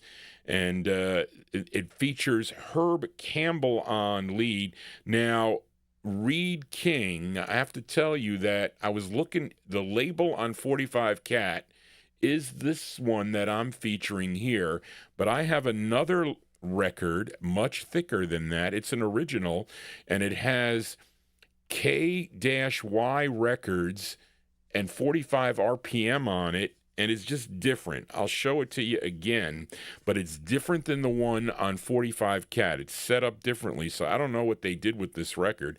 Supposedly, there was a later issue. Well, no, I should say Jimmy J and the Jays, which might be the same group, recorded this for the Salco label, but that was in 61, so I don't know what went on with this record, but it's from July 58. This is going out to listener Comic Detective Jim Giacono and the Jays with Herb Campbell on lead. It's called Take My Money. This is on the K-Y label. Here you go for Comic Detective.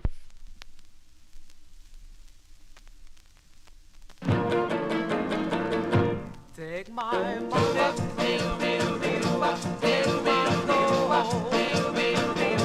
take my car, yeah, take my soul, leave my love, leave my love. Take me, baby, I don't need maybe.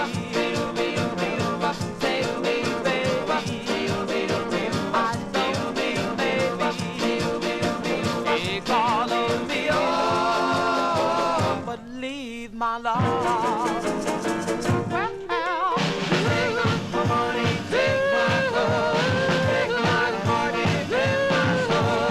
Take my money, take my love, take my money and my soul. But leave my love.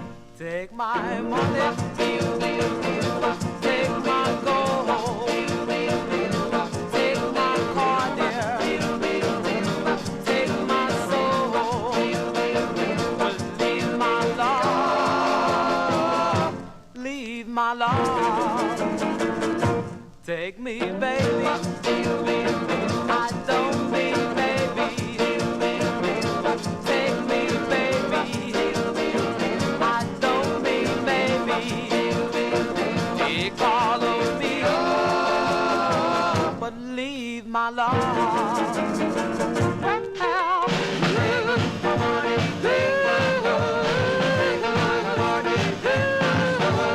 Take my money, take my love, take my money, take my soul. But leave my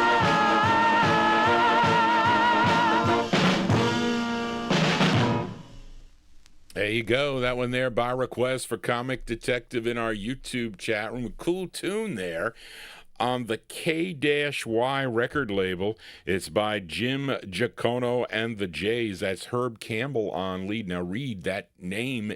The lead is not on the second one that I showed you that had 45 RPM and had records on it. It's like different, but it's kind of a grainier press.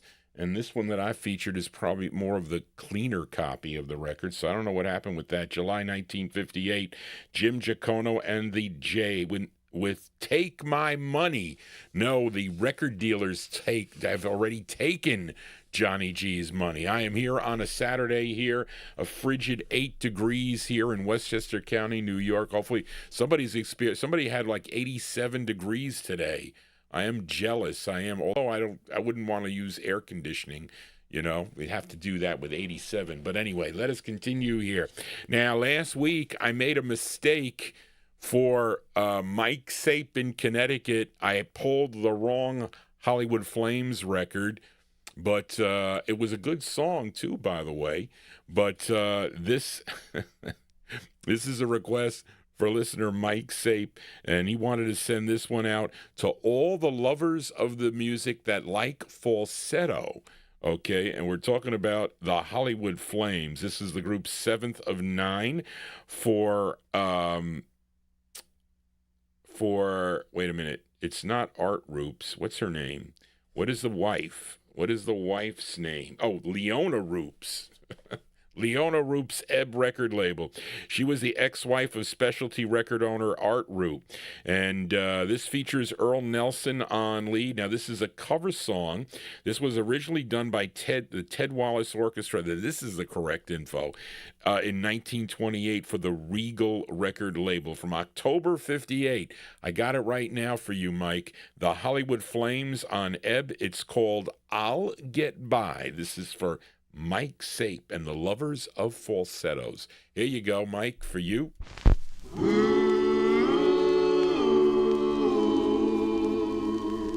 I'll get by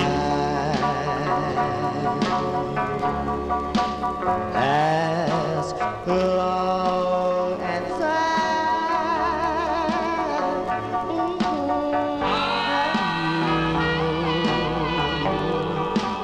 though there'll be rain and darkness too, I'll not complain. Oh, I'll see it through. Poverty may come to me, that's so true. But what care I say? I'll get by as long as I have you.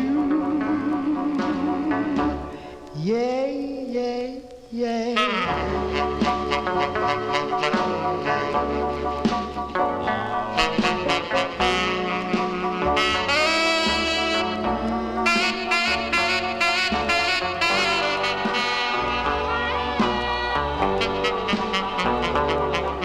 But what can I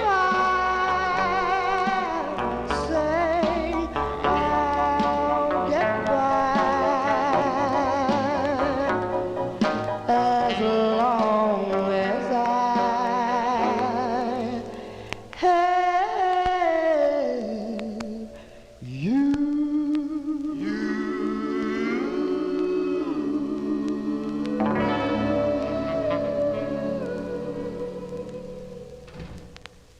That's October 58 release there, going out to Mike Sape in our YouTube chat room. The Hollywood Flames with I'll Get By on the Ebb record label. That is Earl Nelson. Did I say Dave Ford? I hope I didn't say that. Earl Nelson.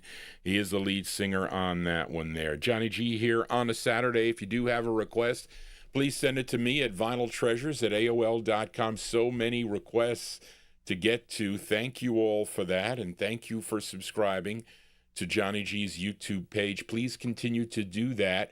I will do more spontaneous shows here just to play records. Maybe tomorrow night I will. But let us continue here on the Vinyl Treasure Show. Last minute request for Joseph Smith, a.k.a. Oldies Fan. As I was looking for that other Dale Wright record, I couldn't find it, but I found this one on the Laurie record label. It's Styrene, and I hate Styrene 45s, I do. But this gal, born Kathleen Ann Zaleski, okay, she was from Lawrenceville, was a suburb of Pittsburgh, Pennsylvania, but she recorded as Kathy Lee, and she is the sister of Jim Zaleski of Mike and Jim that recorded for the Josie record label. Now, Oldies Fan requested her release on the Laurie label. This came out in October of 1958. This tune written by Austin Gums, Elmer Willett, and Morris Natten. Now, her brother, Jimmy, is singing and playing guitar on this, and this is from October of 1958. Let's give a listen to Kathy Z on the Laurie label for Oldies Fan. It's called Buzzin'. Here you go, Joseph, for you. Her name is Kathy Lee. Buzzin'. Here we go.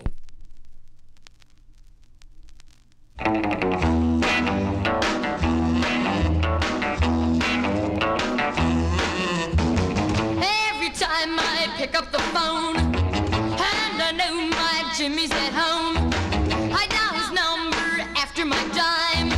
He buzzes busy at the end of the line, buzzing in the daytime, buzzing in the nighttime, buzzing in the afternoon, buzzing in the daylight, buzzing in the twilight, buzzing by the light of the moon.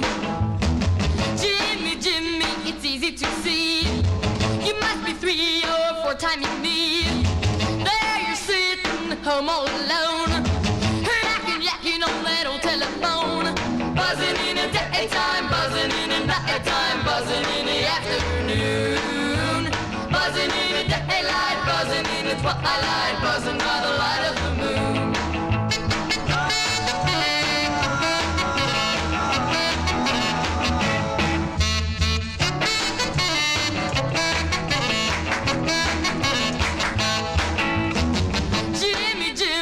Tell me the truth. Is it a house or a telephone booth? I get a feeling things ain't the same since you started this buzzing game. Buzzing in the daytime, buzzing in the nighttime, buzzing in the afternoon, buzzing in the daylight, buzzing in the twilight, buzzing by the light of the moon.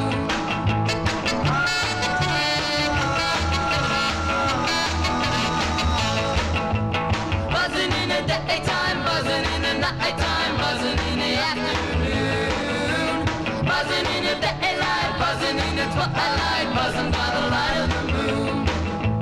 Buzzing in the daytime, buzzing in the nighttime, buzzing in the afternoon, buzzing in the daylight, buzzing in the twilight, buzzing by the light of the moon.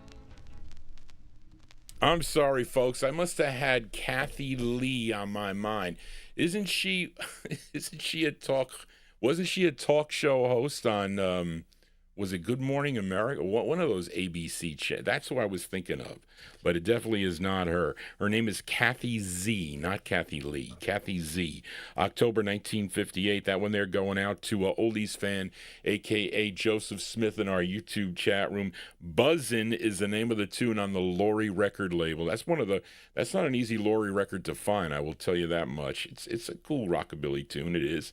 But she's got some more things here. Charlene says that in 1959, she had a release on Elmer Willett's Willett label out of McKeesport, Pennsylvania, as Kathy and Jimmy Z, called Santa Claus Rock and Roll. Really? So that must be not a common record anyway, but let's continue here.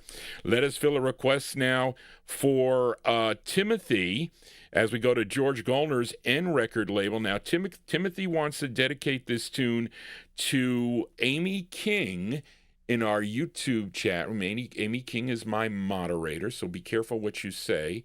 I told her that she is to, if you say things This is a nice, safe chat room here. We don't want to have any kind of political comments and whatnot.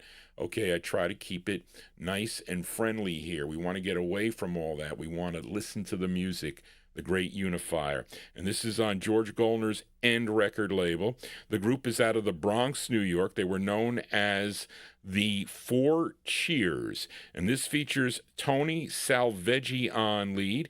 And it's a song he co-wrote. This is from September 58. This record is as old as your disc jockey, Johnny G. The Four Cheers, by request for Timothy, sending it out to Amy King. It's called Fatal Charms of Love, the Four Cheers on End. Here you go, Timothy, for you.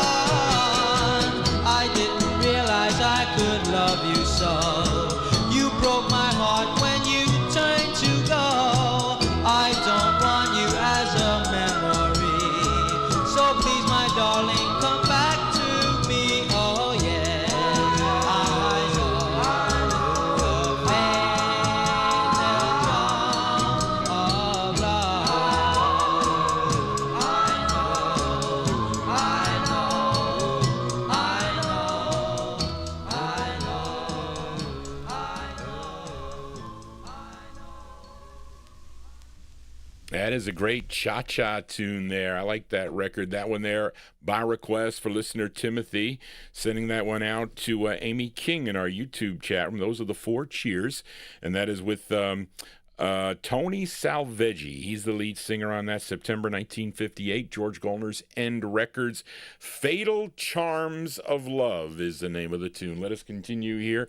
Let's fill a request now for listener Graylin, a.k.a. G-Dog, in our YouTube chat room. This rockabilly and bluegrass guitarist, banjo player, harmonicist, and singer born Charles Edward York in Harlem, Kentucky, and the first recording in 1957 for 1957 on King and 1958 on the Sage label.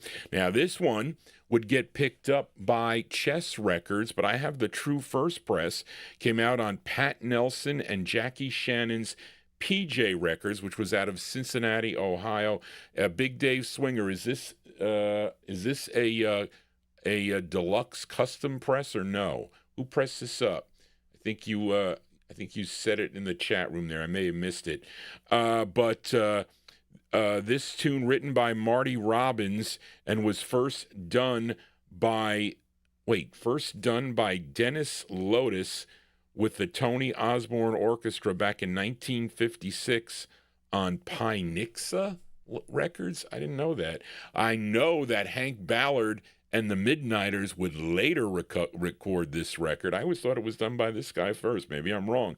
But anyway, this is for Graylin in our YouTube chat room, June 1959. Let's give a listen to Rusty York on PJ Records. It's called Sugary. Here you go, Graylin, for you, Rusty York. I got a letter from my baby. She said she's coming home today. I got a letter from my baby. She said she's coming home today. Oh well, my baby wasn't lying. She was coming home to stay. Sugary, sugary, sugary, sugary, sugary, sugary. Don't you know I love you so? I got a pencil and a paper, and I sat right down to write. I got a pencil and a paper, and I sat right down to write. I said I miss you in the daytime, but I miss you more at night. Sugary, sugary, sugary, sugary, sugary, sugary. Don't you know I love you so?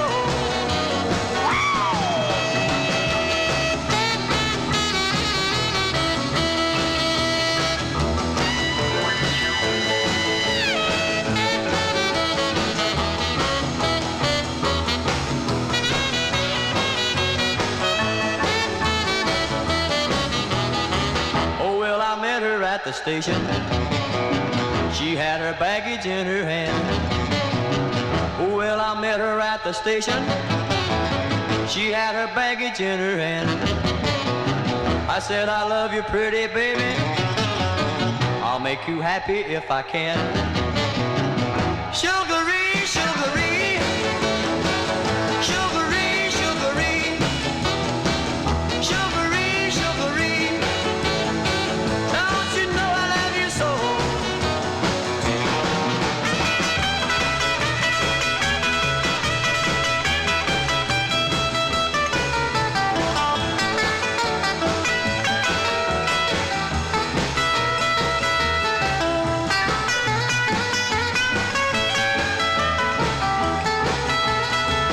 Sugary, sugary, sugary,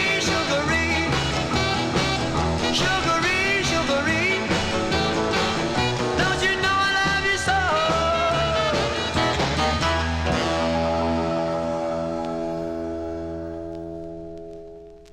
There you go. That one there by request for Graylin, a.k.a. G-Dog, in our YouTube chat room. That's a pretty cool record. I haven't played that record. It's been sitting down in the no humidity basement for years, since Greg Surik sold it to me many, many years ago. He charged me $60 for that 45. It's a nice copy, too. It plays better than the chess copy that I showed you there. But I had it sitting in the box for a long, long time.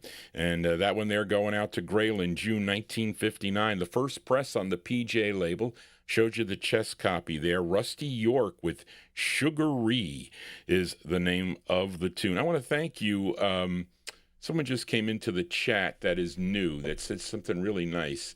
And he said that this is one of the best. I really got to thank a lot of my listeners that have communicated with me. It's interesting that they want to talk to me on the phone. And I've had so many great conversations with many of the listeners that have contacted me. So I really want to thank you. Don't let my peers see that you're saying this is one of the better shows that you've seen, because they're not going to like to hear that. But anyway, I like to hear it. So I really have to thank everybody, and thank you all for subscribing to the show.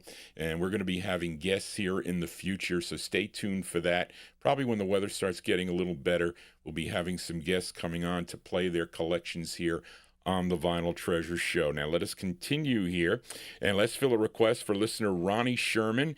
And the first time I heard this record was on George Tompkins' He was at Westchester Community College. I used to write into him. I was in high school. I didn't know anything about the music, but I learned a lot from George Doowop Tompkins, and I learned about this record. I forget where I got it from, but I guess we'll say it's the debut is it? This group called the Chessmen.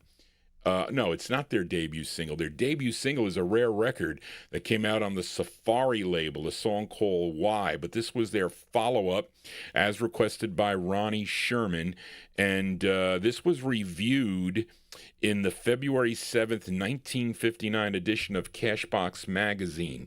And it features Bobby Fuentes on lead. This is from January 1959. It's for Ronnie Sherman. These are the Chessmen. It's on Mirasonic Records. It's called I Live for You. Here you go, Ronnie, the Chessmen.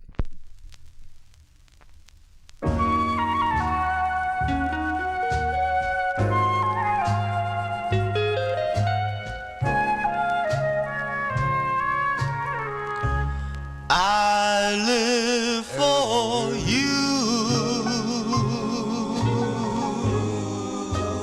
all the whole day through, with each setting sun and a new day that's begun. I live for you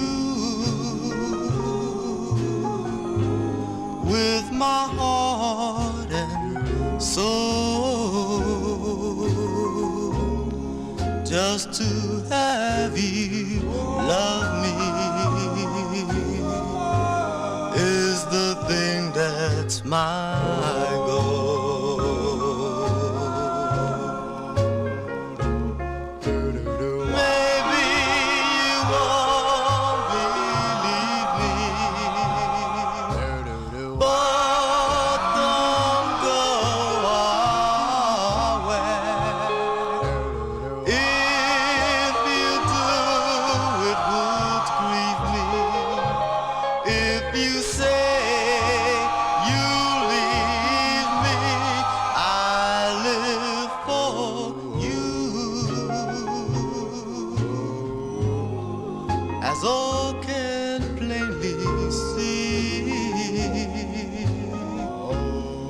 All I want, dear, is you live for me.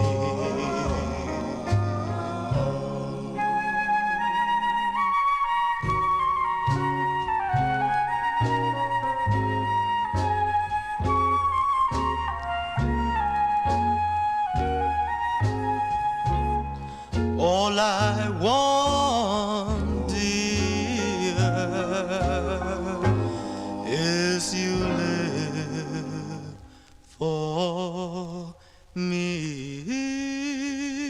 I live for you.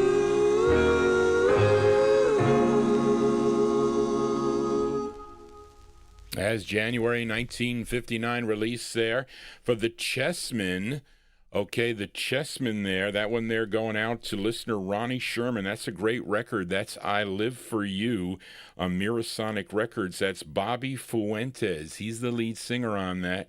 And, of course, Bobby would later sing lead for the Preludes 5 on the Pick label in 1961. That's another great two-sided 45. Johnny G here on a Saturday evening spinning your 45s.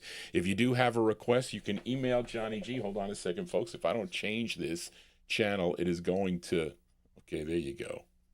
I don't want it to like shut down. It's going to make that loud sound. I had they had Batman on before. I had the... what was it? The Colossal Man was on. I told you I'm into 1950s horror flicks. It is, but not while I'm doing the show, of course. It was just in the background. But anyway, so if you do have a request, please email Johnny G at vinyltreasures@aol.com. The show is getting really big. It's a really big shoe now, I have to say, as we continue here. Let's fill a request now for Drummer Man Ray Boom Boom Seismeric. And thank you, Ray. Ray is one of the many Vietnam veterans that tune into the program. You know, I have many veterans that tune into this program. Thank you all for your service, and thank you all for tuning into the Vinyl Treasure Show. If I could really bright up your day or evening, that is the intent of this program to do. And I always appreciate when Ray makes comments about the program here. And I know I have many veterans that are tuned into this program again, so thank you all for your service. And thank you all for being here. But he requested this singer from Atlanta, Georgia, was one of the first artists to sign with Fred Foster's Monument label back in 1959.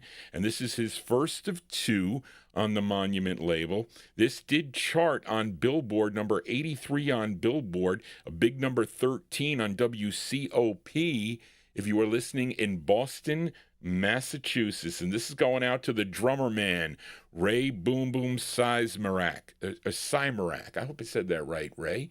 Please forgive me if I have not. February 59. His name is Stan Robinson. Stan Robinson on Monument Records. It's called Boom a Dip. Boom a Dip Dip. This is for drummer man Ray Boom Boom. Here you go, Ray, for you.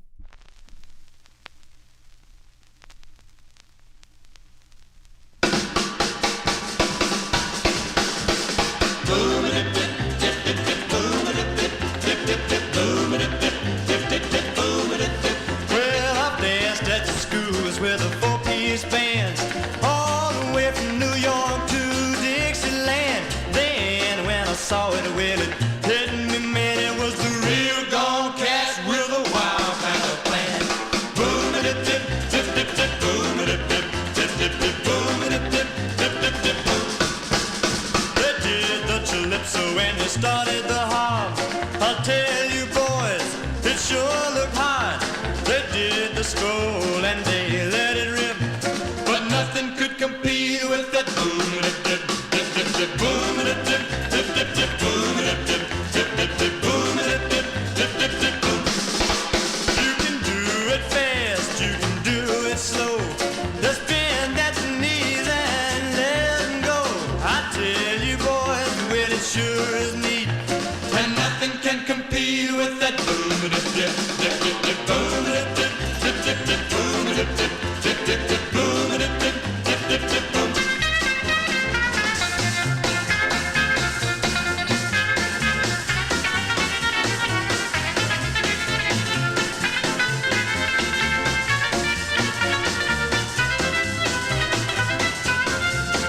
You can do it fast and you can do it slow. Just bend at the knees and let them go. I tell you, boys, well, it sure is neat, and nothing can compete with that boom and a dip, dip, dip, dip, boom and a dip, dip, dip, dip, boom and a dip, dip, dip, dip, boom and a dip, dip, dip, dip, boom. Boom and a dip, dip, dip, dip, boom and a dip, dip, dip, dip, boom and a dip, dip, dip, dip, boom.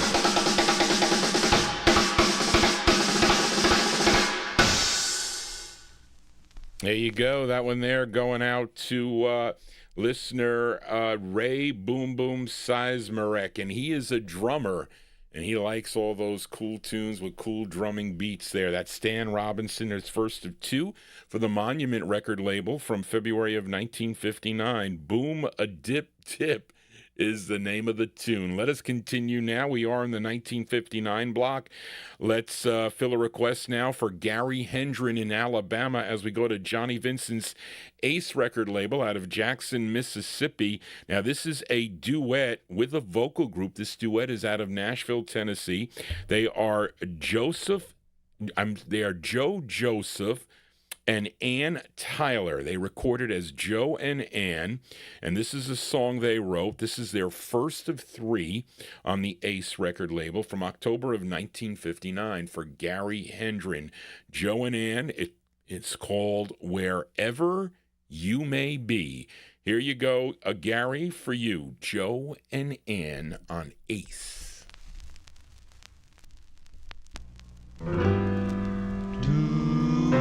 Doo-wop, doo-wah, doo-wop, doo-wah, doo.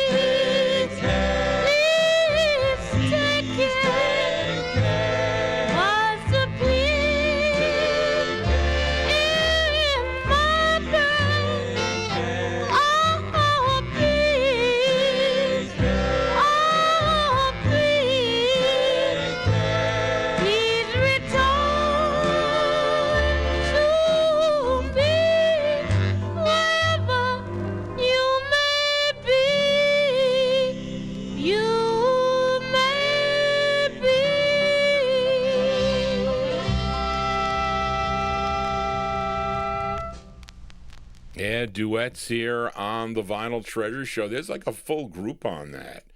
I wonder who that group is backing them up there. But anyway, there you go for Gary Hendren in Alabama. Joe and Ann is their name. Joe and Ann, their first of three on the Ace label from October 1959. Wherever You May Be is the name of that tune. That's Joe Joseph and Ann Tyler. And we continue here, and we move into 1960 now and fill a request for listener John Engstrom. I was looking through records, and I pulled out a whole bunch, and I said, I wonder if these are on John's list. Okay, so I looked, and I saw that he was looking for this record, so it's nowhere, or at least he doesn't have a copy of it, but he's going to record it off my show. This is actually a girl group. This is on, I think, let me see here. This is, you know who owned this label? Image Records. Bill Lowry, I think. This is Bill Lowry's Image label, okay, which is from, I think, Atlanta, Georgia. Now, the interesting thing about it is that on the label, I mean, the group says they're the Mellow Tones, MELO-TONS. But then it says of, and I don't know if there a Boonesville, Mississippi. I mean, I didn't tell Charlene about this because I wanted to. I just didn't have the time. But whoever owned this record, whoever was, maybe they gave it out as a promo or whatever, but they wrote here, the Mellow-Tones, and it looks like Boonesville, Mississippi. Is that correct? Is that a place? Okay, I don't know. But I didn't get a chance. Or whatever. It looks like Mississippi. I don't know what else it could be. It looks like MISS. But this tune written by Sue McCutcheon and Ruby Penna, who probably are this group, or maybe it's another duet. I don't know. But wait. I don't know. I can't read. Ivart's got something in there. I don't know if that's a mistake or what. But and the other interesting thing is that Charlene, where'd you find this date, Charlene? I mean, it's not that bad, but it's on here. It's a stamper, September 5th of 1960. And Charlene's got June of 1960. So that's close enough for government work anyway. In Mississippi. Thank you, Ed Brown.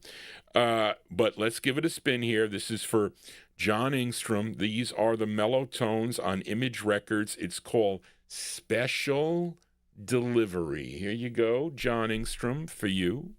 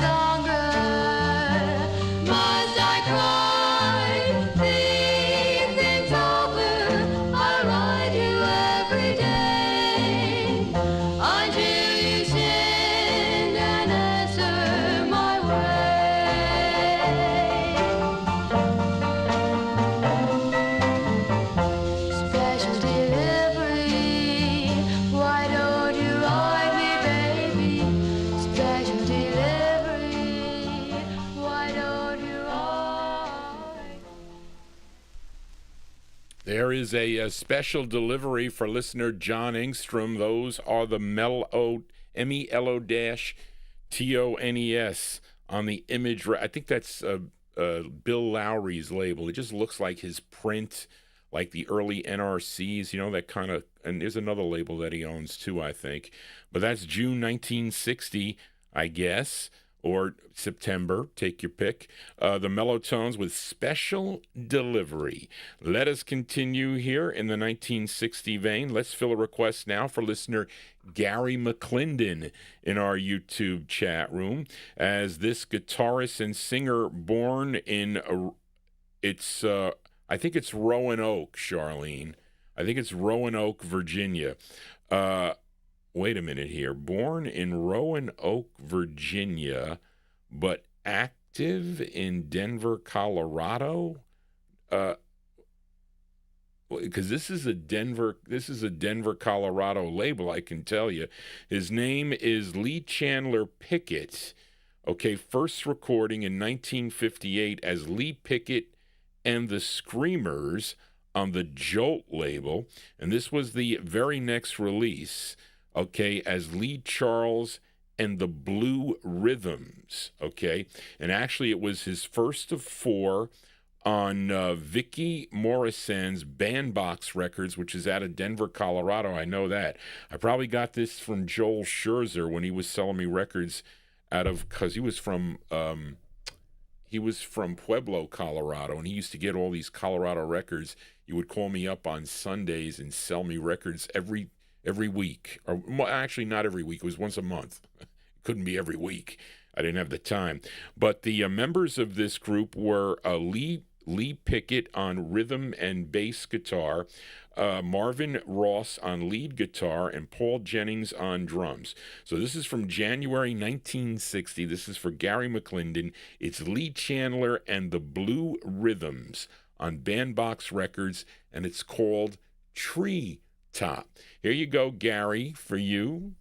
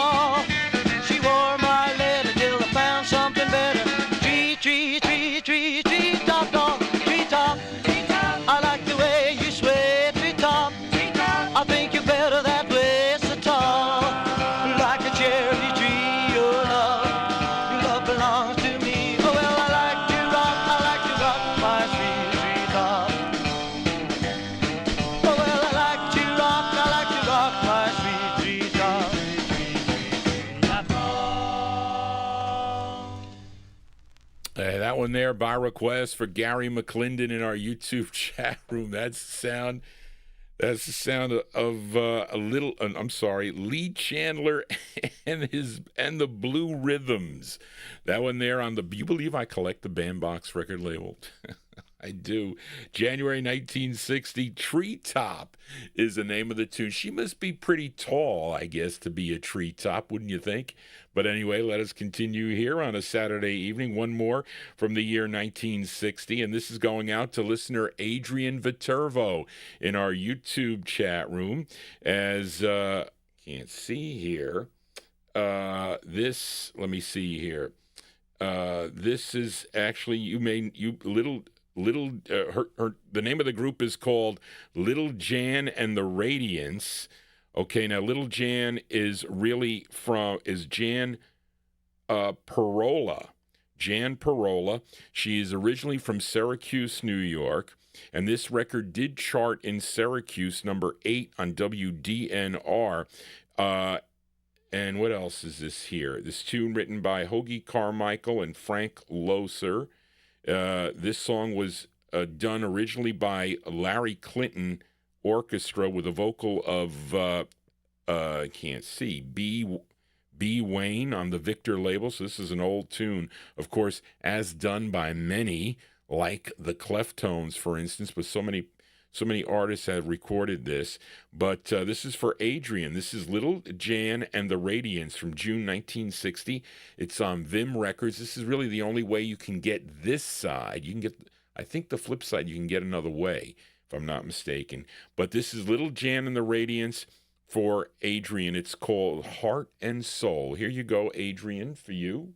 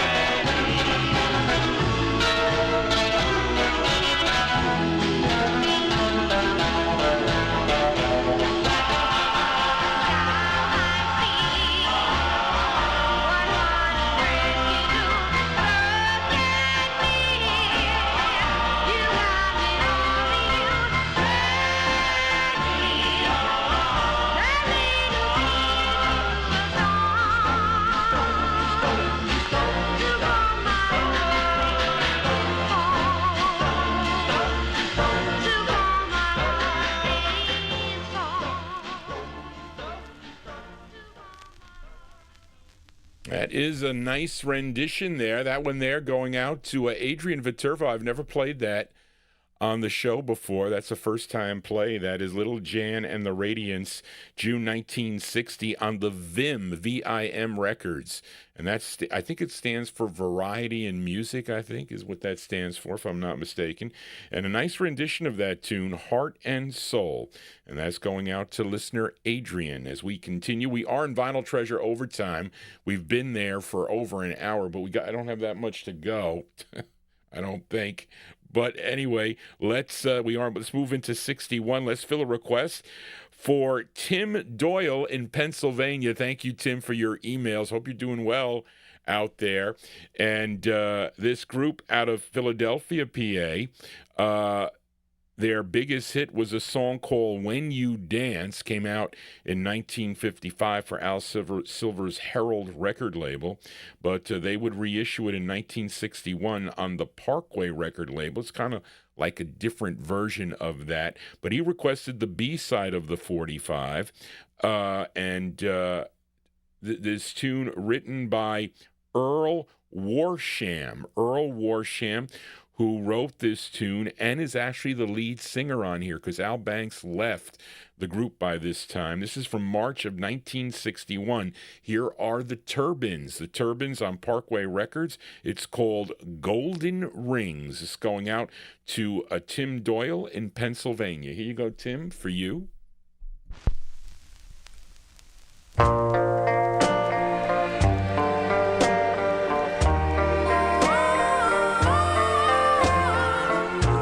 These golden rings that I give you tonight will live in my heart and in my memory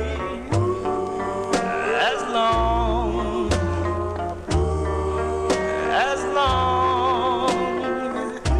as you belong to me. These golden rings that I had blessed for you in the chapel on the hill, where someday, yes we will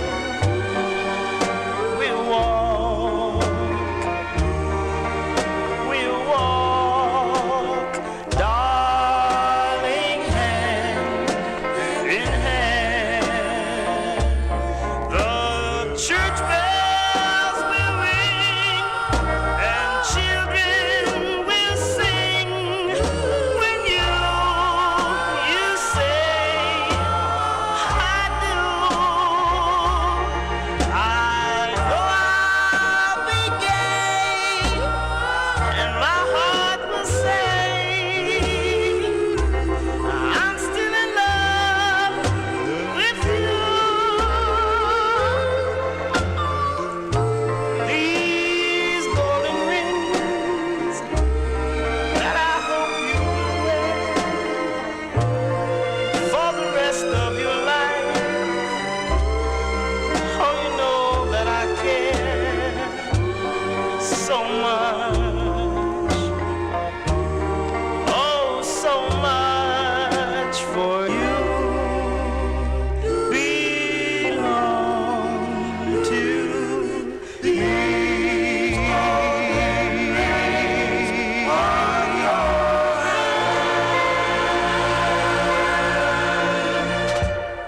Yeah, it's a nice tune there. That one there going out to listener Tim Doyle in Altoona, Pennsylvania.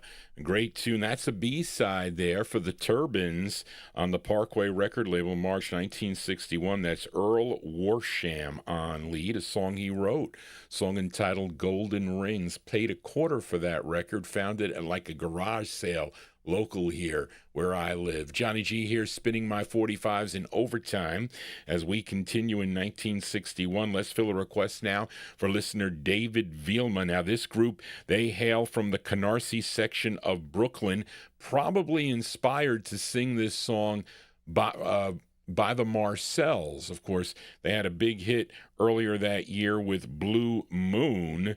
This song co-written by the lead singer of the group. His name is Cecil Davis. Okay, this is for David Vielma from December 61. They were called The Calendars. The Calendars on the Coed record label. The song is called I'm Gonna Laugh at You for David Vielma. Here you go, David. The Calendars. Mom, ha ha ha, he he, and I'm gonna laugh at you. Mom, rip yep, I'm gonna laugh at you. Mom, rip yep, I'm gonna laugh at you. Mom, rip yep, I'm gonna laugh at you.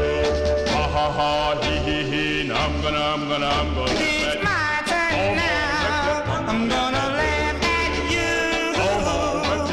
The way you broke my heart. He's gonna break yours too. I'm gonna laugh You at you. thought I was hurt, but I was laughing up my sleeve. I can't hardly wait to see a new love leave. Oh, when you're telling all your girlfriends you put me down, but I don't really care. When they find out you're the biggest clown, I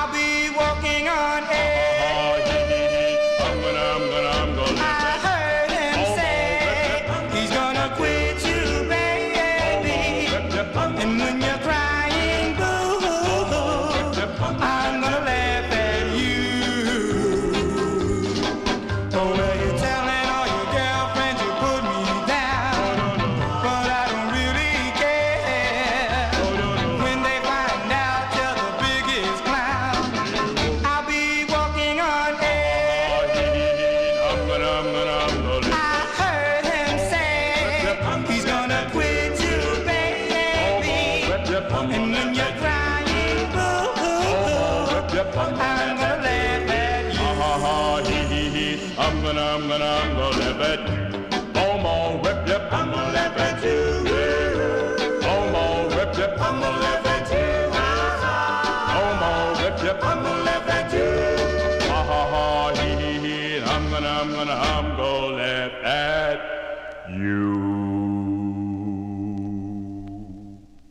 Yeah, December 1961, taking a riff from the Marcel's Blue Moon, but they're called the Calendars. The Calendars on the Co-Ed record label. Lead singer there, Cecil Davis.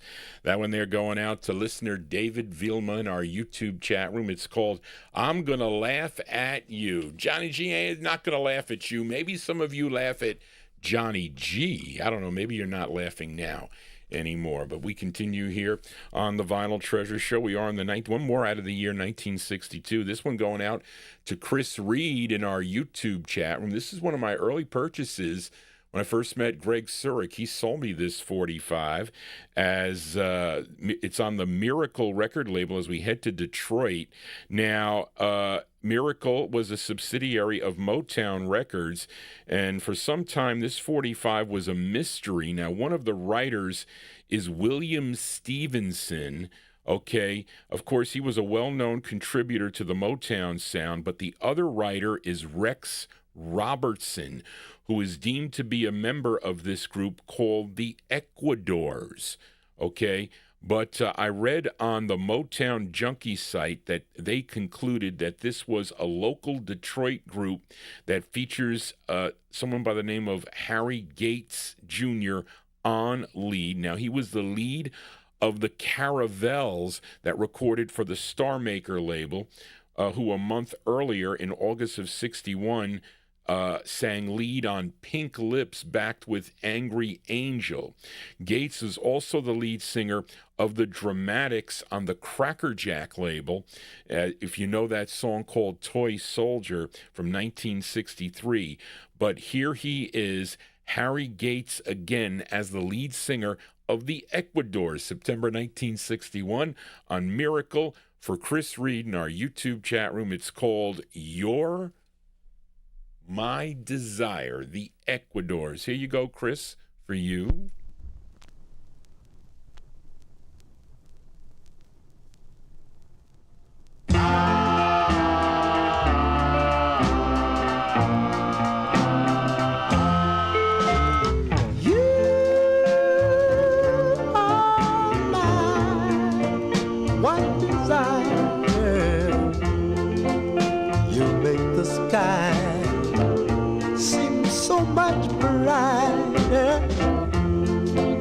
There is something I know I can't live without you.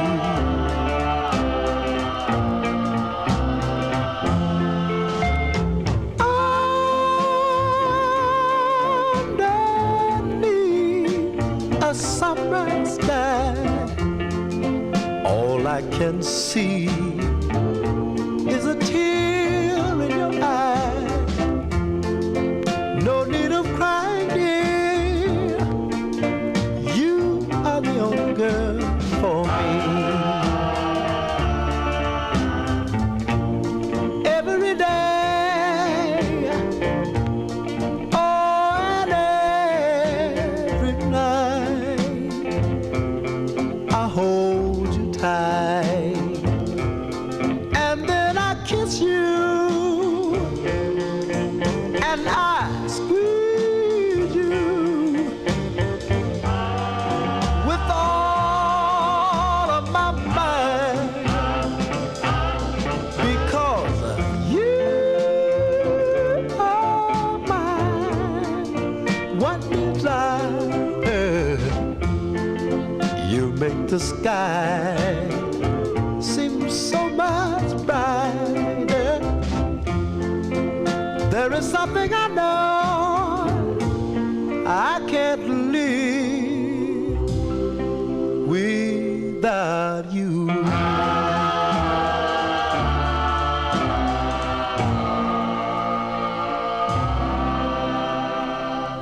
My one desire.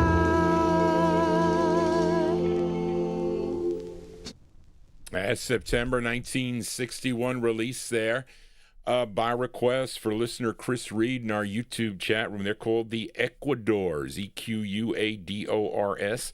It's on Berry Gordy Jr.'s Miracle record label. I hope I said miracle. You're My Desire is the name of the tune. That's Harry Gates on lead. He was also lead singer of the Caravels that recorded for the Star Maker label, and the Dramatics that recorded for Cracker Jack. You know that cool tune called Toy Soldier. Johnny G is your disc jockey for a Saturday evening. Let's move into 1962. Fill a request for listener Jack Saperstein in New Jersey. Jack, this exhausts your request. You're going to have to call me back for some more requests, as I bought this record in a deal with Chris Varelis. Okay, Chris Varelis used to buy a lot of records from Chris long time ago, but this lead singer of this group, he hails from Bayonne, New Jersey. He was previously member of a group in 1958 called The Temptations that recorded for Herman Lubinsky's Savoy Records. Not The Temptations from Detroit. Totally different group. Temptations that recorded for Savoy.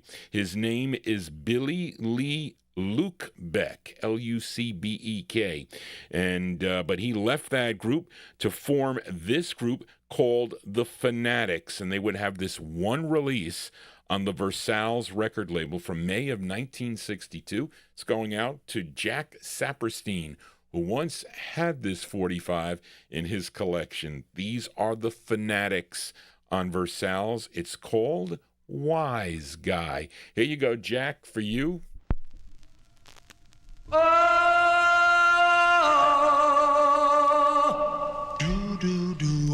wise guy, that's me. I fooled around, but I couldn't see a girl who loved me so tenderly. A pretty girl named Marie.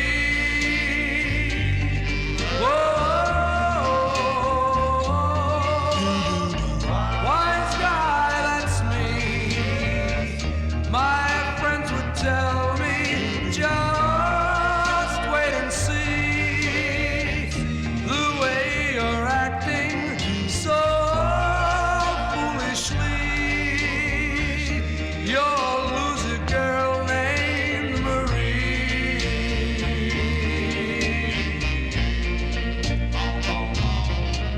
She told me she loved me when we were alone. I laughed when she planned on our future home. When we went to parties, I wouldn't dance.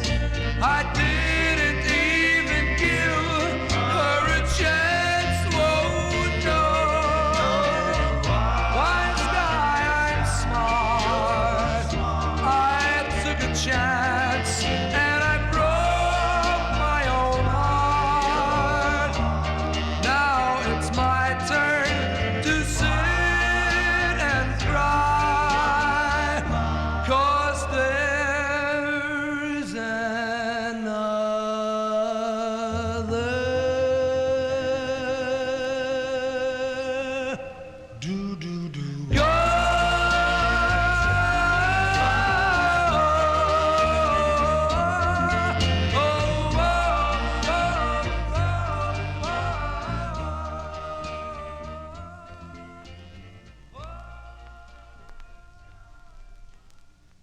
There you go. That one there going out to Jack Saperstein in New Jersey. The sound of the Fanatics.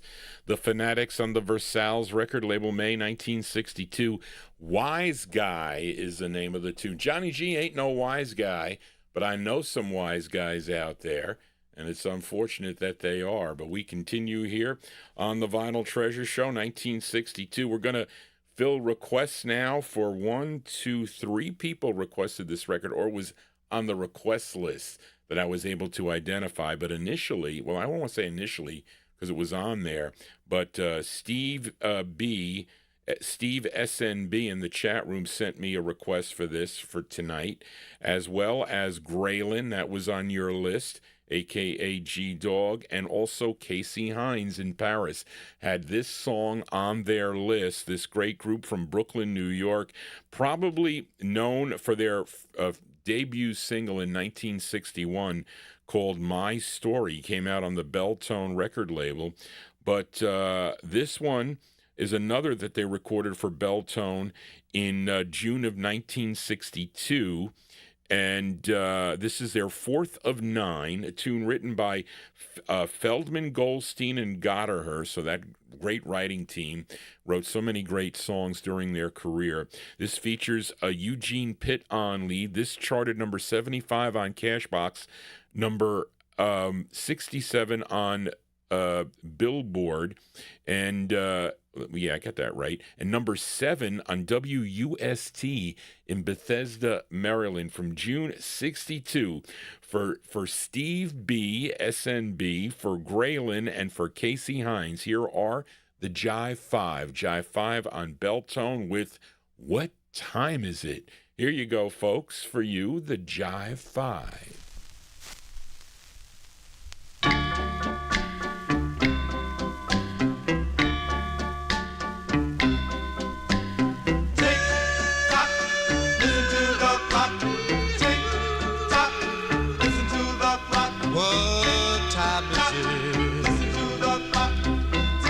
Just got to know what time is it? It's 5 o'clock. 3 more hours to go till I hold her in my arms and tell her that I want her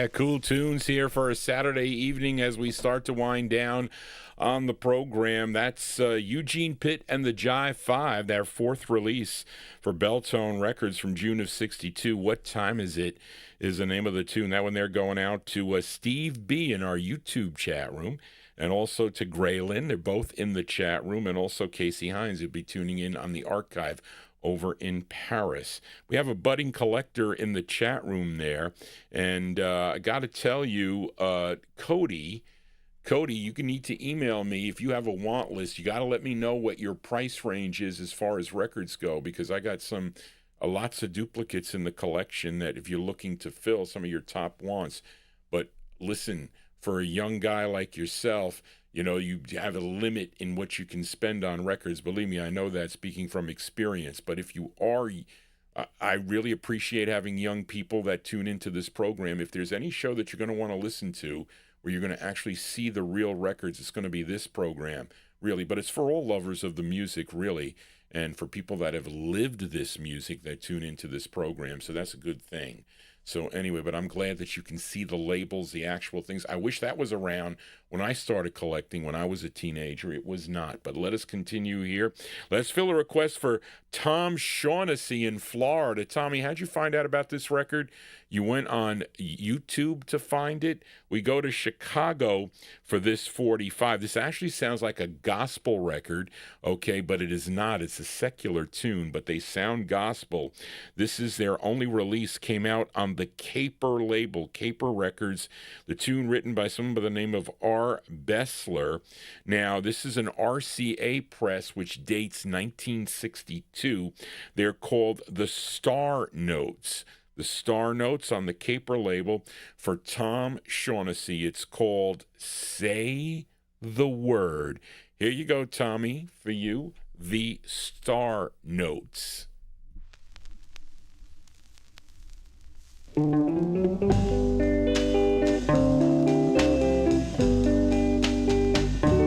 Just say the word,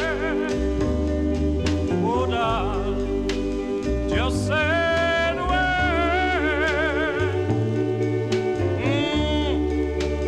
Tell me that you love me. Just say the word. You could make me feel good, oh darling, if you only would. Why don't you tell me that you love me? You love me. Just say the word.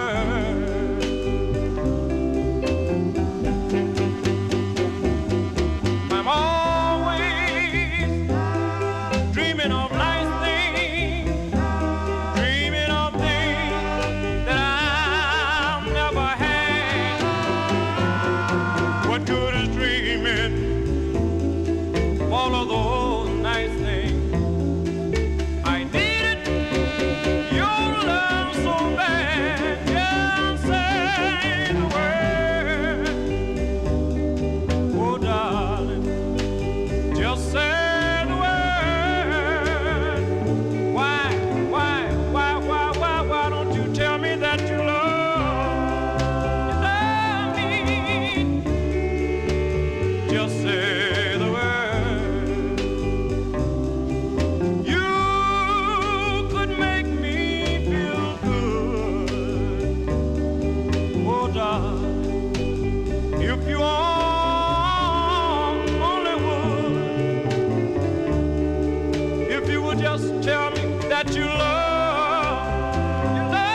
me. Just say the word, say the word, say the word. Oh, say the word, say the word.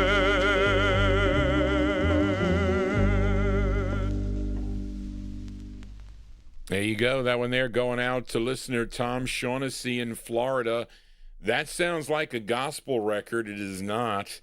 Okay, but it's the Star Notes. The Star Notes from 1962 on the Caper, K-A-P-E-R, Caper Records. Say the word. 3 more 45s to go before we sign off here for this evening. Let's move into 1963 now. Fill a request for listener Joe Shacatano. Was not in our chat room tonight. He was under the weather this evening, but he will tune in, and I'm sure this is a late hour for Joe, so he's going to tune in on the archive. And he requested this group you all know out of Newark, New Jersey. So many great hits through the years.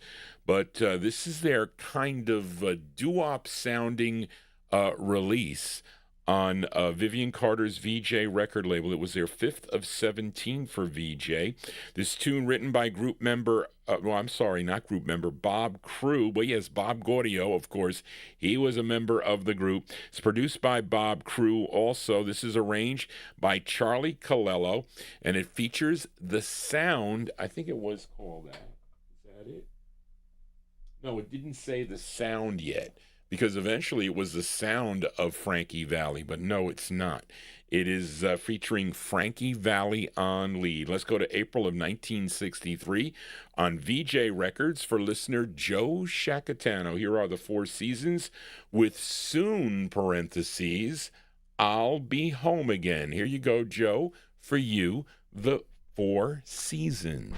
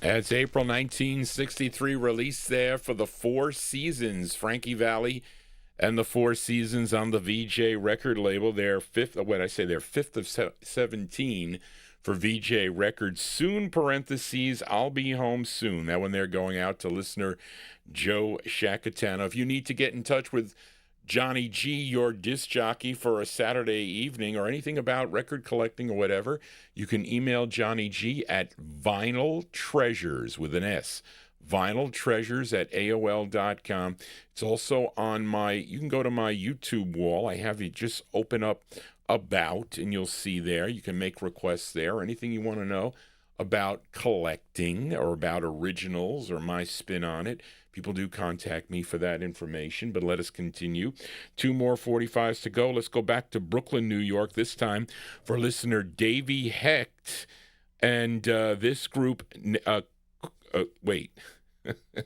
this group called themselves, the Camelots, after the musical Camelot. They first recorded for the Anko label back in 1963. I played them not too long ago. I forget who requested For You. Who requested For You? Kid Kilowatt, maybe?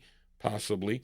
But then they had releases on Crimson and then on Al Silver's Ember record label. And this tune written by S. Clark. And who are these people, Charlene? but this charted number 13 on WTRY in Troy, New York. This is from August of 1954, 64, not 54, 64. Here are the Camelots for Davy Hecht on Ember Records. It's called Pocahontas. Here you go, Davy, for you, the Camelots.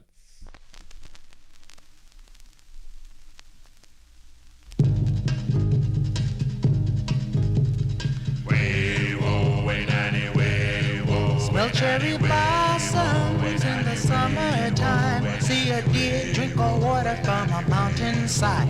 To know all of these things that surround you are true. To know they mean love and laughter and they're meant for you. Pocahontas,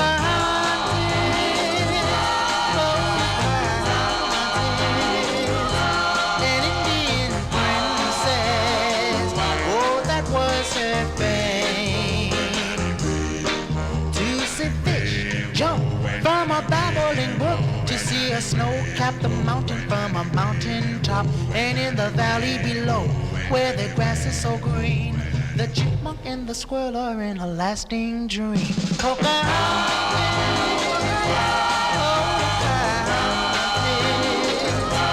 an Indian princess. Oh, that was her fame. She had long black hair and a feather in a bonnet. She wore moccasin boots with 100 frills upon it.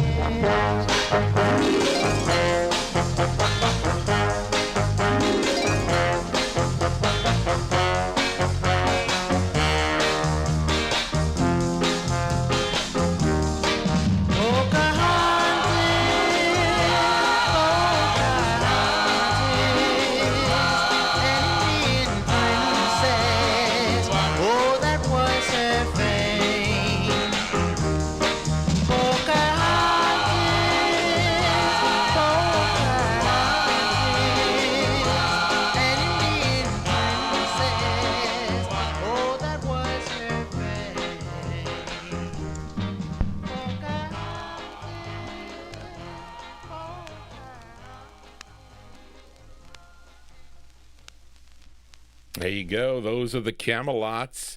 Camelots on the Ember record label, August 1964, song entitled Pocahontas. That one they're going out to Davy Hecht. You know, I bought that record from Ripley, the late Ripley. I think he was charging, it was basically like $3 a piece. And he would send me, I still have his little, like the receipts. He would just list them all on the sheet, and it would be the total. And they were cheap back then, you know, and I would get records like that from Ripley. As I miss Ripley, I do. But anyway, that's going to do it for Johnny G and the Vinyl Treasure Show. I want to thank you for joining Johnny G, listening to these cool requests by all my great listeners. So thank you all for tuning into the program, also your communications. I hope you enjoyed the show tonight, as I enjoy playing my records, if you can't tell. But I just want to thank everybody for that, all the emails and all the correspondence. It's really mind-boggling, really, to have so many great listeners tuned into the program. I hope it's entertaining for you and fun, really, and educational, a lot of people. And it's good because I have other people in the chat room that I have knowledge that I don't have. And they kind of, and we all learn about this music, and we'll never forget this music. So that's why I feature it here on the program. And plus you get the added view of Johnny G with his fedora on. But I want to thank everybody for tuning in. Thank you, Charlene, again, for all your help. Charlene is my administrative assistant that helps me with the compiling the requests and also the research. I will be back on Wednesday evening at 9 p.m. Eastern Standard Time, 9 till about 12:30 or so. That's the Soul Show. If you like Soul 45s, tune into that program and email me with your requests at vinyltreasures@aol.com. Some of you owe me some requests, but believe me, I'll never run out of 45s. I found so many down in the basement. I just don't have the time to clean them all. My hand was like, I had like carpal tunnel on my hand today because I couldn't like pick up the needle. And I only cleaned 18 records for tonight's show. But anyway, I want to thank everybody for tuning into the program again. And what did I want to say? Okay, we're going to close the show tonight. I apologize, Chuck Mitchell. I thought I had this record on the original label, 620. I did not. It was checked off unless I'm missing it. Okay, so I don't know where it is because I received an email from Chuck Mitchell, and he said, Johnny, do you have this record by the Swinging Hearts on the original label? You know, they do a great tune called Spanish Love. I think that's it.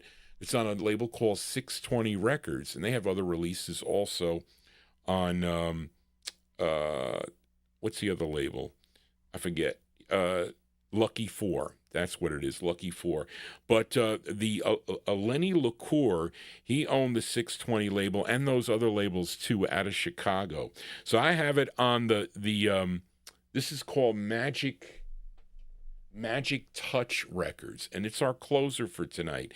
This released in November of 1965. This is a 6-man group from Robbins, Chicago. Okay, as I mentioned, recorded for Lucky Four, Diamond, and this label, Magic Touch. This is their, it's their second of 3 for 620. Okay, and I have this reissue on Magic Touch. The song written by the lead singer of the group, his name is Morris Spearman. Okay, so let's give a listen to our closer tonight, which is for Gary Mitchell, the Swingin' Hearts, and it's called You Speak of Love. But there you go. So I got the second press here, which is on Magic Touch Records. That's going to do it, folks. Thank you all for tuning in. Want everybody to have a safe and happy week. If you are new to the program, I hope you would consider subscribing to my YouTube channel. It kept the copyright police away. They didn't shut me down. But that is the main thing. I don't want them to do that. But I'll be back next Saturday night beginning at 9 p.m. with all your requests that we play the music chronologically, folks. So everybody stay well, stay warm, and I'll see you next time right here on the Vinyl Treasure Show. Just want to say, everybody, so long. Here you go, Chuck, for you, the Swingin' Hearts. You speak the words of love.